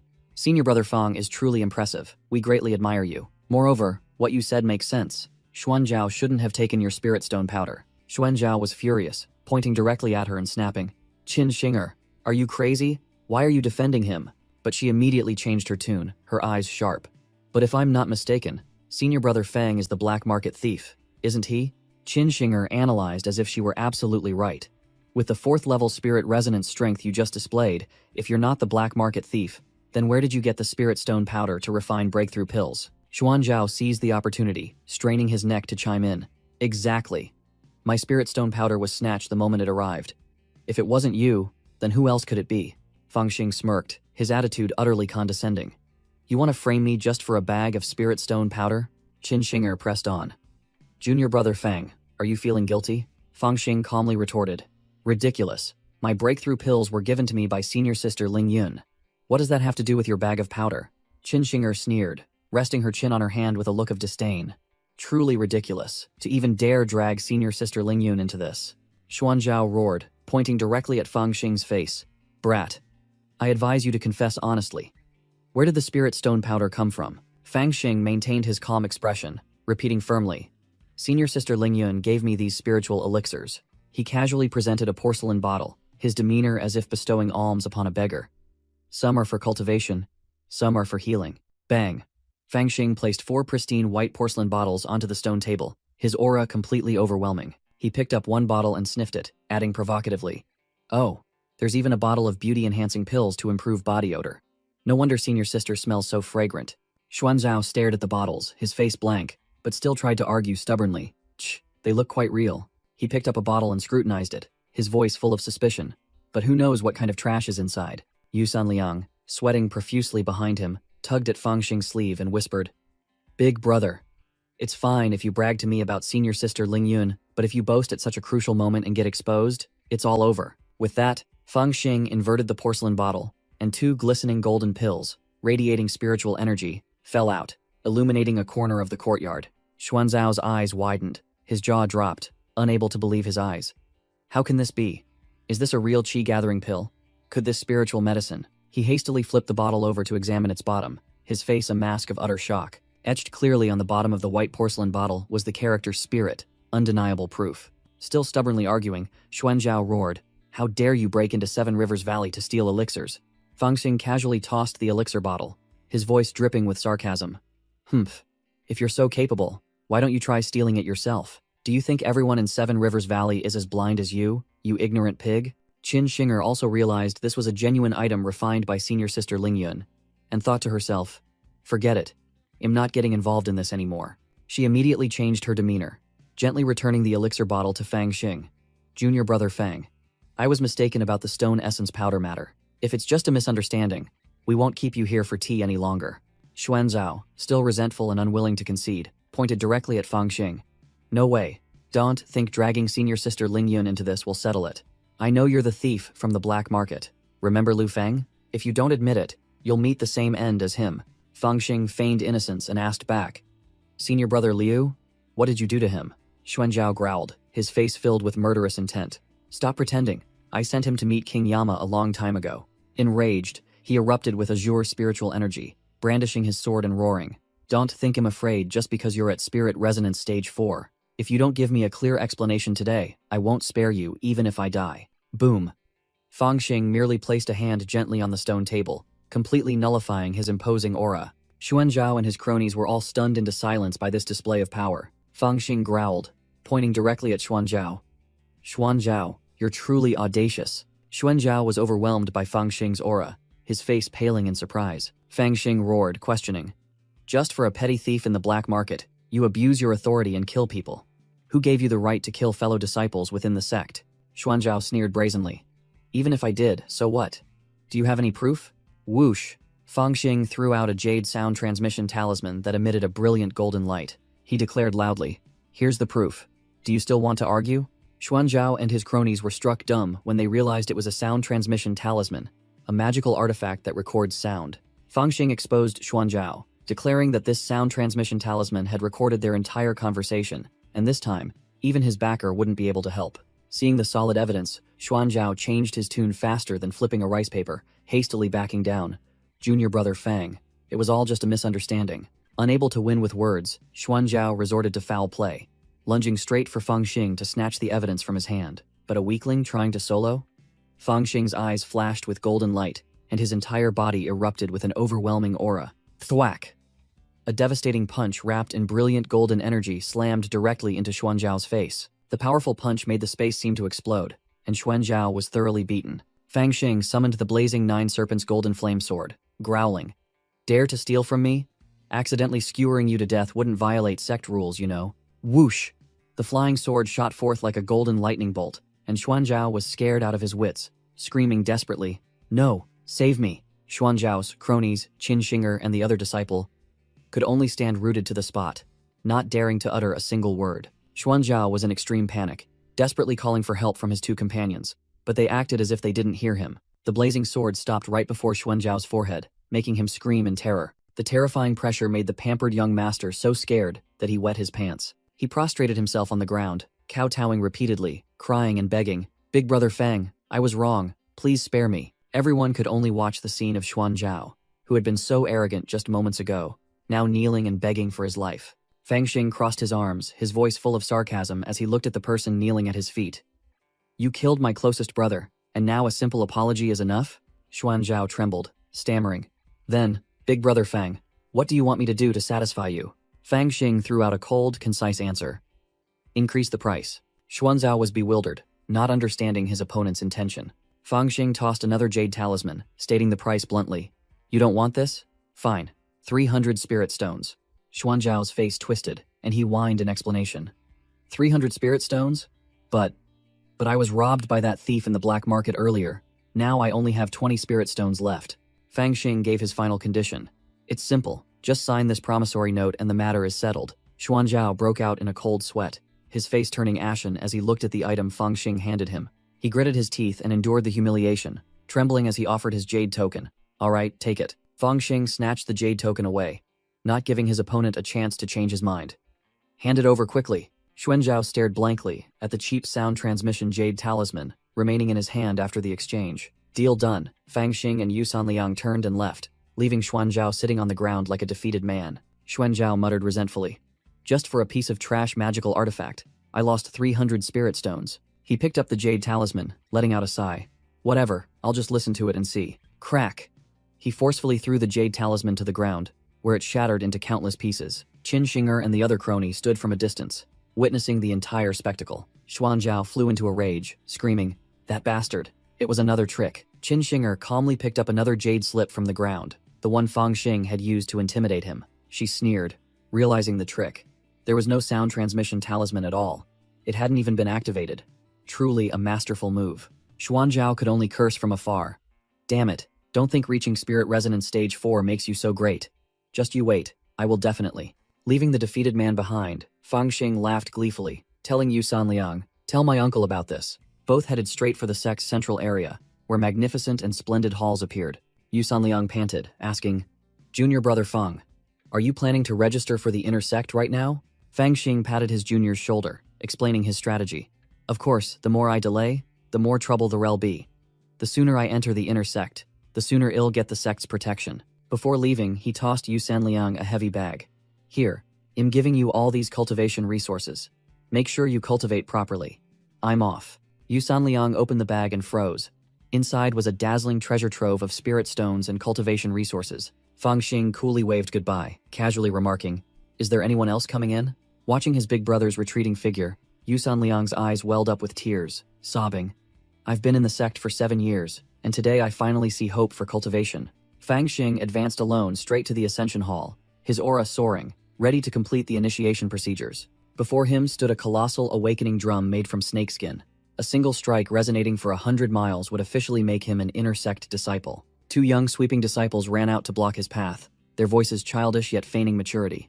"Senior brother, only outer sect disciples who have reached Spirit Resonance Stage 4 are allowed in here. You should leave." Fang Xing merely burst into laughter at the 2 youngsters' naivety. He spread his hand, revealing 2 dazzling spirit stones, and nonchalantly said, "Well said. I have gifts for you." The 2 gatekeeping youngsters accepted the gifts, their eyes gleaming, and immediately fell silent, not daring to utter another word. Without further ado, Fang Xing grabbed a drumstick as thick as a pillar, gathering all his strength to unleash an earth-shattering blow. Boom! A sky-shattering explosion rang out.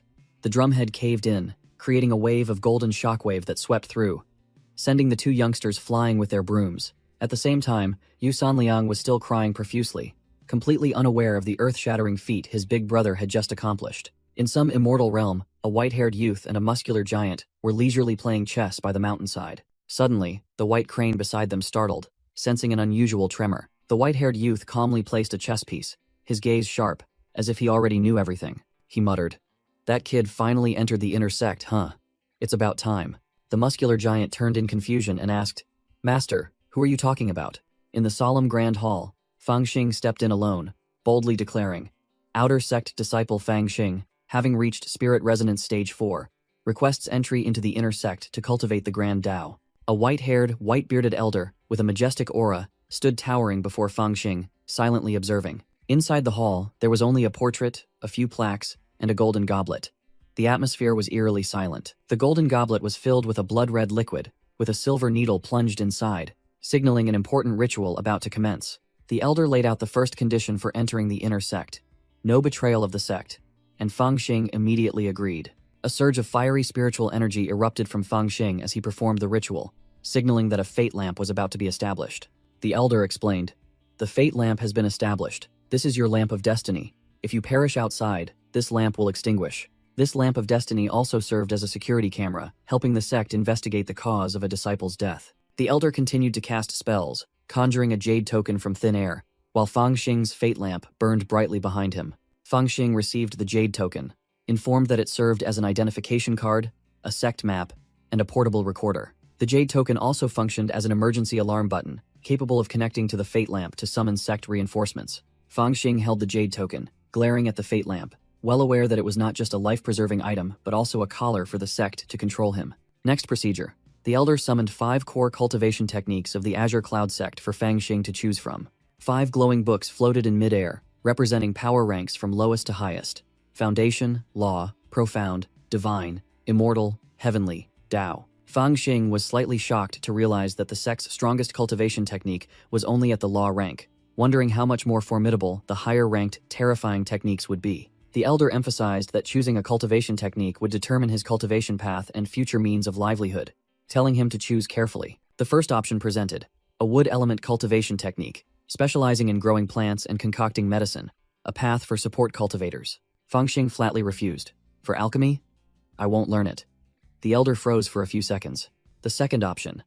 A talisman crafting technique, capable of inscribing charms onto weapons, but requiring masterful calligraphy skills. Fang Xing clutched his head, feigning distress. Just writing characters already gives me a headache. I won't learn that. The elder began to get annoyed, introducing the third option, a geomancy cultivation technique, specialized in divination, array formation, and treasure hunting. Fang Xing waved his hand dismissively.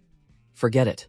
I don't even know how to use an abacus. So what divination and calculations can I do? Slap. Losing patience, the elder gathered the books, veins throbbing on his forehead. He introduced the final cultivation technique, specializing in combat and forging. This is the art of artifact forging, using spirit fire to forge magic artifacts. It's also the easiest way to earn spirit stones. Will you learn it? Fang Xing nonchalantly refused. That's a blacksmith's job. I don't want to learn it. The elder officially exploded, his neck veins bulging as he roared. You won't learn this. You won't learn that.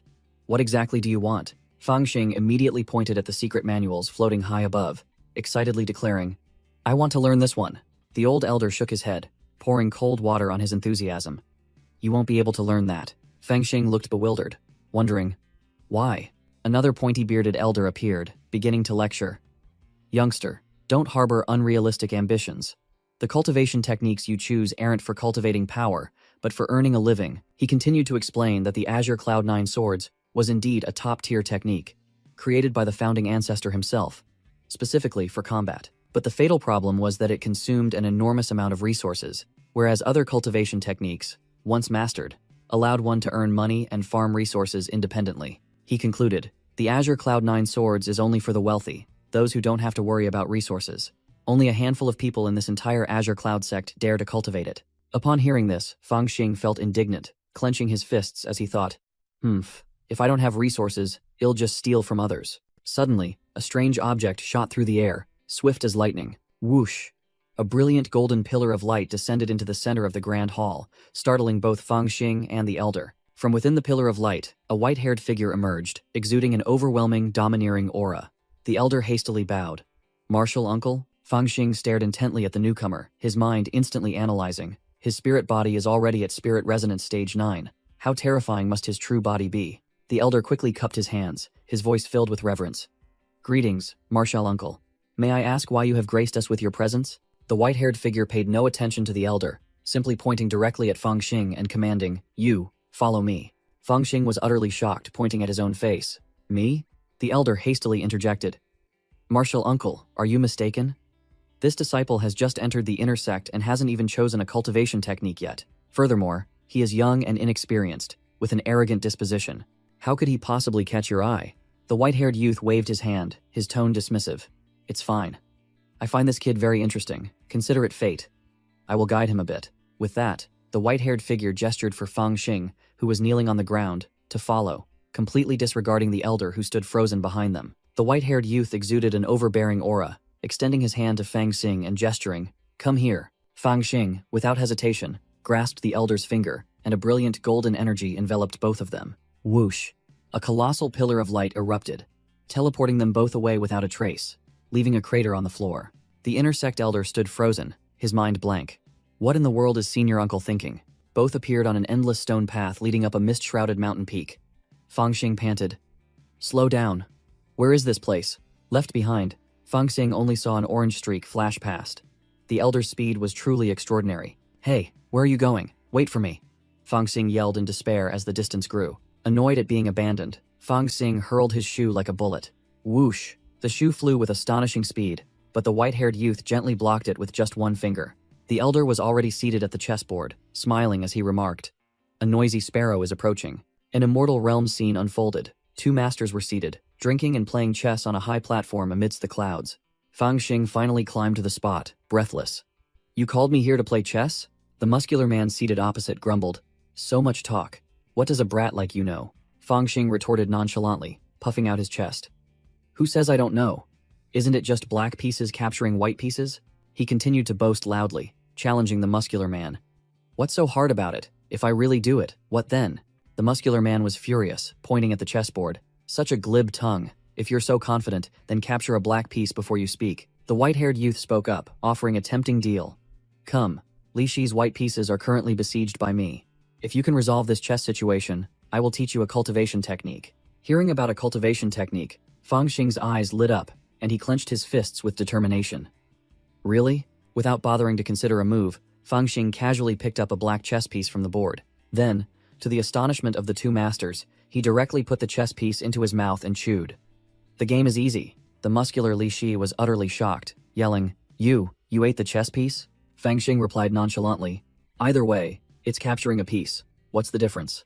He even boasted further, asking the two masters in return, Is eating one piece enough?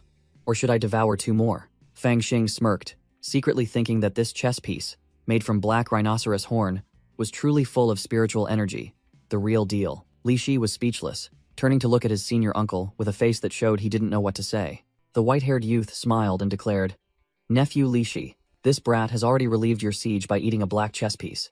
The game ends here. Li Shi joyfully thanked his senior uncle, but was reminded, The one you should thank is that fellow who ate the chess piece for you. Li Shi turned and patted Fang Xing's shoulder, his attitude doing a complete 180-degree turn. You're quite good, kid. Come to my soul-severing valley someday, and I'll reward you handsomely. Fang Xing chuckled, scratching his head to change the subject. Never mind, you haven't even said how you'd thank me. The muscular Li Shi suddenly vanished, leaving Fang Xing bewildered, not understanding what had happened. The white-haired youth coldly asked, Nephew Li Shi has returned. As for you, I don't think there's any need to teach you more cultivation techniques, because someone just entered the sect and already plundered all the spirit stones from the black market. He continued to expose the crimes.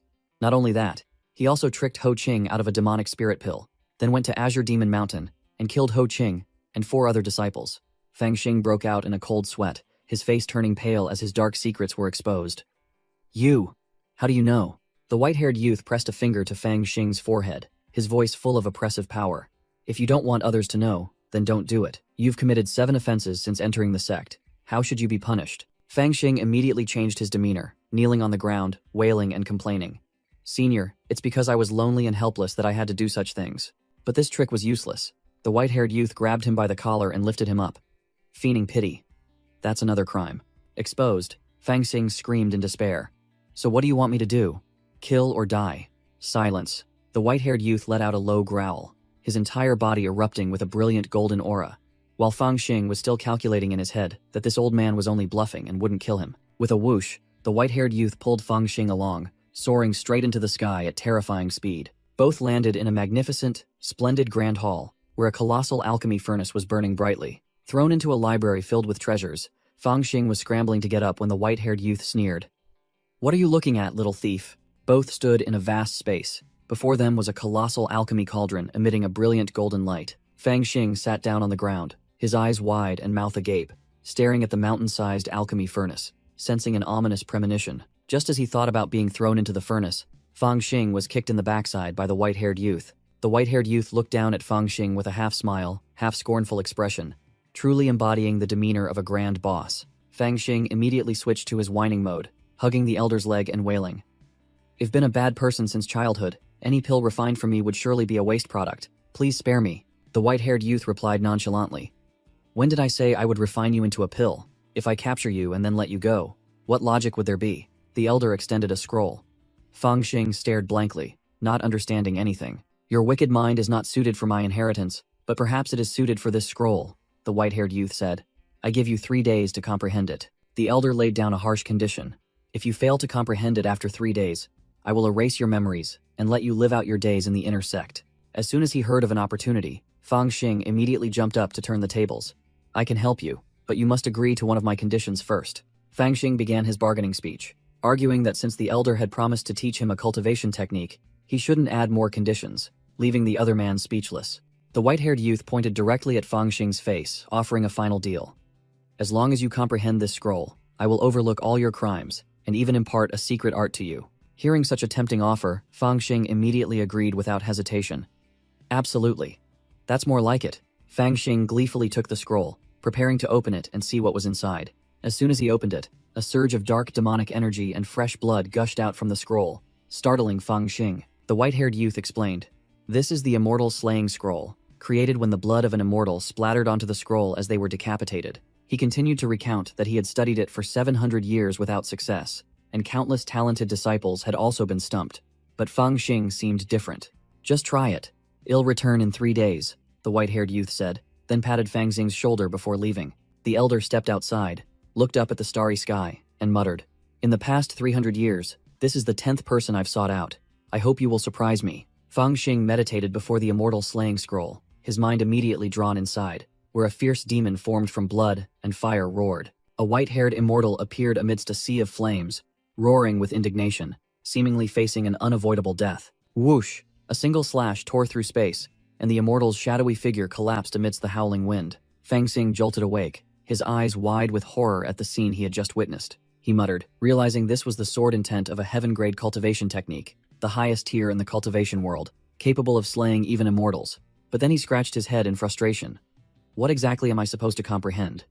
What on earth would someone about to be beheaded be thinking? In his mind, Fang Xing recalled a scene of himself with a bald executioner holding a blade to his neck, wondering if he had been afraid then. The colossal blade swung up, carrying a chilling, killing intent. Fang Xing put himself in the shoes of the dying man, trying to feel it, but then shook his head. No, there's no resonance. He realized that the person in the painting, who was about to be beheaded, felt no fear at all. Another memory flooded back.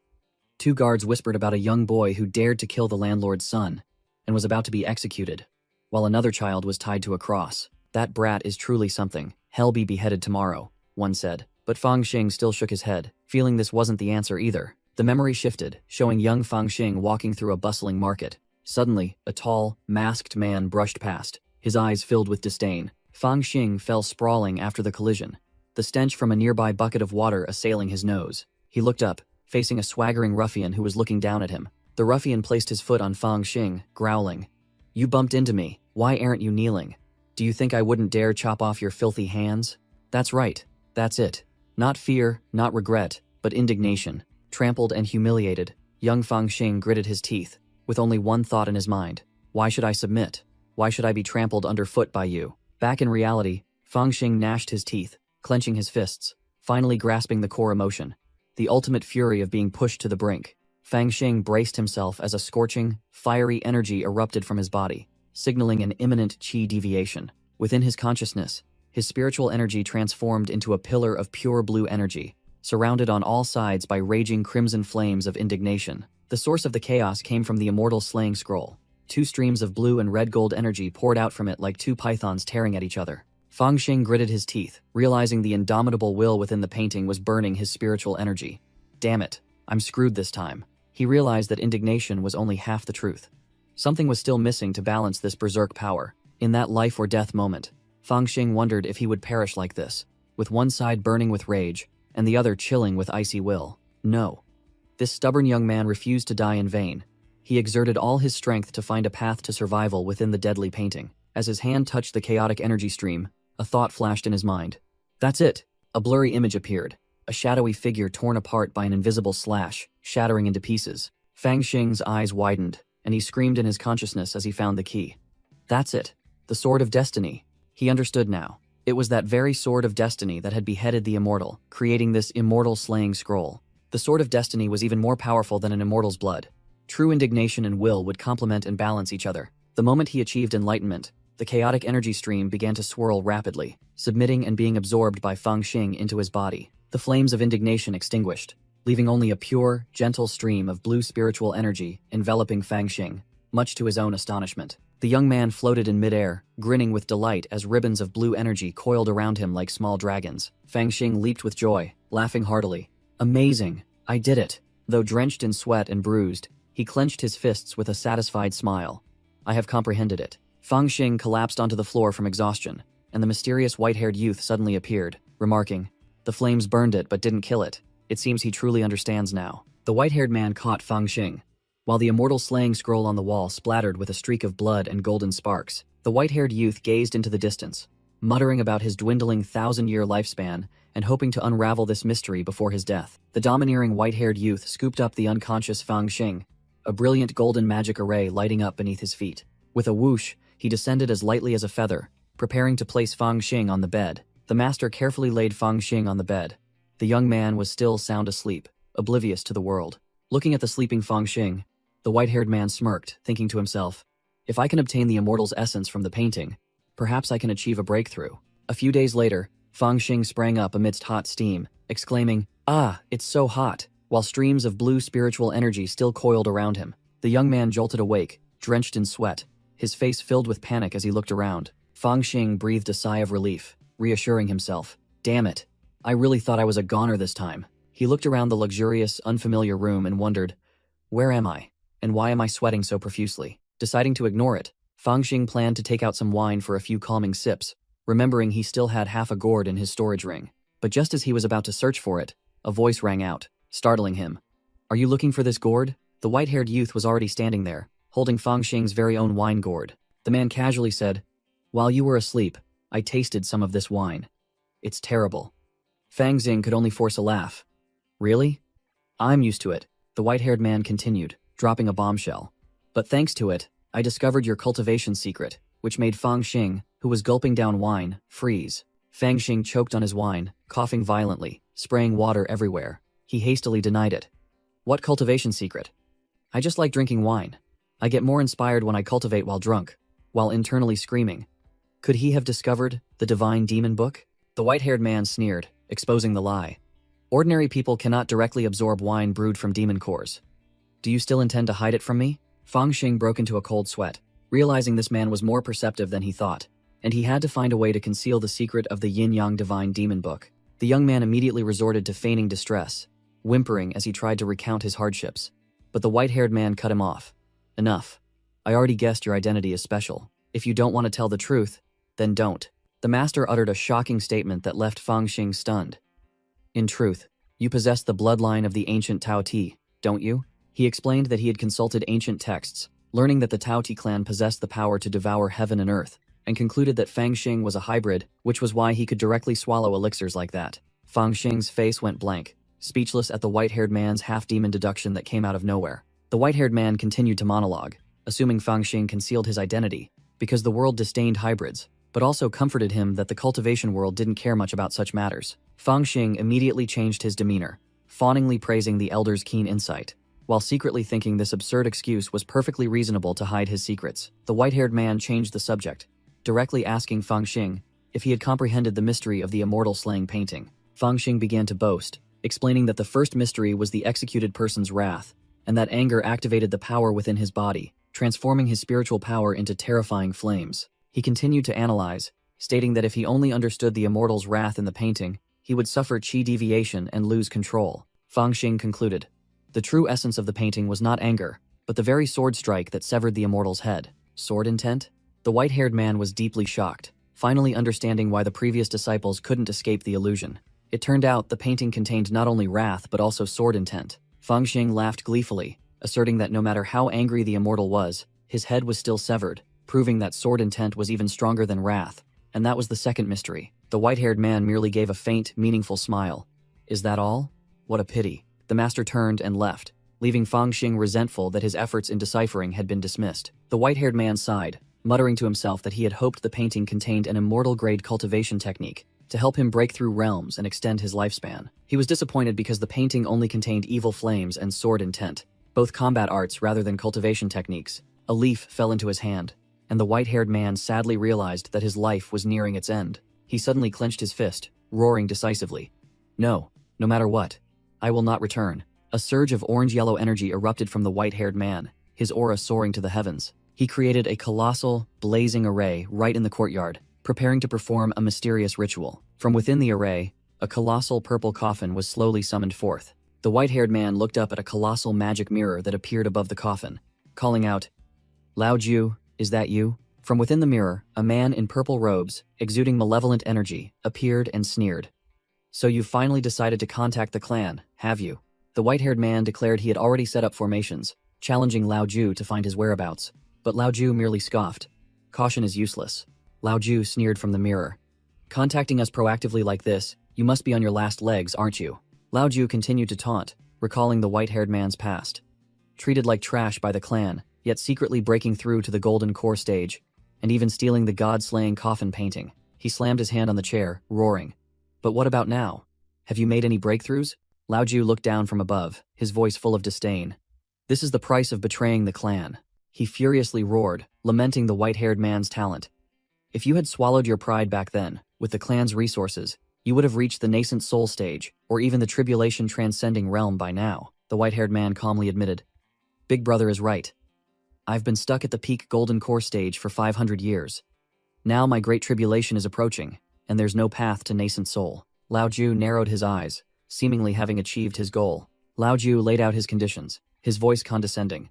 Bring the painting back. Apologize to third brother, and I will speak on your behalf. With the clan's resources, you still have a chance to break through. The white-haired man exploded, veins bulging as he roared. Apologize to him? That bastard committed such a heinous act, and now you want me to apologize to him? What about my child? Lao Ju appeared cold, dismissing his pain. Is that so important? It's been 700 years. I thought you had come to terms with it. The white-haired man gave a faint, defiant smile, declaring he had indeed come to terms with it, and sneering at the clan's plans. He pointed directly at Lao Ju through the mirror, declaring war. I contacted you not to return home. I'm about to die, and I will spend the rest of my life shattering the clan's plans, making you all taste regret. Lao Ju panicked as the connection broke, shouting, Don't do anything reckless. Crack. The magic mirror shattered into pieces, completely severing the conversation. Everything returned to silence, leaving only the white-haired man standing alone on the stone platform, his aura resolute. The scene shifts. On the table were 2 empty porcelain bottles and a few leftover pills. Fang Xing sat on the ground, tilting the wine gourd upside down, his face bewildered. It's all gone? He mumbled, utterly bewildered. His cultivation hadn't increased despite fully absorbing the spiritual energy from the wine, which was completely illogical. Fang Xing checked his body and noticed an incredible change. Is it an illusion? The spiritual energy within me seems to have become purer. Fang Xing decided he had to immediately test how formidable his new power was. Test targets. Empty bottles, books, potted plants, and a ceramic vase. Fang Xing circulated his cultivation technique, his hands gathering brilliant golden spiritual energy, and shouted, Come here. A dazzling golden dragon-shaped energy burst forth, sweeping all objects in the room into the air. He delightedly realized his martial skills had become significantly stronger, despite his cultivation remaining unchanged. When suddenly, a loud shout rang out.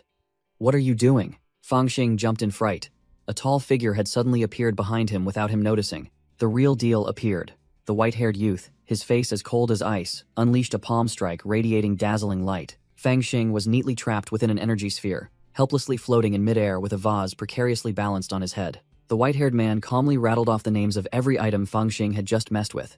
Cultivation techniques, pills, jade bottles, all genuine articles. He resentfully picked up a branch, growling. And the flower I painstakingly cultivated for 300 years, which was supposed to bloom in 3 days.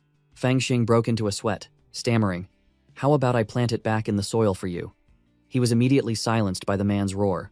With an unamused expression, the white-haired man tightened his grip on the branch and commanded, You, follow me. True to his word, he dragged the energy sphere containing Fang Xing to fly behind him, ignoring Fang Xing's shouts of not knowing how to move. Both landed in a vast courtyard, its architecture ancient and majestic. The white-haired man now wore a black blindfold, perched on a stone pedestal, and commanded, Come here. Seeing Fang Xing still hesitating afar, he coldly added, Closer. Fang Xing swallowed, cautiously stepping closer to the senior brother who didn't seem very friendly. Suddenly, the white-haired man grabbed Fang Xing's clothes, yanking him forcefully forward. Fang Xing panicked and pushed him away, yelling, No way! What are you trying to do? I'm not selling myself just for a flower. The white-haired man froze, his mind unable to process Fang Xing's self-infatuated remark, only able to mumble blankly, Body. Fang Xing strained, refusing to yield to the white-haired man's pressure. The white-haired man couldn't help but burst into laughter at the boy's self-admiration. He smiled meaningfully, his hand radiating a brilliant golden light.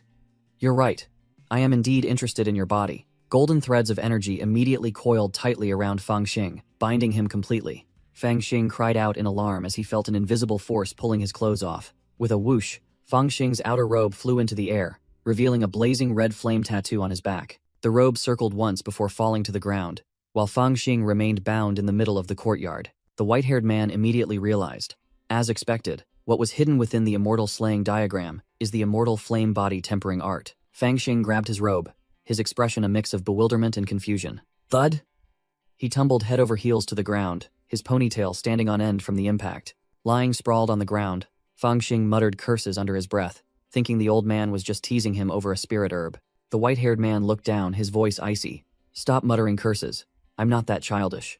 Fang Xing flinched, startled that his thoughts had been read. Fang Xing scrambled up, clutching his robe to cover himself, as the white-haired man commanded, Stand up, I have something to ask. He questioned why Fang Xing hadn't bothered to learn the sect's 4 orthodox cultivation arts. Fang Xing pouted, replying, "Those are just for blacksmiths and talisman painters. I won't learn them." The white-haired man raised an eyebrow, asking further, "Then, in your eyes, what kind of martial art is truly worthy?" Fang Xing's eyes blazed with anger, and he declared in a low growl, "Naturally, it's the Azure Cloud 9 swords. Other things, even with resources, aren't as strong. If I'm going to learn, I must learn the strongest." He clenched his fist, his gaze resolute. Only with power can one decide the fate of others. Without power, one is merely a fish on a chopping block. The white-haired man poured cold water on his enthusiasm. The Azure Cloud 9 swords might be the strongest in this sect, but on this continent, it's nothing special. He looked directly into Fang Xing's eyes, asserting, "So even if you learn it, you won't be the strongest." Fang Xing didn't flinch, retorting sharply, "Then I'll learn it first, and then learn something stronger." The white-haired man reminded him that a sect's foundational art wasn't something one could simply obtain. Fang Xing, shirtless and showing off his abs, declared brazenly, "Then I'll steal it. I must learn it no matter what." The white-haired man looked down, his tone both sarcastic and instructive. "But if you're so weak, how will you steal other people's martial arts?" Fang Xing scratched his head, his mind unable to keep up. "So what should I do now?" The white-haired youth adopted the air of a master, suggesting another path. "You don't have the strongest martial art, but you possess the strongest cultivation method, and it suits you quite well." Fang Xing's eyes lit up, eagerly asking, "What is it?" The white-haired man's face grew serious, and he uttered 2 fateful words, "Combat cultivator." Fang Xing was bewildered, his face contorted in confusion. "Combat cultivator? What the hell is that?" The white-haired man began his introductory lecture, summoning illusions of various artifacts and pills. Cultivators rely on their skills to make a living. Those skilled in alchemy are called pill cultivators. Those skilled in crafting are artifact cultivators. And there are also talisman cultivators. Formation cultivators. He elaborated, the scene expanding across the southern continent. That's just within the Azure Cloud sect. Outside, there are also those who specialize in raising demonic beasts, cultivating spirit fields, and even cultivating in pleasure districts. The white-haired man concluded, "In short, the cultivation world is more complex than you imagine, and all of them toil solely for 2 words, resources." After hearing this, Fang Xing's mind started calculating in a roguelike manner. What the hell? If only there were a type of cultivator who specialized in robbery, that would be great. The white-haired man continued his lecture, creating an illusion of a golden glowing cultivator in battle. Combat cultivators are the most special kind. They don't refine pills, nor do they craft artifacts. They dedicate all their energy to studying techniques and martial arts. Upon hearing this, Fang Xing's eyes shone like headlights, and he clenched his fists in excitement. "I like that. I want to become a combat cultivator." The white-haired man extinguished the boy's excitement. "It's not that simple. Combat cultivators are special because they have no resources of their own. If their cultivation isn't successful, even surviving day to day is difficult." He sketched a pyramid of power with golden light. Therefore, only 2 types of people choose this path. One is the privileged children, the geniuses of major sects, who never have to worry about resources. Another illusion appeared, a lazy man sprawled on a stream of green energy. The second type are the incompetent good-for-nothings, too lazy to refine pills, too ignorant to draw talismans, getting headaches from formations, merely borrowing the name of combat cultivator to escape reality. The white-haired man placed a hand on Fang Xing's shoulder, summarizing bluntly, "To put it plainly, combat cultivators are either geniuses or trash." Fang Xing's face fell, and he mumbled, "But I don't belong to either of those types." The white-haired youth sneered, his eyes full of hidden meaning. "Are you sure you're not the second type?" Fang Xing puffed out his cheeks in annoyance. "I lack money, not brains. Are you keeping me here for half a day just to mess with me?" The white-haired man calmly replied, "What's the rush? I said you're suited to be a combat cultivator for another reason," he explained as he walked. "Because you have comprehended the immortal slaying diagram and possess the Samadhi true fire, you were born with a combat cultivator talent superior to others." Fang Xing was bewildered. Samadhi true fire? What the hell is that? An illusion appeared of a cultivator engulfed in crimson-purple flames, explaining that this was the immortal flame of the Divine King Tribulation transcending realm, refined from 7 emotions and 6 desires. The white-haired man smirked. The formidable aspect of the Samadhi true fire is that it not only causes physical damage, but also attacks the divine sense, making it extremely difficult to defend against. Fang Xing's eyes shone brightly, and he touched the flame tattoo on his back. "So, I've already mastered this incredible thing?" The white-haired man immediately poured cold water on him. "You only possess the rage fire of Samadhi. You're still missing 2 other types, tens of thousands of miles away from the legendary flame." Fang Xing blinked, his mind starting to process. Rage fire? Could the flame within the immortal slaying diagram be one of those true fires? The white-haired man confirmed, an illusion of the silver-haired immortal roaring in fury appearing. Indeed, that old immortal's unyielding will before death stirred up the rage fire, and when you resonated with it, you awakened the rage fire within your body.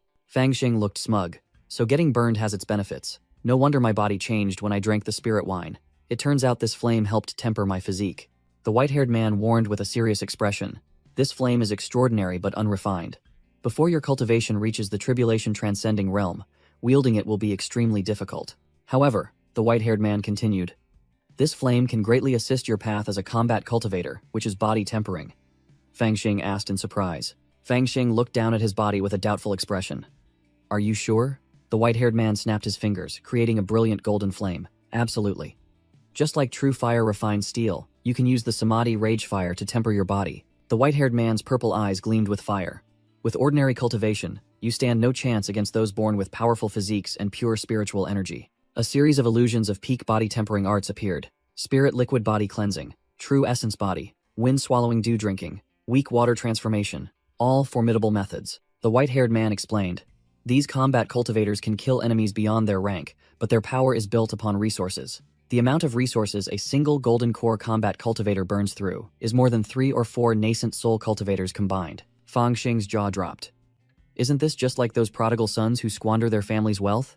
The white-haired man flicked Fangxing's head, growling, nonsense, it's not wasteful. It's just that combat cultivators inherently consume more resources than ordinary cultivators. He explained clearly.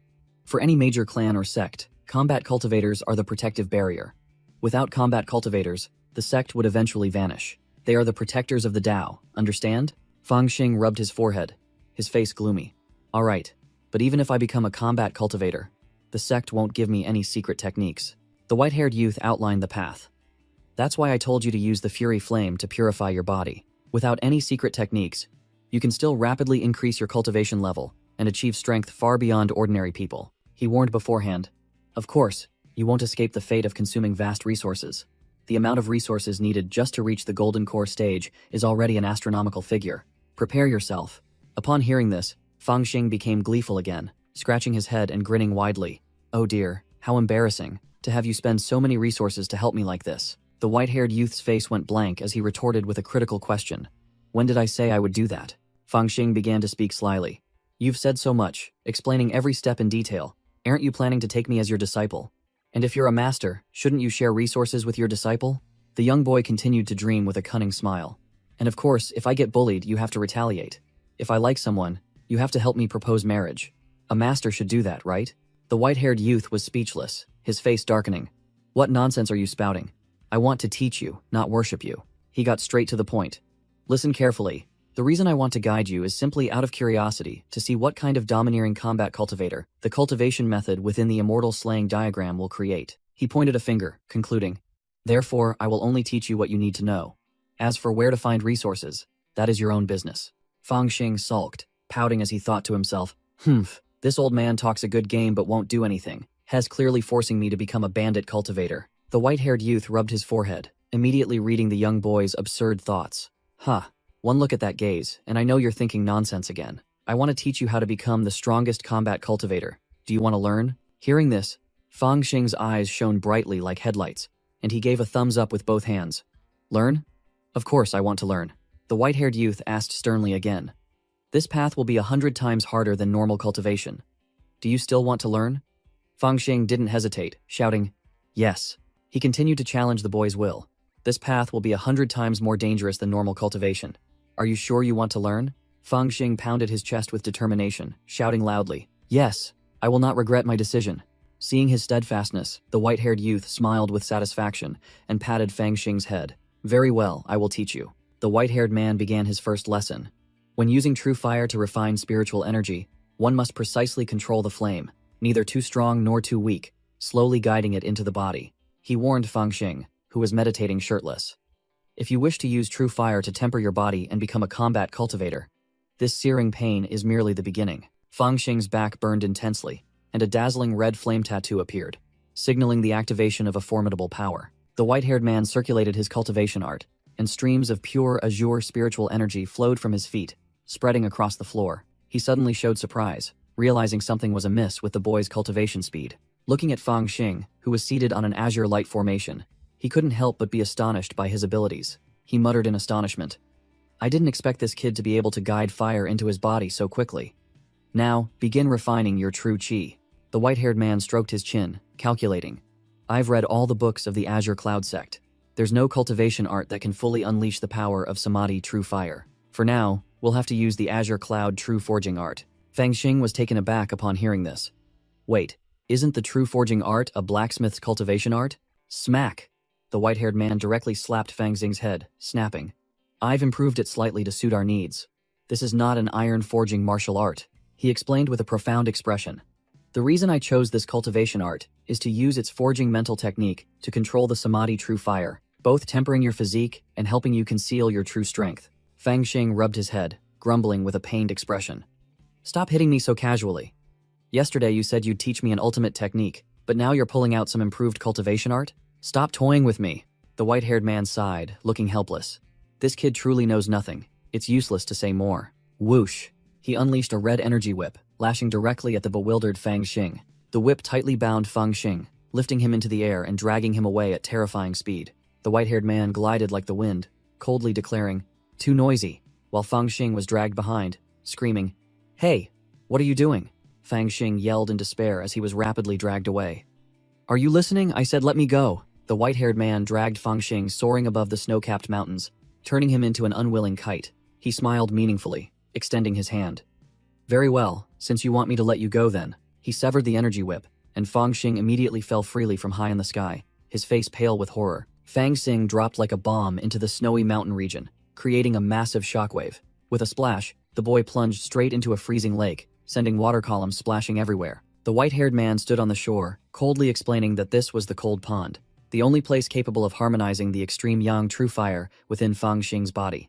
Underwater, Fang Xing bitterly cursed under his breath. Damn old man, daring to tease me all day. Just you wait, when I get to shore, I'll spit water in your face. Without another word, Fang Xing circulated his cultivation art, and two sharp streams of yellow energy shot out from his feet. The white-haired man immediately showed off, unleashing a dazzling golden energy orb, introducing it as the upgraded version of the Azure Cloud True Forging art. Fang Xing swallowed hard, his eyes wide with shock, as he realized this man could upgrade a mid-tier cultivation art to a high-tier one in a single night.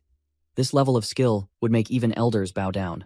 The boy began to be suspicious, wondering why such a master would bother teaching him, but the white-haired man interrupted his thoughts. Don't dawdle, sit down and meditate. Fang Xing began to regulate his breathing, secretly thinking that although the white-haired man was very mysterious, he didn't dislike him, even feeling a certain resemblance. The white-haired man meticulously instructed, circulate the spirit fire within your body. Convert spiritual energy into external spirit fire, then use the chi refining method to temper your body and absorb spiritual energy. Fang Xing sneered, confident in his own formidable power. Whatever, I have the yin-yang divine demon book. Let's see what tricks the old man has up his sleeve. Anyway, I have nothing to lose. The boy began to circulate his cultivation art, but instead of an azure flame, a fierce surge of blazing red rage fire erupted. A drop of frigid energy from the lake fell, colliding with the flame and creating a violent reaction. From afar, the white-haired man was still monitoring Fang Xing's cultivation process within his observation orb. Suddenly, the white-haired man's expression changed, realizing something was wrong. Damn it! Fang Xing screamed in pain, his body invaded by dark energy, showing signs of chi deviation. The white-haired man immediately acted, yelling loudly. Quickly calm your mind. Use Heavenly Gang Sword Chi to extinguish the flame, and unleashed a stream of golden energy to suppress it. Fang Xing was locked tightly within a dazzling golden pillar of light, struggling in pain as that formidable energy purified his body. The boy tried to resist the energy wall, but was completely powerless against the white-haired man's strength. The white-haired man pressed his face close to Fang Xing, his eyes sharp as blades, questioning in a low, harsh voice. Fang Xing, what is the meaning of the two words true forging in the Azure Cloud, true forging art? Speak. Fang Xing screamed in agony, enduring the process of purifying impurities to rediscover his true self. After the process concluded, the boy lay exhausted and motionless on the cold snow, the dark energy having vanished. In his daze, Fang Xing could only utter a single word, sword. The white-haired youth descended from above, his spirit body hovering beside the disciple lying sprawled on the ground. Fang Xing woke up, coughing violently, fresh blood trickling from the corner of his mouth. The boy angrily punched the ground, roaring, Damn it! Failed again. The white-haired man coldly spoke. Still have the strength to punch the ground? As I see it, you haven't failed at all. Hearing this, Fang Xing's eyes lit up with hope, and he stammered, Really? So I've been accepted into the sect? Smack! The white-haired man grabbed Fang Xing's face, squeezing it mercilessly. His master directly trolled him. In other words, you've been very successful in becoming a highly intelligent, talking piece of roasted meat. Fang Xing forced a laugh, trying to salvage the situation. I didn't expect you to enjoy such dry humor. The white-haired man stared with a deadly gaze. Do you find this very funny? Fang Xing immediately changed his attitude, seriously shaking his head repeatedly. Not at all. It seems you're fine now. Continue, the white-haired man said, then drew his leg back. A merciless kick sent Fang Xing flying straight back into the freezing lake. Sitting in the lake, Fang Xing angrily pointed towards his master, who was meditating in a protective orb. Hey! Blatant abuse of power. A small bird perched on a branch, tilting its head and looking at the noisy scene below. Boom! A giant ice pillar exploded again, and Fang Xing yelled in helplessness. Damn it! It's ruined again. The boy sprang up, yelling towards the shore. How many times have we practiced this already? Don't interfere anymore, this time let me do it myself. And received a cold agreement. Fang Xing took a deep breath, closed his eyes, and began to focus and calm his mind to try again. Beneath the tranquil water, countless air bubbles began to rise, signaling a fierce change. A blazing red flame erupted from the lake's surface, while the white-haired young man watched from afar on the shore. Fang Xing braced himself, his entire body submerged in red flames amidst the icy water, attempting to merge the two energy sources. The white-haired master narrowed his eyes, his expression serious as he closely monitored every development. Fang Xing trembled as he formed hand seals, pouring all his will into controlling the surging energy on the verge of explosion. After a struggle, the young man winked confidently, determined to give his all for the final attempt. He roared a battle cry, "Go, and burn everything." But the blue energy backlash struck him directly, causing Fang Xing to cough up fresh blood. The young man was flung into the air by the energy explosion, his entire body paralyzed by the shock. The white-haired man realized something was wrong, immediately preparing to intervene. Something is amiss. From the lake's surface, a massive current of water began to swirl, condensing into the shape of a dragon. A majestic water dragon, formed entirely from spiritual energy, its water scales shimmering. The water dragon roared resonantly, its power stirring an entire area of space. The white-haired man stood watching the result, unable to hide his astonishment. Did he actually succeed? Fang Xing lay exhausted on a rock, while the master coldly announced, "It seems you succeeded on your 7th attempt." Fang Xing sprang up full of vigor, flexing his muscles boastfully. "That's right. I feel like I can punch through mountains now." He was then told that his body had been tempered, and his spiritual energy was 3 times denser. The young man touched his 6-pack abs, delightedly showing off his breakthrough, praising the body-tempering secret art of the 3 essences true fire as truly authentic. The white-haired man continued his lecture, saying that even if other cultivators of the same level didn't possess spiritual energy as pure as his, he then handed Fang Xing a bottle of spiritual medicine, making the young man happily accept it and ask what good stuff he had today. The master, expressionless, concluded, "But they also didn't burn through my 300-year elixir reserves in 6 months, while Fang Xing was cultivating voraciously." Fang Xing gulped down the medicine, casually tossed the empty bottle away, and grinned widely. "Ha, I'll help you throw away the empty bottle. No need to thank me." The white-haired man ignored him, explaining that the resources spent were not in vain, as Fang Xing now had the foundation of a combat cultivator thanks to the 3 essences true fire. Fang Xing saluted confidently, promising to diligently cultivate this body-tempering technique upon returning to the inner sect. The white-haired man's face stiffened as he asked, "Who said you could return to the inner sect?" This made Fang Xing freeze. The mysterious master ordered Fang Xing to follow him down the mountain to cultivate, an overwhelming aura emanating around him. Both rode on clouds, flying away.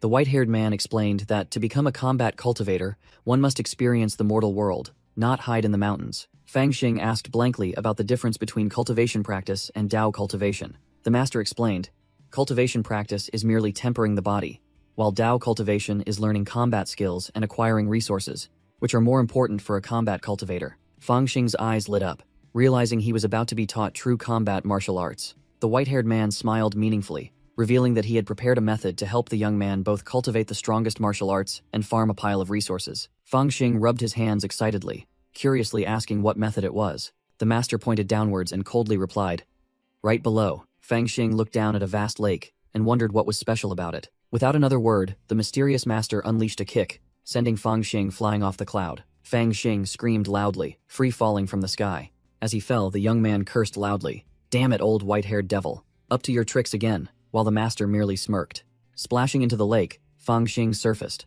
pointing skyward and questioning, "What the hell did you kick me down here for?" The master explained from above. "Beneath the lake is a level 6 demonic serpent, about to transform into a flood dragon. Your mission is to slay it to both train and farm demonic cores. Fangxing protested loudly. Is this what you call a great method? I'm only at spirit agitation stage 4. Are you telling me to kill it, or offer myself as its meal? The white-haired man coldly concluded. Today you can find 1,000 reasons to refuse, but later, when facing powerful enemies, you'll only have one life. Fangxing's eyes widened, stunned by the insane task his master had just assigned. From above, the master threw down several yellow talismans, his voice full of challenge. If you can't defeat it, use these talismans to escape, but if you do, you'll only be considered mediocre. Fangxing sat down on a rock, arguing back.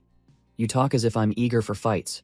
Haven't I had a single day of rest in the past 3 years? He began to complain, recalling the scenes of fighting flood dragons day and night underwater. Then came the time he was thoroughly beaten by demonic tigers in the mountains. 2 years ago, you threw me into the northern Chu desert to celebrate the Mid-Autumn Festival with evil spirits. Last year, you tossed me into the northern Chu jungle to celebrate Valentine's Day with a horde of corpse demons. The time before that, you made me steal spiritual herbs, and a 7-colored phoenix chased me until my pants nearly fell off. The white-haired man smirked, his gaze sharp. So, with all that experience, if I tell you to go slay a level 7 demonic beast now, do you dare? Provoked, Fangxing sprang up, his fighting spirit surging. If it's a kill, then ill kill, no matter what it is. The master nodded, explaining that although Fangxing's cultivation realm was only spirit agitation stage 4, the spiritual energy in his body had reached stage 7, enough to contend with a level 7 demonic beast. Fangxing was still worried, quickly cautioning, that sounds great, but if I get seriously injured, don't abandon me. Last time I was thrown into a horde of corpse demons, they almost ate my brain. The white-haired man offered a rare smile, replying gently. Have I ever truly abandoned you? The master extended his hand, giving Fangxing something. In Fangxing's palm was a jade-green seashell-shaped token. He asked blankly, What is this? The white-haired man casually replied, Keep it safe. When the time comes, use it to get married. Fangxing froze for 5 seconds, his face flushing red with shock. The master threw down a talisman, then turned and flew away, leaving a message. From today, you no longer need to follow me. Just return directly to the inner sect. Beneath the lake's surface, Fangxing clenched his fist, his eyes burning with determination. Boom!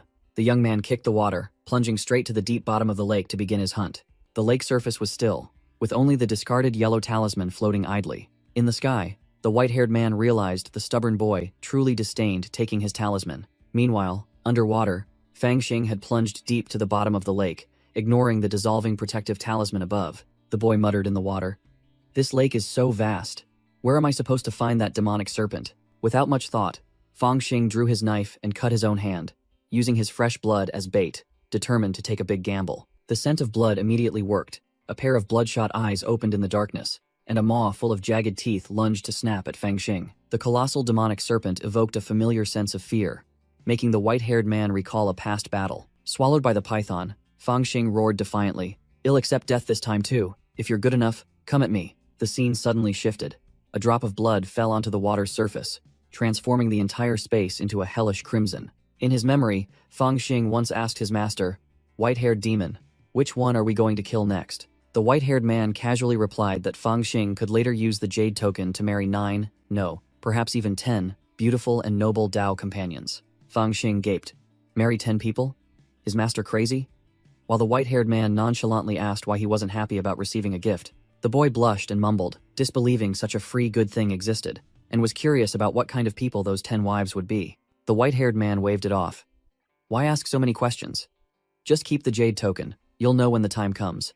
Making Fangxing even more puzzled, he explained nonchalantly that it would be when those wives didn't kill him before he reached the sect, or when he was skilled enough to escape from them. Fangxing broke out in a cold sweat, realizing the truth. Those are master's enemies. Aren't you making me seek revenge on your behalf? The white-haired man patted the boy's shoulder gently. I don't need you to seek revenge, he said. Just go marry your wives. Fangxing reluctantly accepted this rotten deal, watching his master fly away on his sword until he vanished. The flashback ended, and the scene shifted back to the closely packed rooftops of the Azure Cloud sect under the sunset. Fangxing landed, panting, and grumbled. Why did you suddenly speed up? I almost. The boy stared blankly at the streak of light from his master flying away, realizing he had returned to the Azure Cloud sect. The white-haired man coldly declared that the training period was over. 3 years have passed. It's time for you to return to your own path. In the sunset sky, a flock of wild geese flew in a neat formation. Suddenly, a small goose lost strength and began to fall freely from the formation. The young goose was utterly panicked, tears welling in its eyes as it plummeted. Whoosh! A larger goose unexpectedly shot up from below to rescue it. The small goose was saved, landing safely on the back of its elder sibling. The entire flock continued to fly, an allegory for the cultivation path always needing guidance. The white-haired man stood beneath the tree, his voice profound as he instructed. Fang Xing, the cultivation path is long and arduous. You must always be vigilant. Fang Xing unexpectedly appeared behind him, teasing, I thought it was something important. We're in the Azure Cloud sect anyway. Why be so serious? The boy grinned, continuing to provoke. Oh right, before you leave, do you want me to call you master? The white-haired man nonchalantly retorted.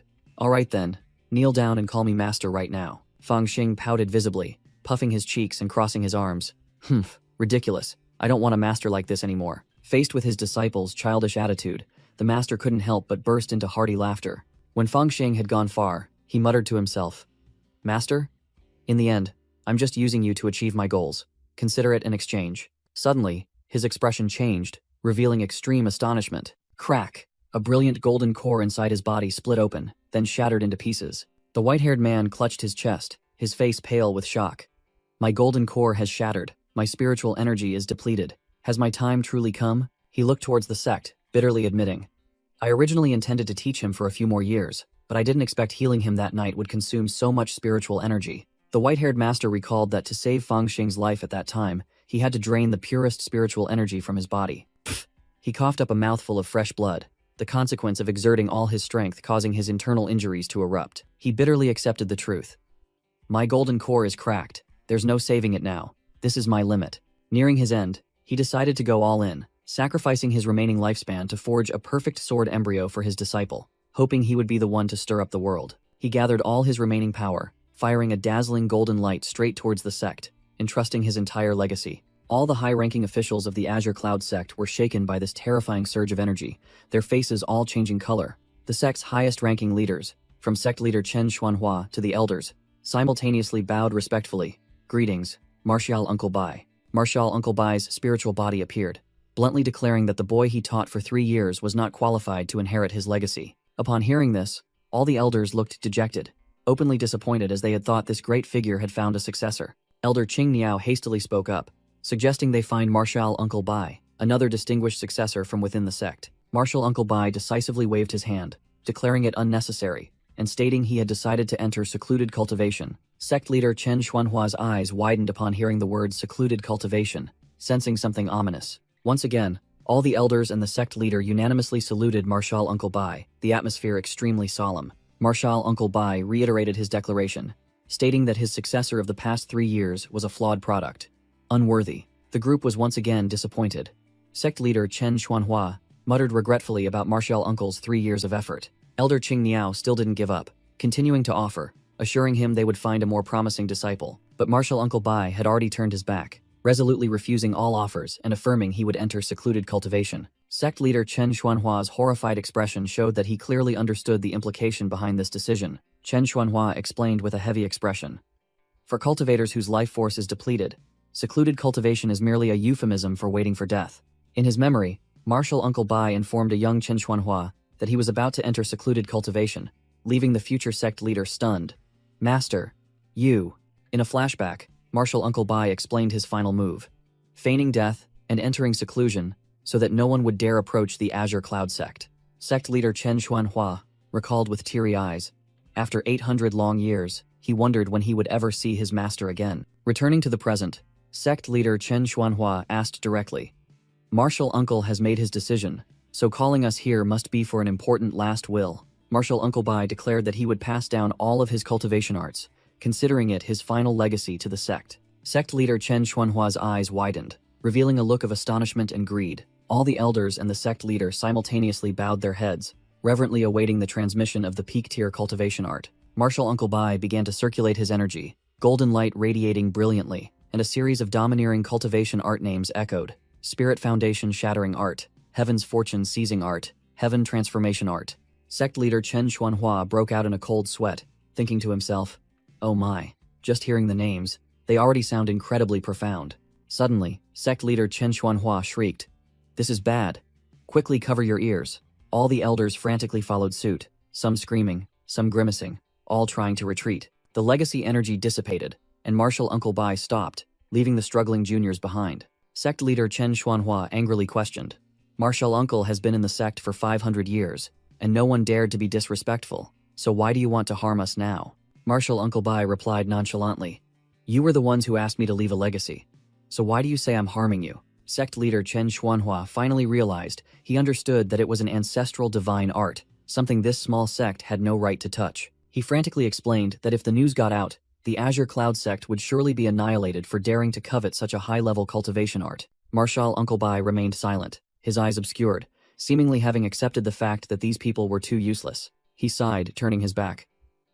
Forget it. Just forget it. Sect leader Chen Xuanhua bowed in gratitude, breathing a sigh of relief for having avoided a disaster. Suddenly, sect leader Chen Xuanhua inquired. Oh, that's right. There's a disciple named Fang Xing. Sect leader Chen Xuanhua's gaze sharpened. He had made up his mind. If that old man passes on the cultivation art to that brat, the Azure Cloud sect will face a great calamity. This potential threat must be eliminated first. Martial Uncle Bai sighed, saying he wanted to lay a foundation for that brat Fang Xing, but the boy was too stubborn, refusing to learn what was good and always following the crooked path. Sect leader Chen Xuanhua forced a smile, flattering. It's just that the brat has no good fortune. Martial Uncle has worked hard enough. Disheartened by the small fry, Martial Uncle Bai turned his back and declared, Very well then, from now on I shall enter seclusion. The world has changed, farewell, fellow Taoists. The sect leader hastily comforted him, trying to make him stay. Martial Uncle, don't be pessimistic. It's just losing one path. There's still a chance for rebirth. All the elders simultaneously bowed deeply, shouting, We respectfully see Martial Uncle into seclusion. As soon as Martial Uncle Bai disappeared, sect leader Chen Xuanhua's expression changed, his eyes cold as he ordered the elders, Let's return to the main peak first. The scene shifted to the Azure Cloud sect's main peak, a majestic yet desolate place under the moonlight. In the main hall, sect leader Chen Xuanhua sat on his throne, with the elders standing below, the atmosphere terrifyingly silent. The sect leader broke the silence with an order. Junior brother Ru Kuang, bring that brat here. Elder Qing Niao, the female elder, asked worriedly. Senior brother's Martial Uncle Bai wouldn't really pass on that useless cultivation art to him, would he? Sect leader Chen Xuanhua's eyes blazed with killing intent. I hope not. Otherwise, this Azure Cloud sect cannot tolerate him. Elder Qing Niao continued to report. But I heard Fang Xing is an idle ruffian. Martial Uncle Bai surely wouldn't. She was interrupted by the sect leader. The sect leader began his speech. Junior brothers and sisters, don't think him being overly cautious. Our Azure Cloud sect living in peace is a great blessing. He slammed his hand on the armrest, his voice filled with fear. After all, there are still forces in this world that can annihilate our sect with just a snap of their fingers. Elder Qing Niao nodded in agreement. Senior brother is right. For the safety of the sect, it's better to be cautious. The muscular Elder Bai Fu carried Fang Xing in like a sack of rice, reporting, Senior brother, I've brought the brat. Here he is. As soon as Fang Xing was dropped, he yelled, What do you want? You just dragged me here. The sect leader tried to appear friendly. Little one, no need to be afraid. We just called you here to ask a few questions. Fang Xing looked up at the higher-ups with a half-hearted gaze, asking an extremely impudent question. And who are you people? Elder Bai Fu flew into a rage, grabbing Fang Xing by the scruff of his neck and pushing him forward. Who else could it be? The sect leader has something to ask. Step forward quickly. Fang Xing stood in the middle of the main hall, facing the sect leader, who sat imposingly high above, the atmosphere utterly silent. The sect leader spoke with a falsely sweet smile. Fang Xing, having followed Martial Uncle Bai for the past 3 years, have you learned any true skills? Fang Xing replied nonchalantly, claiming to be extremely diligent, and thus naturally having learned a great deal from Bai Qianzheng. The sect leader's smile vanished, his face darkening, clearly not believing a single word. Elder Qing Niao spoke up sarcastically, telling Fang Xing that since he was so confident, he should share what he had learned to broaden the elder's horizons. Fang Xing began to boast wildly. Of course, over the past 3 years, Master Bai Qianzheng led me to eliminate over 100 demonic beasts. The sect leader cut him off, getting straight to the point. Aside from that, did Martial Uncle Bai pass on any cultivation arts to you? This made all the elders below hold their breath in anticipation. The sect leader growled, leaning forward with immense pressure, pressing, Which kind? Fang Xing maintained his mocking attitude, casually replying, A portion of the Azure Flame True Forging Art. The entire main hall fell silent after hearing the name of what seemed to be a formidable cultivation art. The sect leader narrowed his eyes, full of suspicion. Is that all? Are you sure? Fang Xing looked up and affirmed confidently, then casually added a taunt. Oh right, the Samadhi True Fire was something I comprehended myself from the immortal slaying diagram. That probably doesn't count, does it? Hearing this, the sect leader said no more, directly extended his hand, deciding to inspect him on the spot. He grabbed Fang Xing's head, ordering, "Don't move. Circulate your strongest spiritual energy now." Fang Xing obeyed, his entire body immediately erupting with a pure and powerful surge of azure spiritual energy. The sect leader was momentarily startled, his forehead beaded with sweat as he felt this extraordinary surge of power. He increased the pressure, channeling energy into his palm to inspect even deeper. A blazing red energy from the sect leader's hand collided with Fang Xing's azure spiritual energy, creating a small tremor. After the inspection, the sect leader gently patted Fang Xing's head, showing satisfaction. "All right." The sect leader casually dismissed him with a blunt statement, waving his hand. "For now, I believe you. You may leave." As soon as he was released, Fang Xing puffed out his chest at the higher-ups. "How about I teach you a few moves? I know a great deal." A burly senior brother, startled, immediately grabbed the kid by the neck and dragged him away. "What nonsense are you spouting? Let's go home quickly." The group departed, leaving the sect master and the elders in the grand hall, where a radiant golden energy formation was still imprinted on the floor. A veiled female disciple anxiously inquired, "Senior brother, how did it go? Did Marshal Uncle Bai truly not impart a cultivation technique to that kid?" The sect master explained, affirming that Fang Xing's spiritual energy was stable, showing no signs of the violent cultivation techniques he was familiar with. Hearing this, the elders sighed in relief, but Elder Qing Niao still questioned, "Are we just going to let him remain in the Azure Cloud sect like this?" The sect master declared bluntly that the kid should be left free, and at the same time issued an absolute prohibition against anyone uttering a single word about today's events. He turned and assigned a task to Elder Xiao Shanhe. "Elder Xiao, you will oversee this matter. Anyone who violates this, do not blame me." The scene shifts to Bicey Cliff of the Azure Cloud sect, a place of lush green mountains and clear waters, yet seemingly secluded. Two inner sect disciples were strolling, discussing choosing cultivation techniques, one of them expressing a desire to learn the Azure Cloud 9 swords in the Phoenix Heaven Hall. The other disciple brushed it aside, explaining that while the 9 swords was powerful, it was a bottomless pit that consumed immense resources, only suitable for the wealthy or geniuses. The first disciple lost interest upon hearing this, telling himself that, as a commoner, he should learn something practical to make a living instead. Suddenly, they spotted a figure sprawled out on a rock below. "Hey, look, isn't that trashy Fang Xing?" They scoffed in disdain, believing that someone like Fang Xing, who only lay around drinking wine and not cultivating all day, would only remain at Bicey Cliff for the rest of his life. Being mocked, Fang Xing shot up and cursed directly. "What are you looking at? I'll gouge out your eyes right now." The hot-headed disciple was about to charge in for a fight, but his friend held him back. "Stop it. Why bother with such a good for nothing and waste cultivation time?" Fang Xing watched the two small fry leave, muttering irritably. "Just a bunch of annoying insects, bothersome to death." He scratched his head in frustration, complaining that it was all the old white-haired demon's fault, who for 3 years only made him fight monsters without teaching him a single basic spell. After a period of dejection, Fang Xing decided to take matters into his own hands. "Forget it. It'll just take one step at a time. It'll reach my destination sooner or later." His destination was the Scripture Repository Pavilion, a magnificent structure partially hidden in the clouds. As soon as he arrived at the Scripture Repository Pavilion, Fang Xing was stopped by the gatekeeping elder. "You're Fang Xing, correct? You're only allowed into the low-level spell area." The elder pointed, guiding Fang Xing into the annex hall on the right. Fang Xing stepped into an enormous hall, completely empty, not a soul in sight, only books and more books. He pulled out a secret manual for the dragon-seizing crane-controlling art, and the cultivation techniques information appeared in glowing green text. Fang Xing tossed the book away in frustration. Tisk, still the same old tricks, nothing new. He scanned through rows of bookshelves, muttering the names of cultivation techniques he already knew by heart. Gravity manipulation technique, fire manipulation technique, spiritual eye technique, exorcism technique. Suddenly, a bold idea struck Fang Xing, a cunning fox-like expression on his face. "Not bad, everything has its use. I'll take them all." Bang! A towering stack of books was slammed onto the counter by Fang Xing. The elder was surprised. "So many? Youngster, you know you have to pay to copy jade slips, right?" Fang Xing puffed out his chest, acting like a rich master. "Just do it.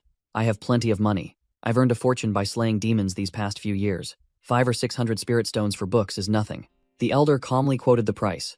13 books in total. That will be 1,300 spirit stones. Fang Xing froze on the spot, as if struck by lightning, sweat pouring down like rain. "How much?" he shouted, unable to believe his ears. "How can that be? You must have miscalculated. Calculate it again." The elder patiently explained. 13 books, each costing 100 spirit stones to copy. Totals 1,300. Not to mention these are all priceless cultivation techniques. The material cost alone is expensive, and 100 is already the cheapest price. Fang Xing broke out in a cold sweat. bitterly realizing he had underestimated the prices within the sect. Just copying a few basic cultivation techniques costs this much? It seems I've been roaming outside too much, so my standards have dropped. The elder sneered mockingly. Since you can't afford it, just pick a few. The copies only last for 7 days, and with your level, I doubt you'll learn anything in 7 days anyway. Being ridiculed but out of money, Fang Xing bowed his head in acceptance. Alright, I'll choose. He pouted, picking out the 6 books that seemed the most decent. The elder activated his cultivation, a red light flashed, and he copied the 6 books into jade slips. Take them. 600 spirit stones in total. As Fang Xing received the stack of jade slips and grumbled, the elder leaned in and whispered, Still too expensive, huh? Why don't you just steal them? Fang Xing emptied all the spirit stones from his pouch to count them, his face turning pale as he realized he only had 591, exactly 9, short. He immediately switched to flattering mode, his eyes sparkling as he begged the elder for credit. Oh, great one, please give me a small discount. I'll pay double next time, the elder growled, activating his cultivation technique, glowing with purple light. No more talk. Even 1 stone short, you won't get the books. Fang Xing still tried to haggle, but the elder forcefully snatched back the pile of jade slips, declaring bluntly, There is no next time. Pay the full amount right now. Just as he was at an impasse, Fang Xing heard someone commenting on his tight financial situation. Turning around, he saw a beautiful woman and a frowning senior brother entering, and he asked cautiously, Who are you? The woman smiled, recalling an old incident in the purple bamboo forest, then gently handed the elder 9 spirit stones. Let me pay for junior brother Fang. Fang Xing waved his hand in refusal, his mind full of suspicion, as there was no such thing as a free lunch. The girl, Qin Xinger, was still beaming brightly, saying it was just a small favor, not a loan, so he shouldn't be shy. Fang Xing remained stunned, analyzing the situation. This woman is on Xuan Zhao's side, though not an enemy, she's not close either. Her suddenly being so kind definitely smells fishy. The purple-haired senior brother accompanying Qin Xinger saw Fang Xing bewildered and immediately shouted, Hey, what are you standing there for? Quickly thank junior sister Qin. Fang Xing retorted immediately, with a challenging attitude. I'm talking to senior sister Qin. Who are you to butt in? Qin Xinger immediately grabbed the purple-haired man's hand, preventing an unnecessary confrontation. The man immediately changed his attitude, introducing himself as Shen Hu Jun, Qin Xinger's close friend, then probed about her relationship with Fang Xing. Fang Xing seized the opportunity, puffed out his chest and declared, I am Fang Xing, an old acquaintance of senior sister Qin. Right? Senior sister? Shen Hu Jun's face darkened. He turned to question Qin Xinger about her relationship with this kid and why she gave him 9 spirit stones for free. Qin Xinger coldly retorted, putting Shen Hu Jun in his place. Firstly, don't call me Xinger. Secondly, who I give spirit stones to is none of your business. She continued to praise Fang Xing, emphasizing that he was the first new recruit to be promoted to the inner sect, implicitly comparing him to the old, stagnant disciples. Shen Hu Jun sneered upon hearing this, pointing directly at Fang Xing and insulting him. Who did I think it was? Turns out it's the #1 piece of trash in the Azure Cloud sect. So what if you entered the inner sect? You're still just a penniless nobody. Fang Xing scratched his head, casually retorted with a fatal blow. I'm useless trash, and you're ugly trash. What's the difference? Fang Xing smirked, challenging him directly. I'm talking about you. If you're not convinced, then let's have a duel. Shen Hu Jun roared furiously. Are you courting death? Then unleashed a blazing red palm strike towards Fang Xing. Suddenly, the library elder appeared, shouting loudly, Stop! Halting Shen Hu Jun's attack. The old man growled, his overwhelming aura enveloping both of them. Do you two truly take my presence for granted? The entire scripture repository fell silent, with only the 3 of them facing the furious elder. The library elder declared coldly, his eyes sparking with electricity. If you wish to enter the forbidden grounds, then do so. I shall watch your duel. Shen Hu Jun had no choice but to swallow his anger, pointing a finger at Fang Xing's face and warning, Brat, you got lucky this time, he muttered to himself, resentful that the brat had almost tricked him right there in the scripture repository. Fang Xing openly showed his boredom, uttering, Tch, how dull. Shen Hu Jun turned his back and left, not forgetting to throw back a threat. Just you wait. I'll have my fun with you when the opportunity arises. Qin Xinger, seeing that fellow still rambling, immediately shouted, Enough talk. She turned and bowed, apologizing to Fang Xing on behalf of Shen Hu Jun, hoping he would show some face and let today's matter pass. Fang Xing nonchalantly stated his condition. Senior sister Qin, I am not a petty person. As long as he kneels and kowtows 3 times, I will let this matter slide. Upon hearing this, both Shen Hu Jun and Qin Xinger burst into uproarious laughter, unable to believe their ears. Shen Hu Jun crossed his arms, his voice full of sarcasm. I, Shen Hu Jun, have been in the inner sect for 3 years, and no one has ever dared to be so insolent in front of me. He growled, his face filled with murderous intent. Brat. I had intended to spare you out of respect for junior sister Qin, but now you are truly courting death. Fangxing picked his ear, nonchalantly retorting. Whose courting death remains to be seen. You still have time to kneel now. Shen Hujun sneered, sealing the deal. No more nonsense. If you dare, follow me to Soaring Peak for a decisive battle. Brat, do you accept the challenge? Fangxing snapped his fingers, concluding. What's so difficult? Let's save time and go now. Whoever doesn't go is the loser. Qin Xing'er could only remain silent, thinking to herself that after 3 years, Shen Hujun had not only failed to become calmer, but had grown even more arrogant. With his powerful cultivation, how could that brat possibly win? The entire group made their way to an open clearing near the waterfall, preparing for the life and death duel. Along the way, Shen Hujun muttered that he would beat the brat to a pulp so junior sister Qin would see what a useless person begging for mercy looked like. Midway, another disciple stopped and asked Shen Hujun where he was going. He immediately boasted that some brat who didn't know his place dared to challenge him to a duel in the back mountain. Brother Morong appeared surprised, asking who was so audacious and blind as to provoke Shen Hujun. Shen Hujun pointed towards Fangxing, who was walking ahead, sneering that it was that brat, who was apparently also a well-known figure. Upon hearing Fangxing's name, Brother Morong immediately recognized him, scoffing. Ah, isn't that the Azure Cloud sect's #1 good-for-nothing? Seeing an interesting match, Brother Morong decided not to miss it, gleefully going to call more brothers to watch the spectacle. Before long, a crowd of disciples had gathered in the bamboo forest, eager for drama and waiting to watch the fight. The crowd began to whisper, believing that this legendary good-for-nothing was truly a troublemaker, and this time, senior brother Shen would have a field day teaching him a lesson. Another group, even more eager, decided to open a betting pool to see how many moves Fangxing could withstand before being defeated. One person boldly wagered 10 spirit stones on him, losing within 3 moves. Qin Xing'er worriedly turned to advise Fangxing. Junior brother Fang, it's still not too late to retreat now. Fangxing nonchalantly replied, his voice full of defiance. Retreat? I'm eager to fight right now. While Qin Xing'er secretly thought he was just trying to act brave, she continued to analyze, criticizing Fangxing for still using basic spells after 3 years, his aptitude being too poor. In contrast, Shen Hujun not only possessed powerful cultivation, but was also equipped with a pile of protective talismans, making a fight against him a definite loss. Fangxing didn't bother listening, turning to ask directly, do you still have money? Qin Xing'er thought he intended to use money to apologize, quickly saying she would help persuade Shen Hujun, so there was no need to spend. Fangxing brushed her off, bluntly declaring, compensation for what? I need money to bet on myself winning. Qin Xing'er froze, her mind unable to process her junior's audacity. Seeing that she still didn't believe him, Fangxing spread his hand, showing off a handful of sparkling, multicolored, high-grade demonic cores to prove his financial strength. She was utterly shocked, stammering to ask how he had so many valuable items.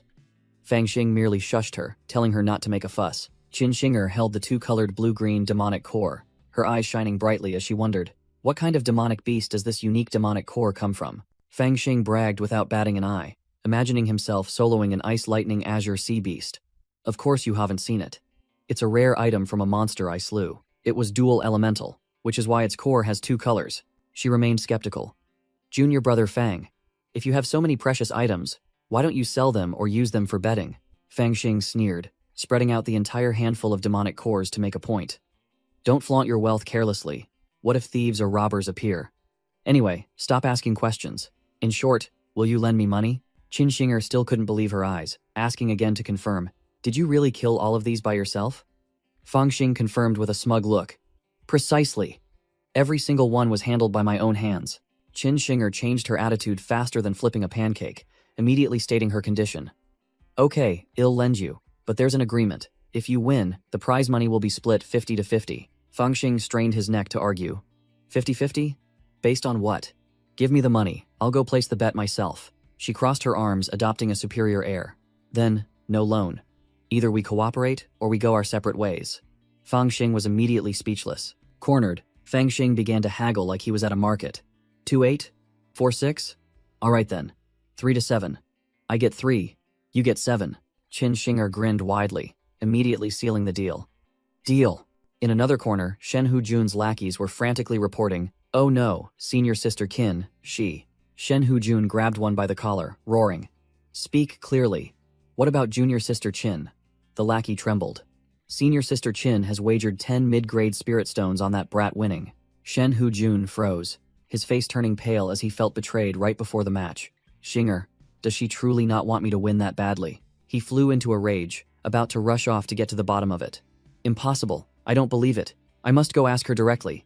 Brother Murong hastily held him back. Brother Murong advised, Senior brother Shen, don't get angry. Junior sister Qin is clearly deliberately betting against you.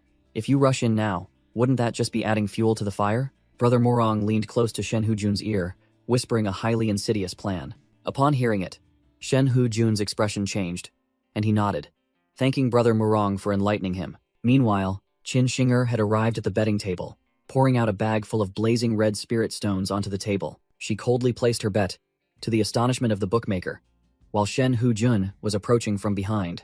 Brother Murong stood afar, commenting to his lackeys, his face full of hidden meaning. Is there any reason for junior sister Qin to provoke senior brother Shen? 10 mid-grade spirit stones is no small sum. Qin Shinger brushed aside the bet manager's words, declaring bluntly, what I bet on is my business. It has nothing to do with him, and it's certainly not to provoke him. Brother Murong approached, feigning gentlemanly grace as he explained that Shen Hujun only felt sorry for her losses, which was why he asked him to bet against her to recoup them. Murong continued his hypocritical act, asking Qin Shinger if she truly didn't understand Shen Hujun's sincere intentions. Qin Shinger smirked, knowing full well that this group was ganging up to put her in a difficult position, clearly trying to set a trap. If it's such good intentions, why not accept them? Qin Shinger sneered, pulling out her three-headed phoenix hairpin and raising the stakes. Add this to the bet? Are you in? The hairpin emitted dazzling golden light, making even Fang Xing, who stood afar, squint his eyes. He secretly thought this was a chance to get everything, and he wouldn't give up this windfall. Brother Murong was no pushover either. He laughed heartily and brought out a sword box. In that case, I'll go all out too. I'll bet this jade dragon flame sword against you, junior sister. As soon as the box opened, a fierce blue sword energy erupted. Brother Murong proudly displayed his item, asserting that this precious sword was no less than the phoenix hairpin. As the betting stakes intensified, Fang Xing had finished his preparations, his entire body radiating golden light, ready for battle. Qin Shinger no longer bothered to look at Brother Murong, turning sharply to shout, let's do it. A bet is a bet. She strutted through the crowd, her sharp gaze fixed on the arena, muttering curses. Arrogant bastard. Even if you kneel and beg for mercy today, I won't let you off. Fang Xing saw Qin Shinger looking at him, and a confident smile played on his lips. Seeing his opponent in position, Fang Xing pointed directly at Shen Hujun's face and boasted loudly, you ugly-faced fellow, come here. Your grandpa promises not to beat you to death. The surrounding crowd began to murmur. Some criticized Fang Xing's arrogance, while others analyzed that Shen Hujun possessed not only cultivation, but also talisman techniques, so that kid was surely dead. Provoked to the extreme, Shen Hujun roared furiously, do you want to die? Then threw out a fire talisman, and flames erupted in his hand. He shouted, kneel before me. Then launched the talisman towards Fang Xing. The fire talisman transformed into a brilliant golden streak of light. The talisman exploded, creating a colossal pillar of fire that engulfed the entire arena, its heat spreading everywhere. The disciples below gasped in endless admiration, praising Shen Hujun's domineering power, as even a basic talisman possessed astonishing might. Shen Hujun's fanatical followers roared their cheers. Amazing! Senior brother Shen, kill that brat. Amidst the sea of fire, Fang Xing stood tall, lightly dusting his hands before casually remarking, is that all? The flames from the talisman raged fiercely, engulfing Fang Xing, yet he stood firm like a deity. Shen Hujun sneered smugly, boasting loudly, coward, you're scared already, and this is just the appetizer? Qin Shinger, below the stands, cried out in panic, Fang Xing, quickly dodge. Meanwhile, Fang Xing's eyes flashed with battle intent, showing no intention of evading. Shen Hujun continued to control the flames, forming a blazing vortex that surged forward. Without further ado, Fang Xing charged directly into the heart of the firestorm, unleashing a punch that shattered his opponent's technique, shaking the entire arena. Shen Hujun was heavily shocked, disbelieving his eyes, stammering, what the hell is this? What cultivation technique did he use? The flames gradually dissipated, and Shen Hujun was still trying to withstand the aftershocks, his face pale. He looked around blankly, seeing no trace of Fang Xing, utterly bewildered. Where did he go? Suddenly, Fang Xing had closed in from above, delivering a kick straight to Shen Hujun's face. Wham! A thunderous blow deformed Shen Hujun's face, sending his teeth flying everywhere. Shen Hujun flew like a kite with a broken string, crashing heavily onto the arena floor, completely losing the ability to resist. Before he could even collect himself, Shen Hujun was pinned down by Fang Xing's foot, his head pressed firmly against the ground. Fang Xing stomped and taunted, idiot, you only have a few fire talismans and you try to show off. The power is great, but it's utterly impractical. He slapped Shen Hujun's face again, his voice full of disappointment. Tusk, you're down already? How boring. Qin Shinger and the audience below erupted in astonishment, their eyes wide and mouths agape. A gossiping disciple shouted. What? The 5th level spirit resonance expert was defeated by Qingyun's sect's #1 trash in an instant. Several gamblers cried bitterly. One lamented, I bet that kid wouldn't last 3 moves. What do we do now? Another was even more miserable. I bet he'd be gone in 1 move. How do we settle this? Qin Shinger smiled brightly like a flower, turning to Brother Murong to demand her winnings. Excuse me, Senior Brother Murong, it seems I've won. 10 spirit stones and the azure dragon sword. Prepare to hand them over. Brother Murong's face was drained of all color. Seeing Shenhu Jun lying defeated on the ground, he was speechless, unable to believe what had just happened. Brother Murong, with a face like a funeral, threw a pouch of spirit stones to Qin Shinger. Here are 20 stones. Consider the excess a gift of apology for junior sister. Don't make a fuss anymore. Qin Shinger only managed to call out Senior Brother Murong before he shot away, leaving behind a dazzling golden streak of light. Meanwhile, Fang Xing gleefully looked at the unconscious Shenhu Jun. Good, he's passed out. Let's see if this guy has any good stuff. Then began stripping him clean. As he emptied the pouch, a pile of glowing red elixirs and a short sword poured out in a torrent. Fang Xing's eyes lit up as he secretly thought, wow, this ugly guy is really rich.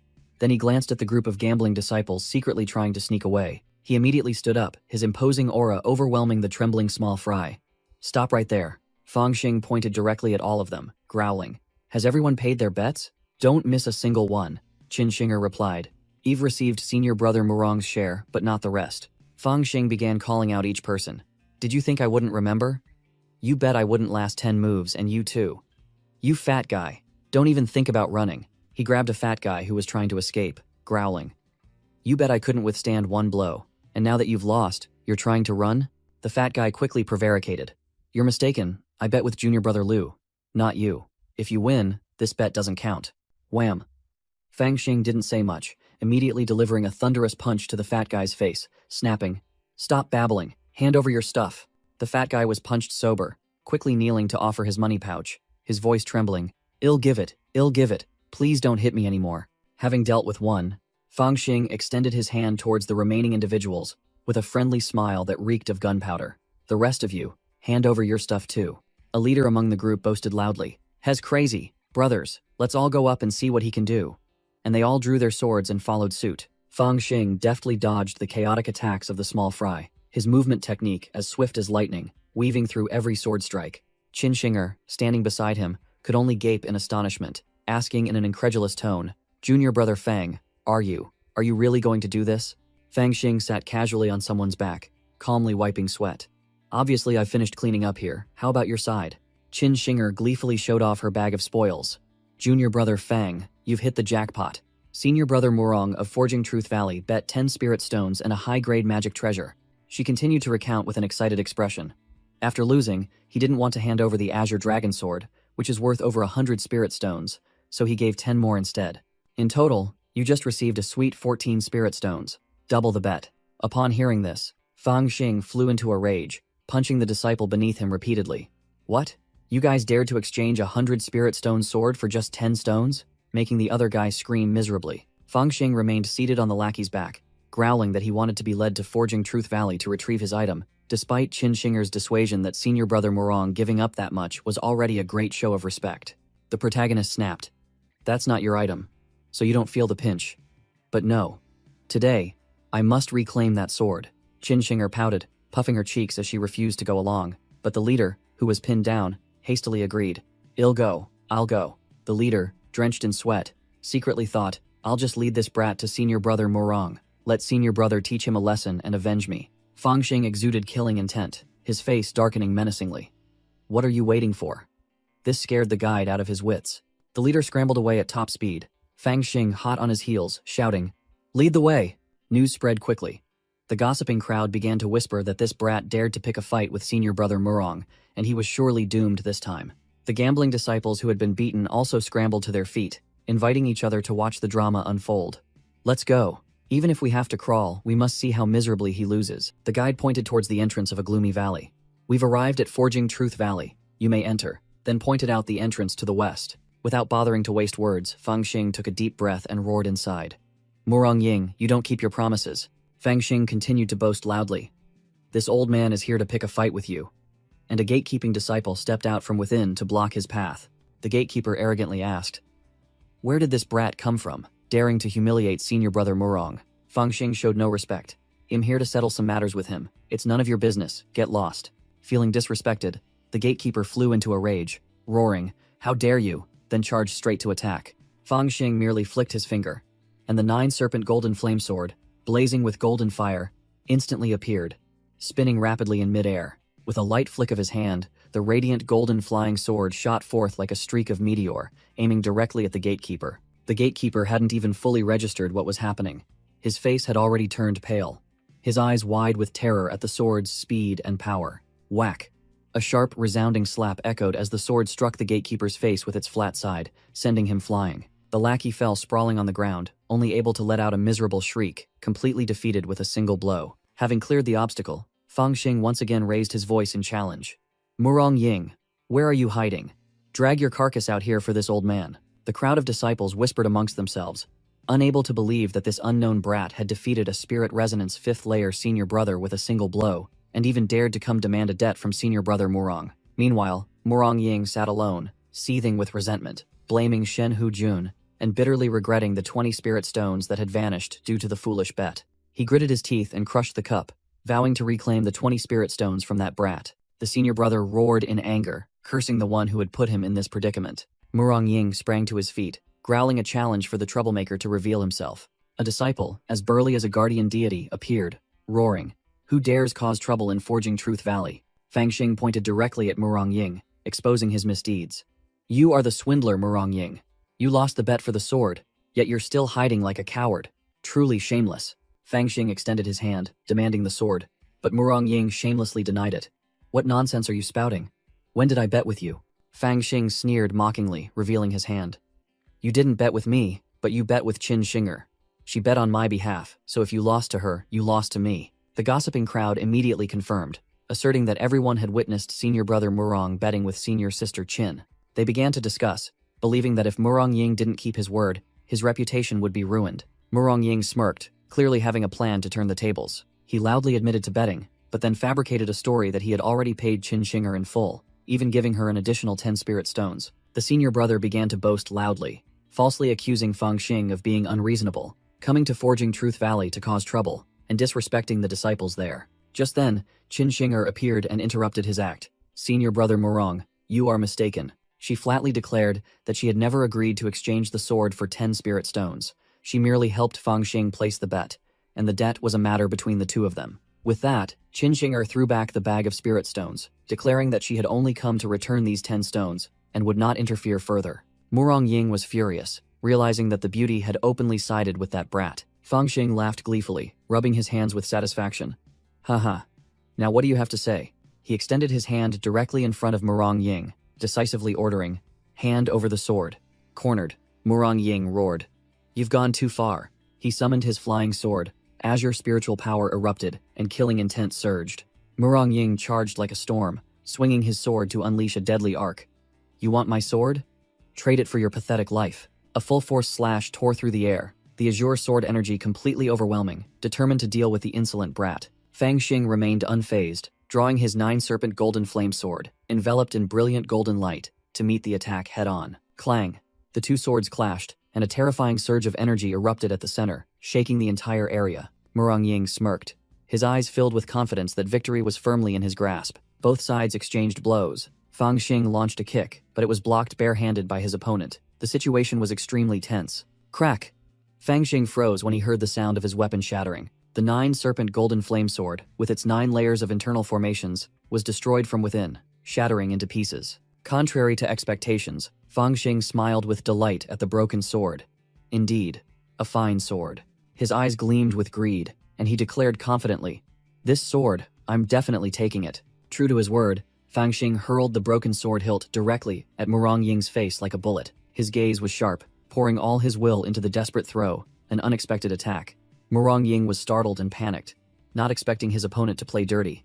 Damn it! He hastily unleashed all his spiritual power, and a colossal azure energy dragon roared into existence to protect him. The energy dragon easily flung away the broken sword piece, demonstrating absolute defensive power. The full scene showed the azure dragon coiling, its aura completely overwhelming, proving that Murong Ying was no mere pushover. Murong Ying explained the power of the Azure Dragon Jade Flame Sword. It was filled with malevolent energy, capable of causing damage and disrupting an enemy's mind with just a light touch. Fang Xing licked his lips, his eyes growing even more fervent, treating the threat as mere wind in his ears. Such a magnificent sword, I must definitely seize it. Murong Ying went berserk, his eyes blazing with red fire, roaring, "You brat, today I'll take your life." Fang Xing remained unfazed, unleashing a barrage of dazzling golden energy darts in response. Murong Ying swung his blue sword energy, easily batting away the puny darts, and sneered, "Is that all you've got?" Immediately, Fang Xing turned and fled, vanishing in the blink of an eye. Murong Ying froze, unable to believe the brat had escaped. He tried to save face, muttering to himself that the weak only bully the weaker, and it was right for him to flee when he couldn't win. The gossiping disciples immediately swarmed him with flattery, praising senior brother Murong and disparaging Fang Xing as mere lucky trash. Suddenly, Fang Xing's voice echoed from afar, directly cursing Murong Ying as a debt dodger who only relied on a fancy sword to show off. Murong Ying was furious, grinding his teeth. "You want to die?" It turned out Fang Xing hadn't fled. He had climbed onto the rooftop, carrying a colossal boulder to hurl directly at his opponent. Murong Ying was forced to swing his sword, shattering the boulder, his face darkening at the brat's outrageousness. The crowd was terrified by senior brother Murong's power, but even more shocked to see Fang Xing hadn't given up and was carrying another boulder. Everyone gaped as they looked up at the rooftop, where an even larger boulder was being held aloft by Fang Xing. Heavens, why is that one so huge? Fang Xing soared into the air, preparing to bring down the supersized weapon onto Murong Ying's head. Murong Ying broke into a cold sweat, realizing it was a weapon-testing stone from the Forging Valley, the lightest of which weighed nearly 5,000 kilograms. He couldn't understand how a brat with such low cultivation could lift it. "Where are you running to?" Fang Xing roared, throwing the boulder with all his might. Murong Ying had no choice but to raise his sword to block, and an earth-shattering crash resounded. Blue sword energy erupted, slicing the colossal boulder into countless fragments. Murong Ying panted, his face pale as he realized the attack wasn't over, his voice trembling. "There's still more?" A series of other boulders rained down from the sky. Murong Ying frantically shrieked, "You mad dog, you've gone too far." Cornered by the hailstorm of rocks, Murong Ying roared, deciding to stop playing around. "Can't take it anymore, huh?" He sweated, grudgingly admitting, "Damn it, this brat knows how to use rock manipulation magic. I underestimated him." Murong Ying unleashed his ultimate move, blue sword energy exploding, transforming into a colossal, roaring energy dragon. The sword energy dragon charged directly into the meteor shower, crushing everything into fragments in an earth-shattering explosion. After clearing away the rock fragments, Murong Ying landed with a smug expression, thinking he had turned the tables, but he was gravely mistaken. There was still one last, largest boulder plummeting down. He hastily launched a kick to block it. That should do it, just one more rock. His kick was like scratching an itch for the boulder. The terrifying impact felt like his leg would break, and his defensive energy shattered. Murong Ying's jaw dropped in horror, unable to believe the terrifying weight of the boulder crushing him. Crash! The boulder slammed directly onto Murong Ying, and from behind, Fang Xing appeared like a ghost, seizing his sword. Murong Ying was flattened, only able to watch as Fang Xing snatched the Azure Dragon Jade Flame Sword right before his eyes. Fang Xing landed, one foot on Murong Ying's body, firmly gripping the newly acquired sword. He laughed gleefully, brandishing the fine sword. "Doesn't feel bad. This sword in the hands of a useless person like you is truly a waste." Humiliated, Murong Ying lay on the ground, roaring in helplessness. "You bastard, if you're so good, just kill me." Fang Xing smirked devilishly, replying to the challenge. "Since you've insisted so vehemently, I can only obey." All the surrounding disciples froze, the atmosphere utterly silent as Fang Xing raised his sword, preparing to finish off Murong Ying. The gossiping crowd panicked intensely, screaming, "This guy's crazy, he dares to kill someone in the Forging Valley." The sharp blade was pressed against Murong Ying's neck. He closed his eyes, awaiting death, sweat pouring off him like rain. Just as the blade was about to touch his skin, an invisible energy bound Fang Xing tightly, preventing the fatal strike. An authoritative voice rang out. "Enough, stop." All the disciples present immediately knelt, shouting in unison, "Greetings, Master. Greetings, Elder." Elder T. Rukuang has appeared. Bound tightly, Fang Xing lifted his head and roared, revealing his true intention. "I knew you were there. I only did this to lure you out. Release me." Elder Tai Rukuang used his spiritual power to bind Fang Xing tightly, his aura completely overwhelming. Still bound, Fang Xing strained his neck to argue. "What do you want to do? Your disciple lost a bet. Are you going to take revenge for him now?" While the elder muttered that the brat won purely by strength and wit, not by dark arts. Tai Rukuang waved his hand, sending Fang Xing flying to the ground, and stated bluntly, "If I hadn't intervened, Weren't you planning to kill my disciple and then just walk away? Murong Ying hastily scrambled up to tattle. Master Tai, that thief cannot be forgiven. He not only trespassed into Forging Valley, but also stole from all of us. Hearing the word stole, Elder Tai Rukwang spun around sharply, his gaze piercing the kneeling disciples. The gambling disciples unanimously confirmed Murong Ying's words, while a mysterious hand clenched meaningfully. Tai Rukwang grabbed Fang Xing's hand, saying coldly, You truly are too arrogant, young one." Fang Xing shrieked. Hey, what are you doing? You still owe me a favor. Why are you helping them and not me?" Elder Tai Rukwang feigned ignorance, asking casually, "I owe you a favor? Why don't I recall that?" Fang Xing roared in helplessness. "You dare to renege on a debt, like master, like disciple. You confiscated my things without even clarifying right from wrong. Are elders also thieves?" Tai Rukwang released Fang Xing's hand, crossed his arms, and commanded, "How did my disciple renege on a debt? Explain it clearly to me." Fang Xing began his accusation, pointing directly at Murong Ying. "I fought against your disciple, Murong Ying. He used his own sword as a wager, and I won. Now I'm just here to reclaim what's rightfully mine." He continued to lament dramatically. "Sigh, my luck is truly terrible. Why do I always encounter such immoral people? If I had known, 3 years ago I wouldn't have taken that chess piece. I would have just let Master win and be done with it." Stung by the taunt, Elder Tie Rukuang coughed violently, hastily changing the subject. Ahem, I just remembered a few things." Regaining his stern demeanor, he turned to Murong Ying, growling. "Tell me the truth," is what he said, correct? The gambling disciples behind him hastily denied everything. "Elder, don't listen to his nonsense, he's distorting the truth." Boom, Rukuang stomped his foot, the ground cracked open, intimidating all the small fry. Blue spiritual power erupted. Rukuang roared at the trembling disciples. "I'm only asking if you truly made a wager." Under terrifying pressure, the entire group stammered their admission in fear. "We did make a wager." Tai Rukuang's deadly gaze shifted to the pale Murong Ying, and he asked the final, decisive question. "And you? Did you wager your sword?" Interrogated by the elder, Murong Ying had no way to deny it, kowtowing and admitting her guilt. This disciple knows their mistake. Fang Xing turned to Elder Ti Rukuang, smirking. "See, I wasn't lying. I merely came to retrieve what's mine." Tai Rukuang grabbed Fang Xing by the collar, ordering, "All right, follow me." The boy was bewildered, not understanding what was happening. The elder carried Fang Xing and flew off, leaving a parting shot for the small fries. "All of you, kneel here until I return." With a whoosh, the two landed in the training grounds of Forging Truth Valley. Tai Rukuang began to lecture. "Boy, even if you're in the right, you shouldn't be so reckless. Master Bai just entered seclusion, and you're already causing trouble. They could use this as an excuse to punish you." Fang Xing retorted defiantly. "Who told them to default on their debts first? I must retrieve what's mine. Besides, so what if Master is in seclusion? I still remember that Elder owes me a favor." The cunning boy admitted that it was precisely because Master Bai was in seclusion that he dared to cause such a big commotion. To see the sect's reaction, directly confronted about the debt, Ti Rukuang looked flustered. "Boy, you keep bringing up that favor. I never intended to renege, did I?" The elder immediately changed the subject, making an offer. "How about this? To repay the favor, I'll teach you a technique." He realized this boy was the genuine article. Fang Xing puffed his cheeks and flatly refused. "No, I don't want to learn forging." Tai Rukuang was speechless. Losing patience, Ti Rukuang burst forth with an imposing aura. "You impudent brat. What did you say? Even if you don't want to, you must go. You cannot refuse." Fang Xing was unafraid, punching directly into the elder's aura. "You're going too far.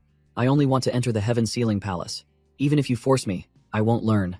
Hearing Fang Xing's objective, the elder explained the conditions for entering the Heaven Sealing Palace. Spirit resonance, 6th layer cultivation, 10 years of sect membership, and ranking among the top 3 in the Grand Assembly.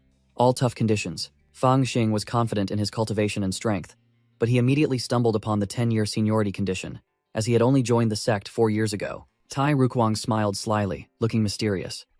"Of course, rules are rules, but that doesn't mean there are no exceptions." Fang Xing's eyes lit up, and he eagerly asked, "Elder, do you have a solution?" The boy's face was full of hope, as if head struck gold. The elder revealed a shortcut. As long as an elder on the council vouched for him, the cultivation and seniority conditions could be bypassed. Tai Rukuang finalized the offer. "How about it?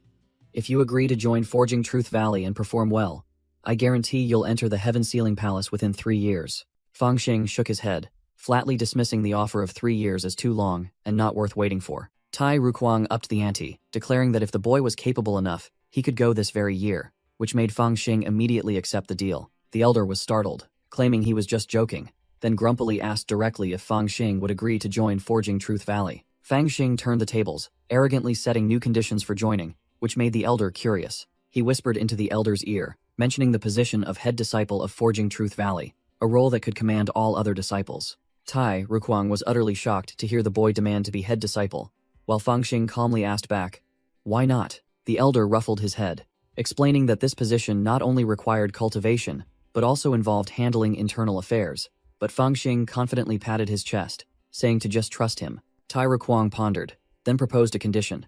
"You can't become head disciple immediately upon joining, but if you can make all disciples in the valley voluntarily submit refined metal to you, I will consider it." Fang Xing immediately accepted the deal, while the elder grinned widely, demanding his jade token to complete the formalities. Elder T. Rukuang carved the insignia of Forging Truth Valley onto the jade token, officially accepting Fang Xing as a disciple. Fang Xing gleefully called him master, then immediately asked about the disciples still kneeling outside, reminding the elder of his promise of punishment. The elder waved his hand and walked away, dumping the burden on Fang Xing to handle, since he wanted to be head disciple.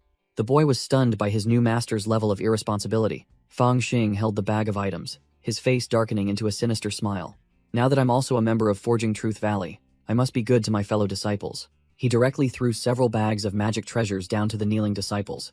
They cheered joyfully, thinking their items were being returned. Standing on the rooftop, Fang Xing declared that he was now a member of Forging Truth Valley and was returning their items, but one disciple below still craned his neck, refusing to believe it. Fang Xing held up his jade token, shouting loudly, "Open your eyes and look. This was personally bestowed upon me by Elder Tai." The disciples were bewildered, not understanding why the elder would accept this boy. Suddenly, one cried out in alarm when he discovered the flying sword in his bag had vanished, leaving only scrap metal. Another panicked when his magic treasure turned into a pile of scrap iron, only able to scream in despair. Fang Xing pressed the 9-serpent golden flame sword against one disciple's face, coldly warning that he would kill anyone who dared to cause trouble, making the man turn pale with fear and beg. Fang Xing turned to the entire group, declaring that from now on, he was responsible for collecting refined metal by master's order, and threatened to smash the brains of anyone who disobeyed. The small fries whispered among themselves, believing that only those in debt, and with a certain cultivation level, had to submit refined metal. Fang Xing observed from a distance, muttering, "So that's how it is? Tomorrow I must ask that old man." The next morning, as Fang Xing sat in his room, a childish voice echoed from outside. "Senior brother Fang, master sent me to give you this."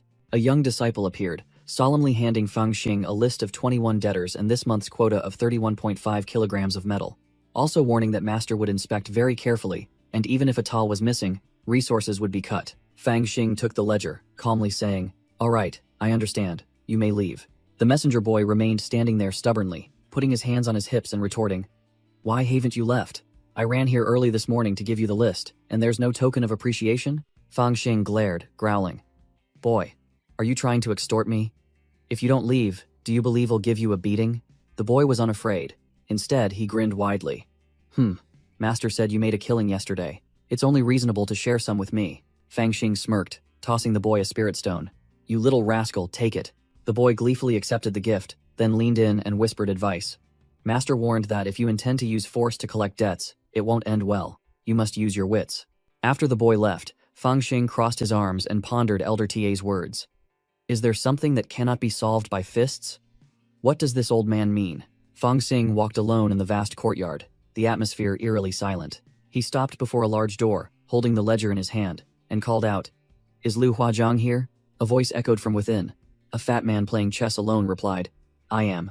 Who are you?" Fang Xing circulated his cultivation, a stream of blue energy flaring around his hand, and smiled sinisterly. "Then I've come to the right place." The fat man, Liu Huazhang, startled, stood up and cautiously asked, "I don't know you, and we have no grievances. Why are you looking for me?" Fang Xing plunged the 9-serpent golden flame sword into the ground, pointing at the fat man's face. "You don't know me? Then let me tell you. From now on, I am responsible for collecting metal for Forging Truth Valley. If you dare to submit it late." Upon hearing this, Liu Huazhang immediately changed his attitude 180 degrees, cupping his hands and chuckling apologetically. "So it's junior senior brother here on a sect mission. How could I possibly make such a trivial mistake?" The fat man continued to flatter, guaranteeing to submit on time, then probed, "Senior brother Fang, are there any other instructions?" Fang Xing calmly pointed at the sky, fabricating a story. "Oh, right. Master said he urgently needs this batch of goods. So, The deadline has been moved up by 10 days. You must submit it by the 13th of next month. It'll be hard on you. Liu Huazhang outwardly agreed. If senior brother Fang has said so, this junior will naturally do his best. But inwardly he sneered, thinking Fang Xing was just boasting. Fang Xing yawned, looking satisfied. Good. At least you know your place. The fat Liu Huazhang secretly thought, I didn't expect this brat to demand payment so early, but luckily, our side is prepared. He won't see this coming. Fang Xing walked alone down the deserted street, sensing something amiss in the unusually silent atmosphere. Another disciple with a mustache blocked his path, greeting him with a smile. Oh, senior brother Fang, have you come about the refined iron? I've heard. And I promised to deliver it on time, and in full quantity. Fang Xing maintained the old deadline. Good that you know.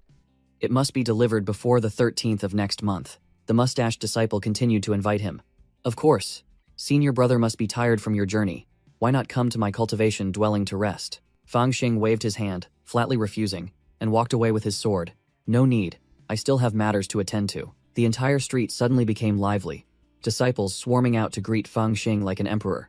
Some offering tea, others wine, all promising to pay on time. Fang Xing sat perched on a rock, muttering to himself, realizing things were too easy. It must be because yesterday's beating had scared them witless. But he quickly dismissed that thought, knowing full well the old elder wouldn't assign such an easy test. He suddenly realized the problem. If not, then there's only one possibility. They've colluded beforehand to trick me. Fang Xing smirked, snapped his fingers, and already had a plan to turn the tables. A crowd of disciples had gathered, all with eager expressions, seemingly waiting to watch a good show. Liu Huazhang and the mustached disciple stood at the front, leading the murmuring crowd. The two ringleaders exchanged meaningful glances, then one of them shouted loudly at the crowd, "Clear the way!" Liu Huazhang swaggered forward, feigning surprise. "Senior brother Fang, why are you here?" Fang Xing was lounging on a chair, two chests of glowing red spirit stones beside him, casually waving his hand. "Oh, it's junior brother Liu. Come here, I have something to tell you." Liu Huazhang was stunned, sweat pouring down him like rain, his mind screaming, "Damn it, how does he have so many spirit stones? What trick is this brat planning?" Fang Xing cheerfully held up a pristine white banner. "Junior brother Liu, look at this. These are the words I specially printed for the refined iron submission. What do you think?" Liu Huazhang was annoyed, secretly thinking, is this kid trying to bribe others with money? Don't even dream of succeeding. The fat man feigned politeness, asking Fang Xing with a suspicious tone.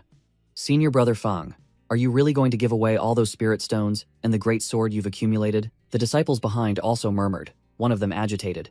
"That's right. The sword was stolen from senior brother Murong, and the spirit stones were extorted from us. How can he just give them away?" Fang Xing looked directly at Liu Huazhang, his voice full of sarcasm. "Junior brother Liu, it seems you still don't understand me," Fang Xing declared boldly.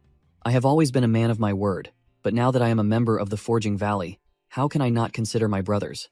I'm spending spirit stones to subsidize the refined iron. Are you brothers still unhappy?" Liu Huazhang quickly changed his tune, laughing awkwardly. "Senior brother, you've misunderstood.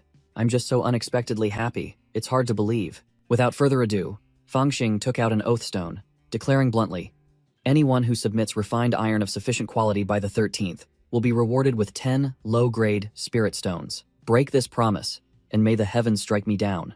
Liu Huazhang gritted his teeth, cold sweat breaking out. He dares to use an oath contract? This brat is playing for high stakes. This is trouble. As night fell, in another corner, the debtors gathered again to discuss. They were worried because Fang Xing had moved the deadline forward by 10 days, fearing that if they delayed, he would come directly to their doors to collect. Liu Huazhang roared, quashing his subordinates' wavering intentions. "Enough! Are you blinded by a mere 10 spirit stones? After helping senior brother Murong, the reward will be many times greater." The mustached disciple beside him immediately offered a plan, smirking.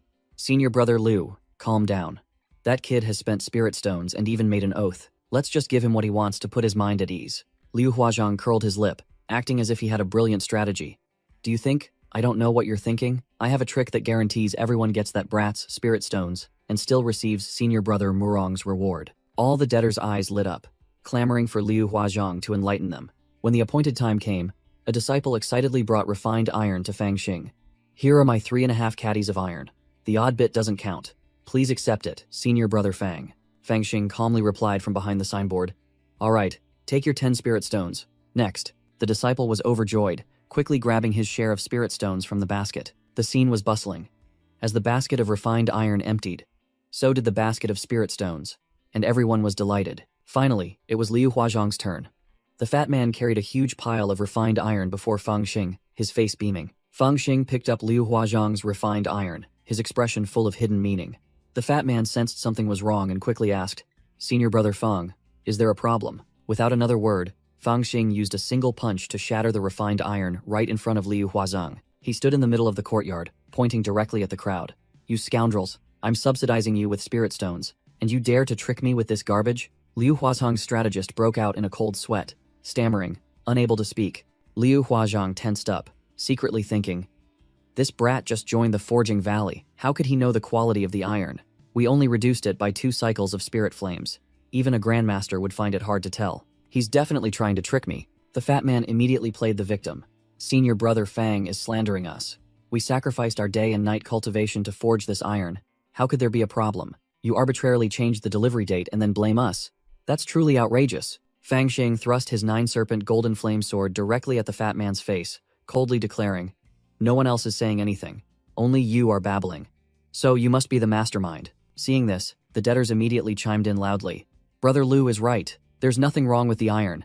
If you say there's a problem, prove it." Fang Xing smirked, raised a finger, and golden spiritual energy began to gather. Liu Huazhang still appeared confident, secretly thinking, "This time, I'm sure to win." Boom, boom, boom, Fang Xing swung his hand, and the entire pile of refined iron shattered, revealing the impurities within, making the fat man's face drain of all color. This brat was completely right. Fang Xing grabbed the strategist by the collar, issuing an ultimatum. "Last chance, return the spirit stones you took, pay an additional 20 as a fine, then scram back and reforge the iron.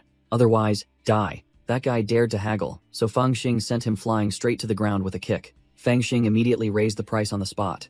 "Return what you took, plus 30 spirit stones as a fine. Hand it over now." Liu Huazhang began to argue stubbornly, citing rules. "Fines are against regulations. If you hadn't changed the date, none of this would have happened." Fang Xing sneered, his killing intent erupting. "When you took my spirit stones, why didn't you mention rules? Since you dared to play me, don't blame me for playing dirty. You started it first." A disciple who tried to flee was immediately sent flying into the sky by a giant water orb, screaming miserably. Fang Xing stomped into the air, chasing after the scattered small fry. "Where do you think you're going?" He gathered power into his sword, unleashing an extremely powerful water strike from above, clearing them out completely. Liu Huazhang was pinned face down to the ground by Fang Xing, a sword at his throat, screaming in terror. "This brat is trying to kill someone again. Quickly, report to the sect leader." Fang Xing ignored him, forming hand seals. A brilliant golden sword energy erupted, sweeping away the remaining disciples who were about to charge in. Fang Xing glanced disdainfully, uttering a light remark. "Child's play." He unleashed a surging wave of blue spiritual energy, sweeping away the small fries charging towards him. Cornered, one of the debtor disciples yelled, "Quick!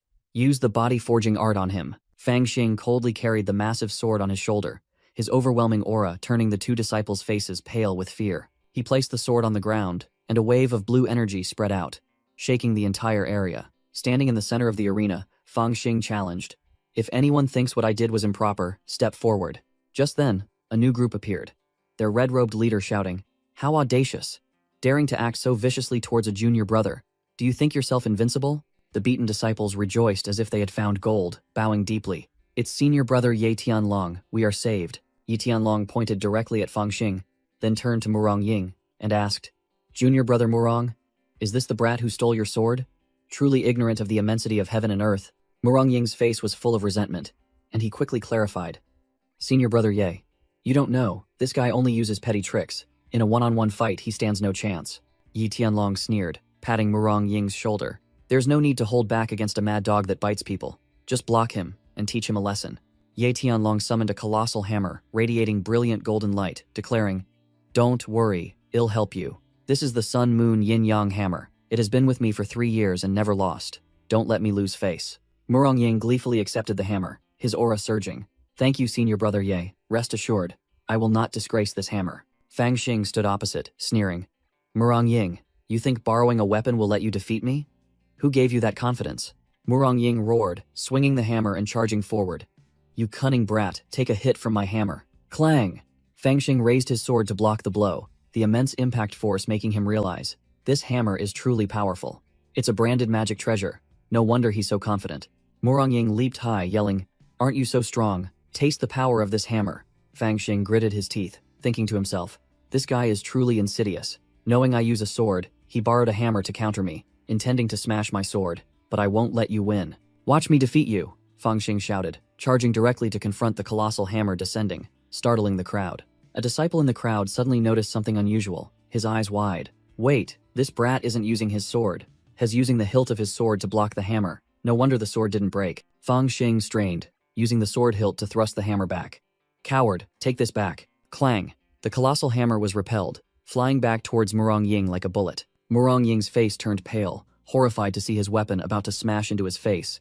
Damn it. The hammer bounced back. Senior brother Ye, standing outside, shouted loudly, instructing his junior. Murong Ying, use Yang hammer offense, Yin hammer defense. Murong Ying snapped awake, hastily using the Yin hammer to create a blue energy shield. Understood. Thank you, senior brother. Boom. The Yang hammer crashed directly into the shield, creating a terrifying shockwave. Murong Ying boasted loudly, Haha, is that all you've got, brat? But Fang Xing merely smirked. To defeat you, I don't need many tricks. Fang Xing growled, channeling power into his sword. Ascend. An earth-shattering surge of power erupted, as the Dragon Soul Golden Flame and Dragon Soul Blue Flame manifested simultaneously. Murong Ying was utterly shocked, unable to believe his eyes. How can this be? This brat can use both Dragon Souls at the same time? The twin dragons, one blue and one gold, roared, charging straight towards Murong Ying like a tempest. Murong Ying only managed a desperate scream before being engulfed by the surge of power. The twin dragon energy swept through everything, leaving no escape for the opponent. Boom! A terrifying explosion shook the entire arena, sending debris flying everywhere. Murong Ying lay unconscious amidst the rubble. Fang Xing stood there, dusting his hands. The battle concluded. Fang Xing picked up the hammer, praising it. A genuine article is truly different. The owner is down, but the hammer is still perfectly fine. Ignoring Murong Ying's groans demanding his weapon back. Senior brother Ye stepped forward with a cold expression, acting superior. I merely lent it to him. Now return it. Fang Xing twirled the hammer, smirking. Ah, so you were backing him.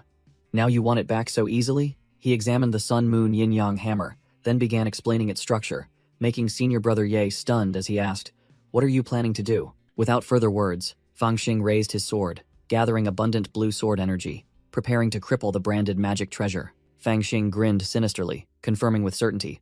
Of course, I'm destroying your weapon. Ye Tianlong furiously roared. Do you want to die? Then unleashed a blazing fire palm strike towards Fang Xing. The flames erupted fiercely, hurtling straight towards Fang Xing, who stood alone in the middle of the arena. The senior brother suddenly flinched, annoyed that he was provoked to the point of using a fire sword, secretly thinking that if he accidentally burned his master's favorite disciple to death, he'd be in deep trouble. The gossiping crowd gaped in astonishment, seeing the brat still perfectly fine after the attack. Fang Xing emerged from the sea of flames, holding his blue sword, declaring bluntly, I've been too lenient, which is why these dogs and cats dare to bully. Today, I'll make an example of you. Ye Tianlong couldn't believe his eyes, muttering that only someone stronger could block his move, while this brat was clearly only at the 4th level of spirit movement. Fang Xing exposed him. Your fire move clearly intended to kill me. Don't blame me for being ruthless. Ye Tianlong hastily denied it. Wait, I only did it unintentionally. Fang Xing grinned widely, feigning sincerity. In that case, let's just drop it. Ye Tianlong was dumbfounded, not understanding why this brat had suddenly become so unexpectedly kind. Fang Xing sneered, revealing his true intentions. Did you really think I'd say that? He shot forward, blue sword energy exploding, roaring. The moment you gave that weapon to Murong Ying, I already wanted to kill you. Ye Tianlong was furious that the hammer was broken. He tried to throw a retaliatory punch, but had lost his best weapon. Suddenly, a tiny blue flame appeared right at Ye Tianlong's vital spot, making him scream in agony from the heat. Fang Xing pointed mockingly. You're the crazy one, or perhaps you should change your name to Bedwetter. While Ye Tianlong furiously roared, enraged by the prank. Ye Tianlong erupted, roaring that he would fight a battle to the death, then unleashed his ultimate move, summoning thousands of brilliant golden flying swords. Thousands of swords hovered in the air, ready to descend and crush their target. Ye Tianlong shouted the name of his technique. Myriad swords unleashed. Undeterred, Fang Xing also activated his cultivation, 2 streams of blue and gold dragon energy swirling around him, ready to meet the challenge. The scene shifted to a quiet courtyard, where a small figure walked alone. Ye Tianlong arrived only to witness a horrifying sight. His sword formation was utterly shattered. He realized his opponent was overwhelmingly powerful, and only one thought remained in his mind. Run. Ye Tianlong's face turned ashen, and he was drenched in sweat as he realized this fight was unwinnable. Giving his opponent no time to breathe, Fang Xing shot forward like an arrow, delivering a kick straight to the face. Bang! Yi Tianlong took the full force of a blue energy kick, blood splattered everywhere, and he was sent flying like a kite with a broken string. Panic-stricken, Yi Tianlong screamed in despair, wishing only for more speed to make his escape. He channeled all his spiritual energy into his legs, bursting forth with speed to flee from the terrifying figure behind him. Fang Xing pursued closely, roaring mockingly. "Why aren't you fighting anymore, you coward?" Seeing the entrance to his dwelling, Yi Tianlong was overjoyed, plunging headfirst inside. "Don't even think about running," Fang Xing roared, determined not to let his prey escape. Knowing he couldn't shake off his pursuer, Yi Tianlong played his last card, cutting his own hand to draw blood and activate a formation. Fresh blood dripped down, and a brilliant golden defensive formation lit up from beneath the floor. Thud! Fang Xing was flung far away by an invisible surge of energy from the formation. The heavy iron gate slammed shut. Yi Tianlong sighed in relief, finally safe within his own turtle shell. Blocked by the gate, Fang Xing stood outside and shouted, "You scoundrel! You were so arrogant when you lent things to Murong Ying. Why are you cowering and hiding now?" The debtor, disciples, watching the scene, trembled uncontrollably, whispering among themselves. Even senior brother Ye was chased until he fled in panic. This guy's cultivation has far surpassed the fourth layer of spirit movement. Having dealt with the ringleader, Fang Xing spun around abruptly, his sharp gaze sweeping over the gossiping debtor disciples. He advanced with his sword, issuing an ultimatum. "Listen up, you useless bunch. In 3 days, anyone who fails to submit refined iron will have their legs broken. Anyone who submits shoddy goods will have all 4 limbs chopped off." Faced with his oppressive presence, the disciples were scared out of their wits, simultaneously kneeling down and shouting, "We understand." The chubby leader was drenched in sweat, his face drained of all color, knowing he had messed with the wrong person. Only after Fang Xing had left did the group dare to sigh in relief, muttering, "Finally, that calamity is gone." After dealing with the debtor disciples, Fang Xing turned and walked away amidst the frightened crowd. He suddenly turned back and immediately grabbed a chubby guy trying to sneak away. "Did you think I wouldn't see you hiding in the crowd?" Fang Xing grabbed Lu Huazhang by the collar and growled. "If you hadn't instigated this, things wouldn't be so troublesome." The chubby guy hastily offered a bag of spirit stones, stammering and begging for his life. "Do you think I need your paltry sum?" Fang Xing delivered a kick that sent the chubby guy flying, his spirit stones scattering everywhere. He held his sword to the chubby guy's neck, his gaze cold. "Last chance. If you can't answer, prepare to see blood." The chubby guy was so scared he wet his pants, pleading for his life. Fang Xing stepped on the chubby guy's chest, interrogating him about how to break open Yi Tianlong's cave dwelling, threatening to cut out his tongue if he lied. The chubby guy confessed that the cave dwellings in Forging Truth Valley were all made of profound iron, impenetrable even to true disciples. The chubby guy raised his hand and swore, "I'm telling the absolute truth, 100%. If there's a single lie, I'll die a gruesome death. Useless." Fang Xing kicked the chubby guy flying again, as the answer was utterly useless. While annoyed, Fang Xing suddenly noticed a giant spiked mace used for cultivation practice nearby. He smirked, a bold idea flashing in his mind. This might be useful. Meanwhile, in a solemn grand hall, the Qingyun sect elders were holding an emergency meeting. The disciplinary elder reported, "Martial Uncle Bai has entered secluded cultivation, and the Demon King's seal in the chaotic wilderness ridge has weakened." Elder Qing Miao was astonished. "Impossible. That old demon is still alive after all these centuries?" Images of the earth-shattering battle from 400 years ago reappeared, when 2 esteemed experts joined forces to unleash brilliant golden techniques, suppressing a surge of blue demonic energy. The disciplinary elder explained that 400 years ago, the Grand Elder and Martial Uncle Bai had sealed the Demon King, originally believing the seal would drain its life force over time. He concluded, "But now it seems to still possess vitality. Opening the seal now is too dangerous. It would be best to reinforce it." Elder Tai Rukuang, with his bulging muscles, spoke up. "In that case, just let the youngsters go. Consider it an opportunity for them to temper themselves." The disciplinary elder nodded in agreement. "Exactly my thoughts. The young ones have been too comfortable for too long. They need to experience danger to mature." He added that the chaotic wilderness ridge, infested with demonic energy and teeming with demonic beasts, was a perfect training ground. Elder Xiao Shanhe wondered. The sect has over 400 disciples. Has the sect leader decided who to send yet? The disciplinary elder announced the plan. The 4 Valley Masters will each select 10 disciples, entrusting them with the task of reinforcing the seal. At the same time, the resources harvested in the chaotic wilderness ridge will be their reward. The disciplinary elder declared they would adopt the selection method of the demonic sect, while also lamenting the sect's situation, with all its experts in secluded cultivation, leaving it vulnerable to covetous outsiders. He gazed into the distance, worried that the Qingyun sect could only rely on training a new generation of disciples to have any hope. Elder Xiao Shanhe confidently assured, "Sect leader, rest assured. After this trip, the sect will have many more elite disciples. I will also bring Jianming, so safety is guaranteed. The disciplinary elder ordered the valley masters to quickly decide the list of participating disciples and select a reputable person to lead the team. Elder Qing Niao gently nominated Ling Yun, causing Elder Tiru Kuang to snap, as his Forging Truth Valley had no such formidable talents to choose from. While the other valleys already had promising candidates, Elder Tiru Kuang clutched his head in distress, having a headache not knowing who to choose. He clicked his tongue and reluctantly nominated Ye Tianlong.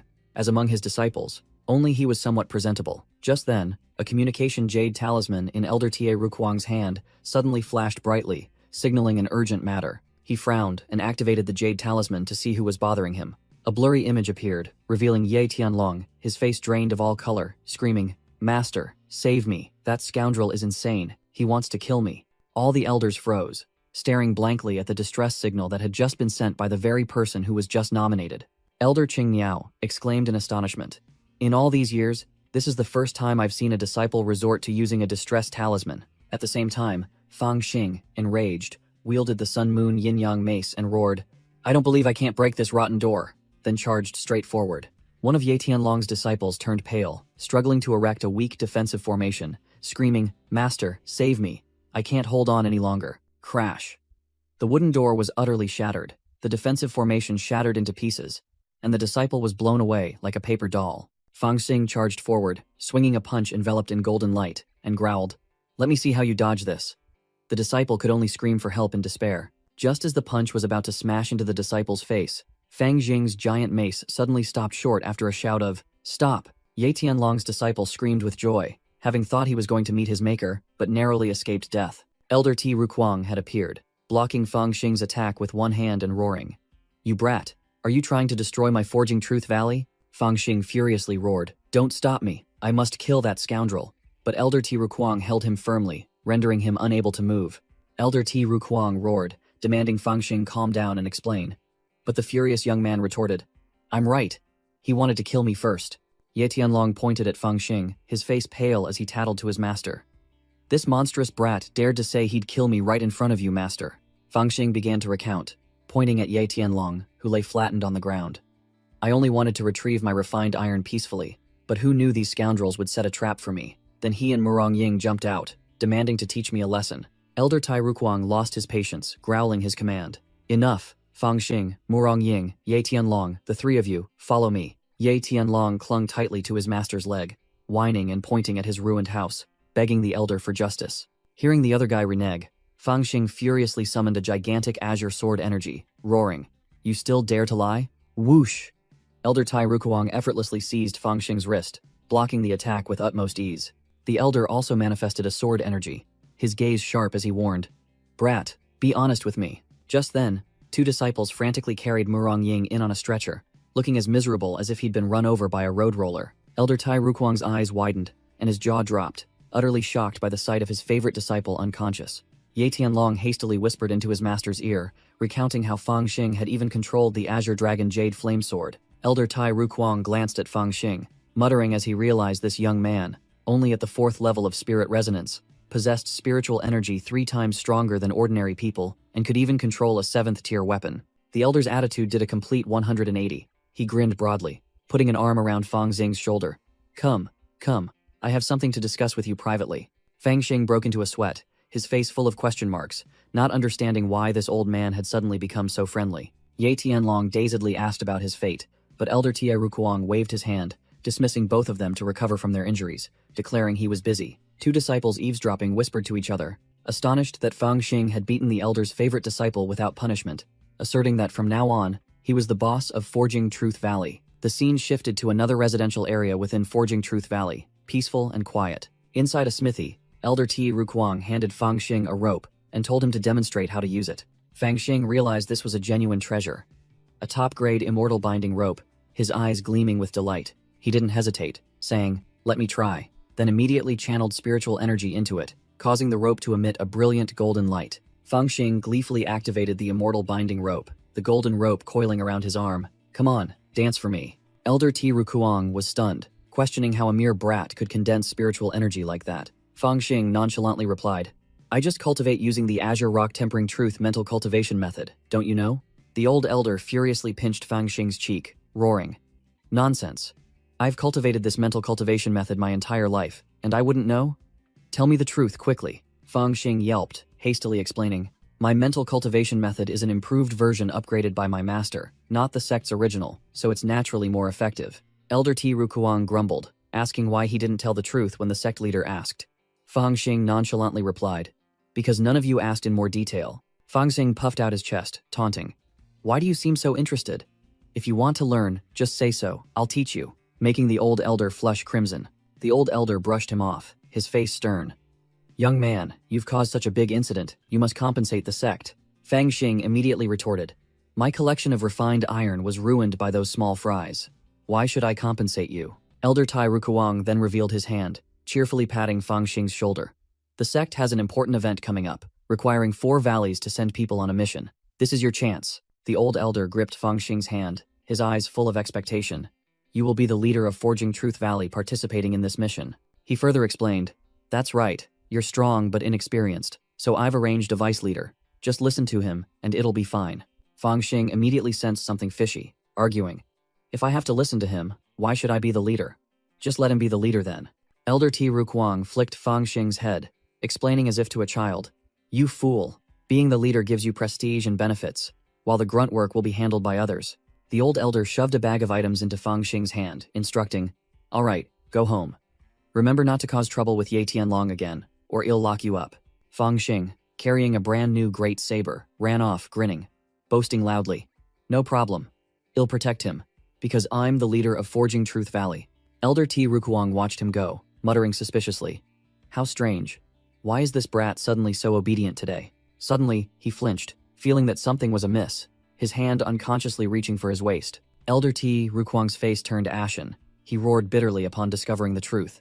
No wonder he was so easy to talk to. He actually stole my immortal binding rope. He erupted with spiritual energy, soaring into the sky, shouting loudly into the distance, you cunning thief. Just you wait. In a dark room, Elder T. Rukuang had calmed down, telling himself he would consider it an investment gift for Fang Xing, when suddenly a voice rang out. Master, why are you here? Ye Tianlong, the disciple who had just been beaten by Fang Xing, stood before his master, Elder T. Rukuang, his face swollen. Elder Tai assigned a task to the muscular disciple. The sect has issued an order. You are to lead 10 disciples from Forging Truth Valley to carry out a task. Can you do it? The disciple immediately complied. Elder Tai further instructed, mentioning the group's leader, Fang Xing, a stubborn young man with a wild streak, advising his disciple to prioritize harmony. The old elder dismissed the baseless rumors, asserting that although Fang Xing did not possess Master Bai's true inheritance, his spiritual power was pure, and his strength extraordinary, absolutely not to be underestimated. The muscular disciple's face grew serious, promising to try and get along with senior brother Fang, clearly having taken his master's warnings to heart. Elder Tai handed the disciple something, whispering a few more secret instructions before sending him off. In the grand hall, Elder Tai was reporting to the other elders about Fang Xing's incident, astonishing the entire council. What? He tried to kill a 6th-level spirit resonance disciple, while only at the 4th level? Elder Xiao Shanhe wondered, not understanding what divine cultivation method Master Bai had passed on to that young man for him to be so overwhelmingly powerful beyond his level. The female Elder Qing Niao also eavesdropped, urging Elder T not to be so vague anymore. Elder Xiao Shanhe lost his patience, snapping, speak quickly.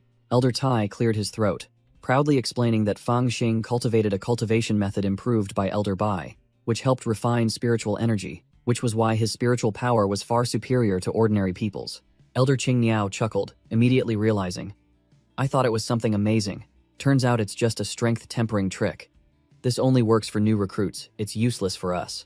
Elder Xiao Shanhe immediately seized the opportunity, proposing to the sect leader to share this cultivation method with all low-level disciples to improve the entire sect's strength. The presiding elder nodded, conveniently pushing this difficult task onto Elder Tie, as Fang Xing was his disciple. Elder Tie's face twisted, but he still had to accept the order, secretly cursing Xiao Shanhe for his foolish scheme. A streak of red light tore through the night, flying straight towards Mountain River Valley, Elder Xiao Shanhe's residence. Inside a spacious grand hall, Elder Xiao Shanhe stood before a gigantic golden bagua symbol, preparing to cast a spell. He formed a hand seal, and a surge of purple energy erupted from his fingertips, activating the communication formation. A figure appeared within the energy vortex. It was Xiao Jianming.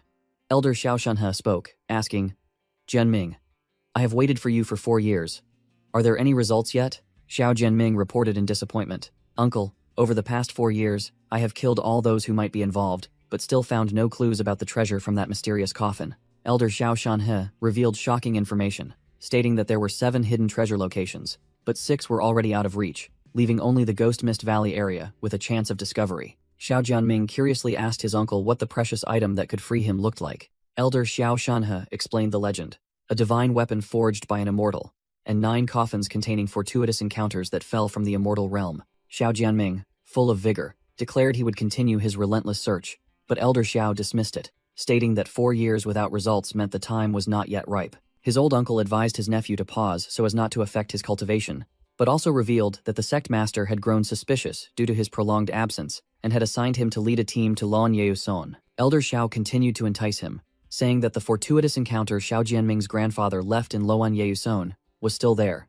highly beneficial for his future foundation establishment. Elder Xiao instructed his nephew to keep an eye on Fang Xing, as that brat had been taught by Bai Qianzheng for 3 years, and it was unclear what he had learned. Xiao Jianming smirked sinisterly, promising to take good care of Fang Xing. In a vast plaza, the disciple groups had gathered, ready for their mission. A group of disciples grew impatient, taunting why the Duanzhen Valley disciples were so slow, and wondering if Ye Tianlong was their team leader. Another person analyzed that if it wasn't Ye Tianlong, it could only be 2 other experts, but he guessed Murong Ying was out of the running, having just had his bones broken and magic artifact stolen by some brat. Suddenly, a loud shout announced the Duanzhen Valley team's arrival. All the disciples from other factions were stunned, unable to comprehend what Elder Ti Rukuang was thinking by letting a mere brat lead the team. Fang Xing swaggered in, leading his group of debtors, and loudly reported that the Duanzhen Valley team of 10 was fully present. The guiding elder announced the rewards after the trip, then handed Fang Xing a command token. Another disciple from a different faction loudly scoffed,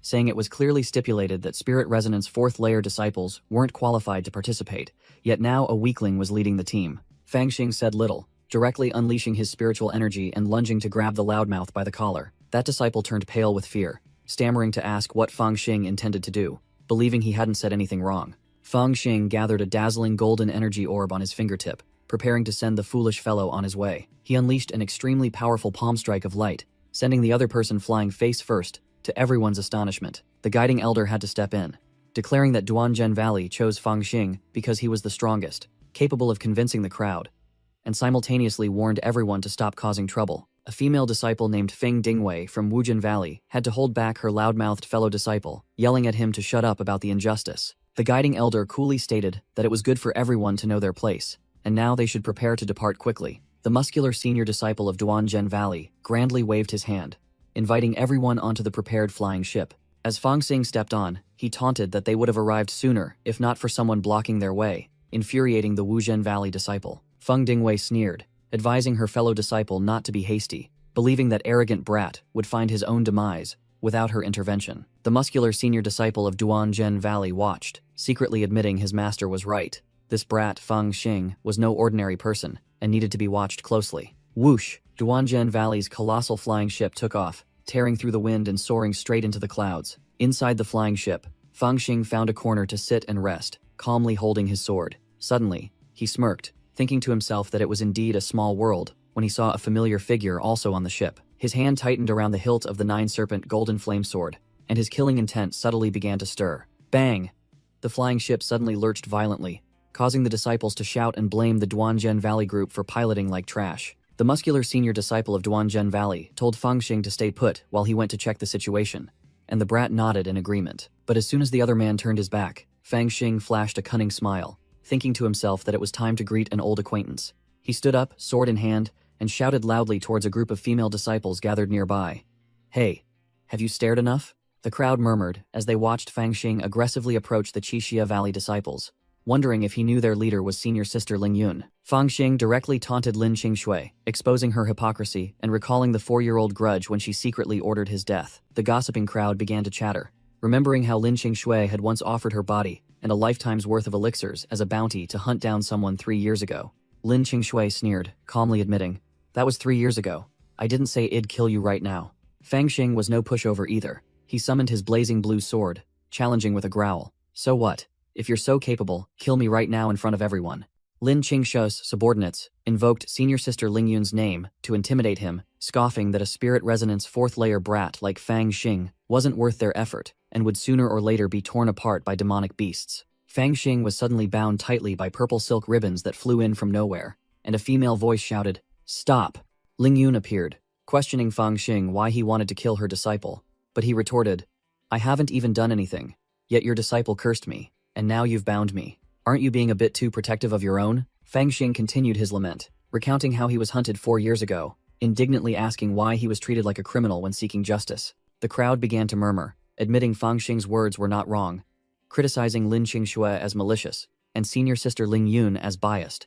Unable to distinguish right from wrong, seeing the unfavorable public opinion, Ling Yun had no choice but to back down, admitting her fault and retracting the silk ribbons, thinking to herself that this brat had managed to divide everyone with just a few words. She couldn't let him continue. Fang Xing, emboldened, pointed directly at Ling Yun and warned, "Remember today's words. Next time, if anyone from Qixia Valley causes trouble, it'll come to you for settlement."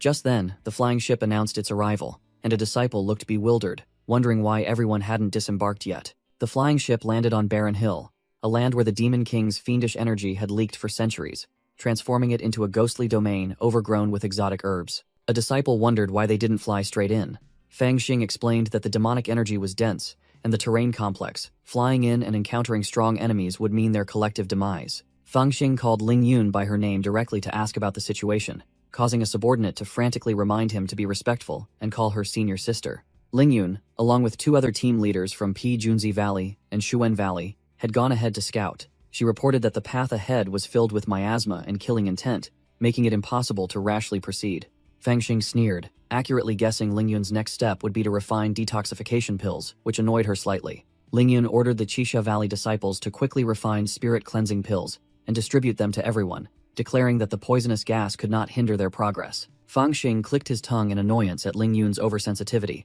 while Feng Dingwei, standing nearby, scoffed that he was as lazy and boastful as she was. Fang Xing sighed dejectedly that everyone was so boring, just as another disciple rushed over, calling out senior brother Fang. The Duanzhen Valley disciple stammered, reporting that the Qixia Valley disciples had distributed pills, but for Duanzhen Valley. Fang Xing impatiently snapped, "So what? Speak quickly." Fang Xing patted the disciple's shoulder, a sinister smile on his face. "No need to say more, just follow me." A Qixia Valley female disciple haughtily refused to distribute pills to the Duanzhen Valley group. "Want pills?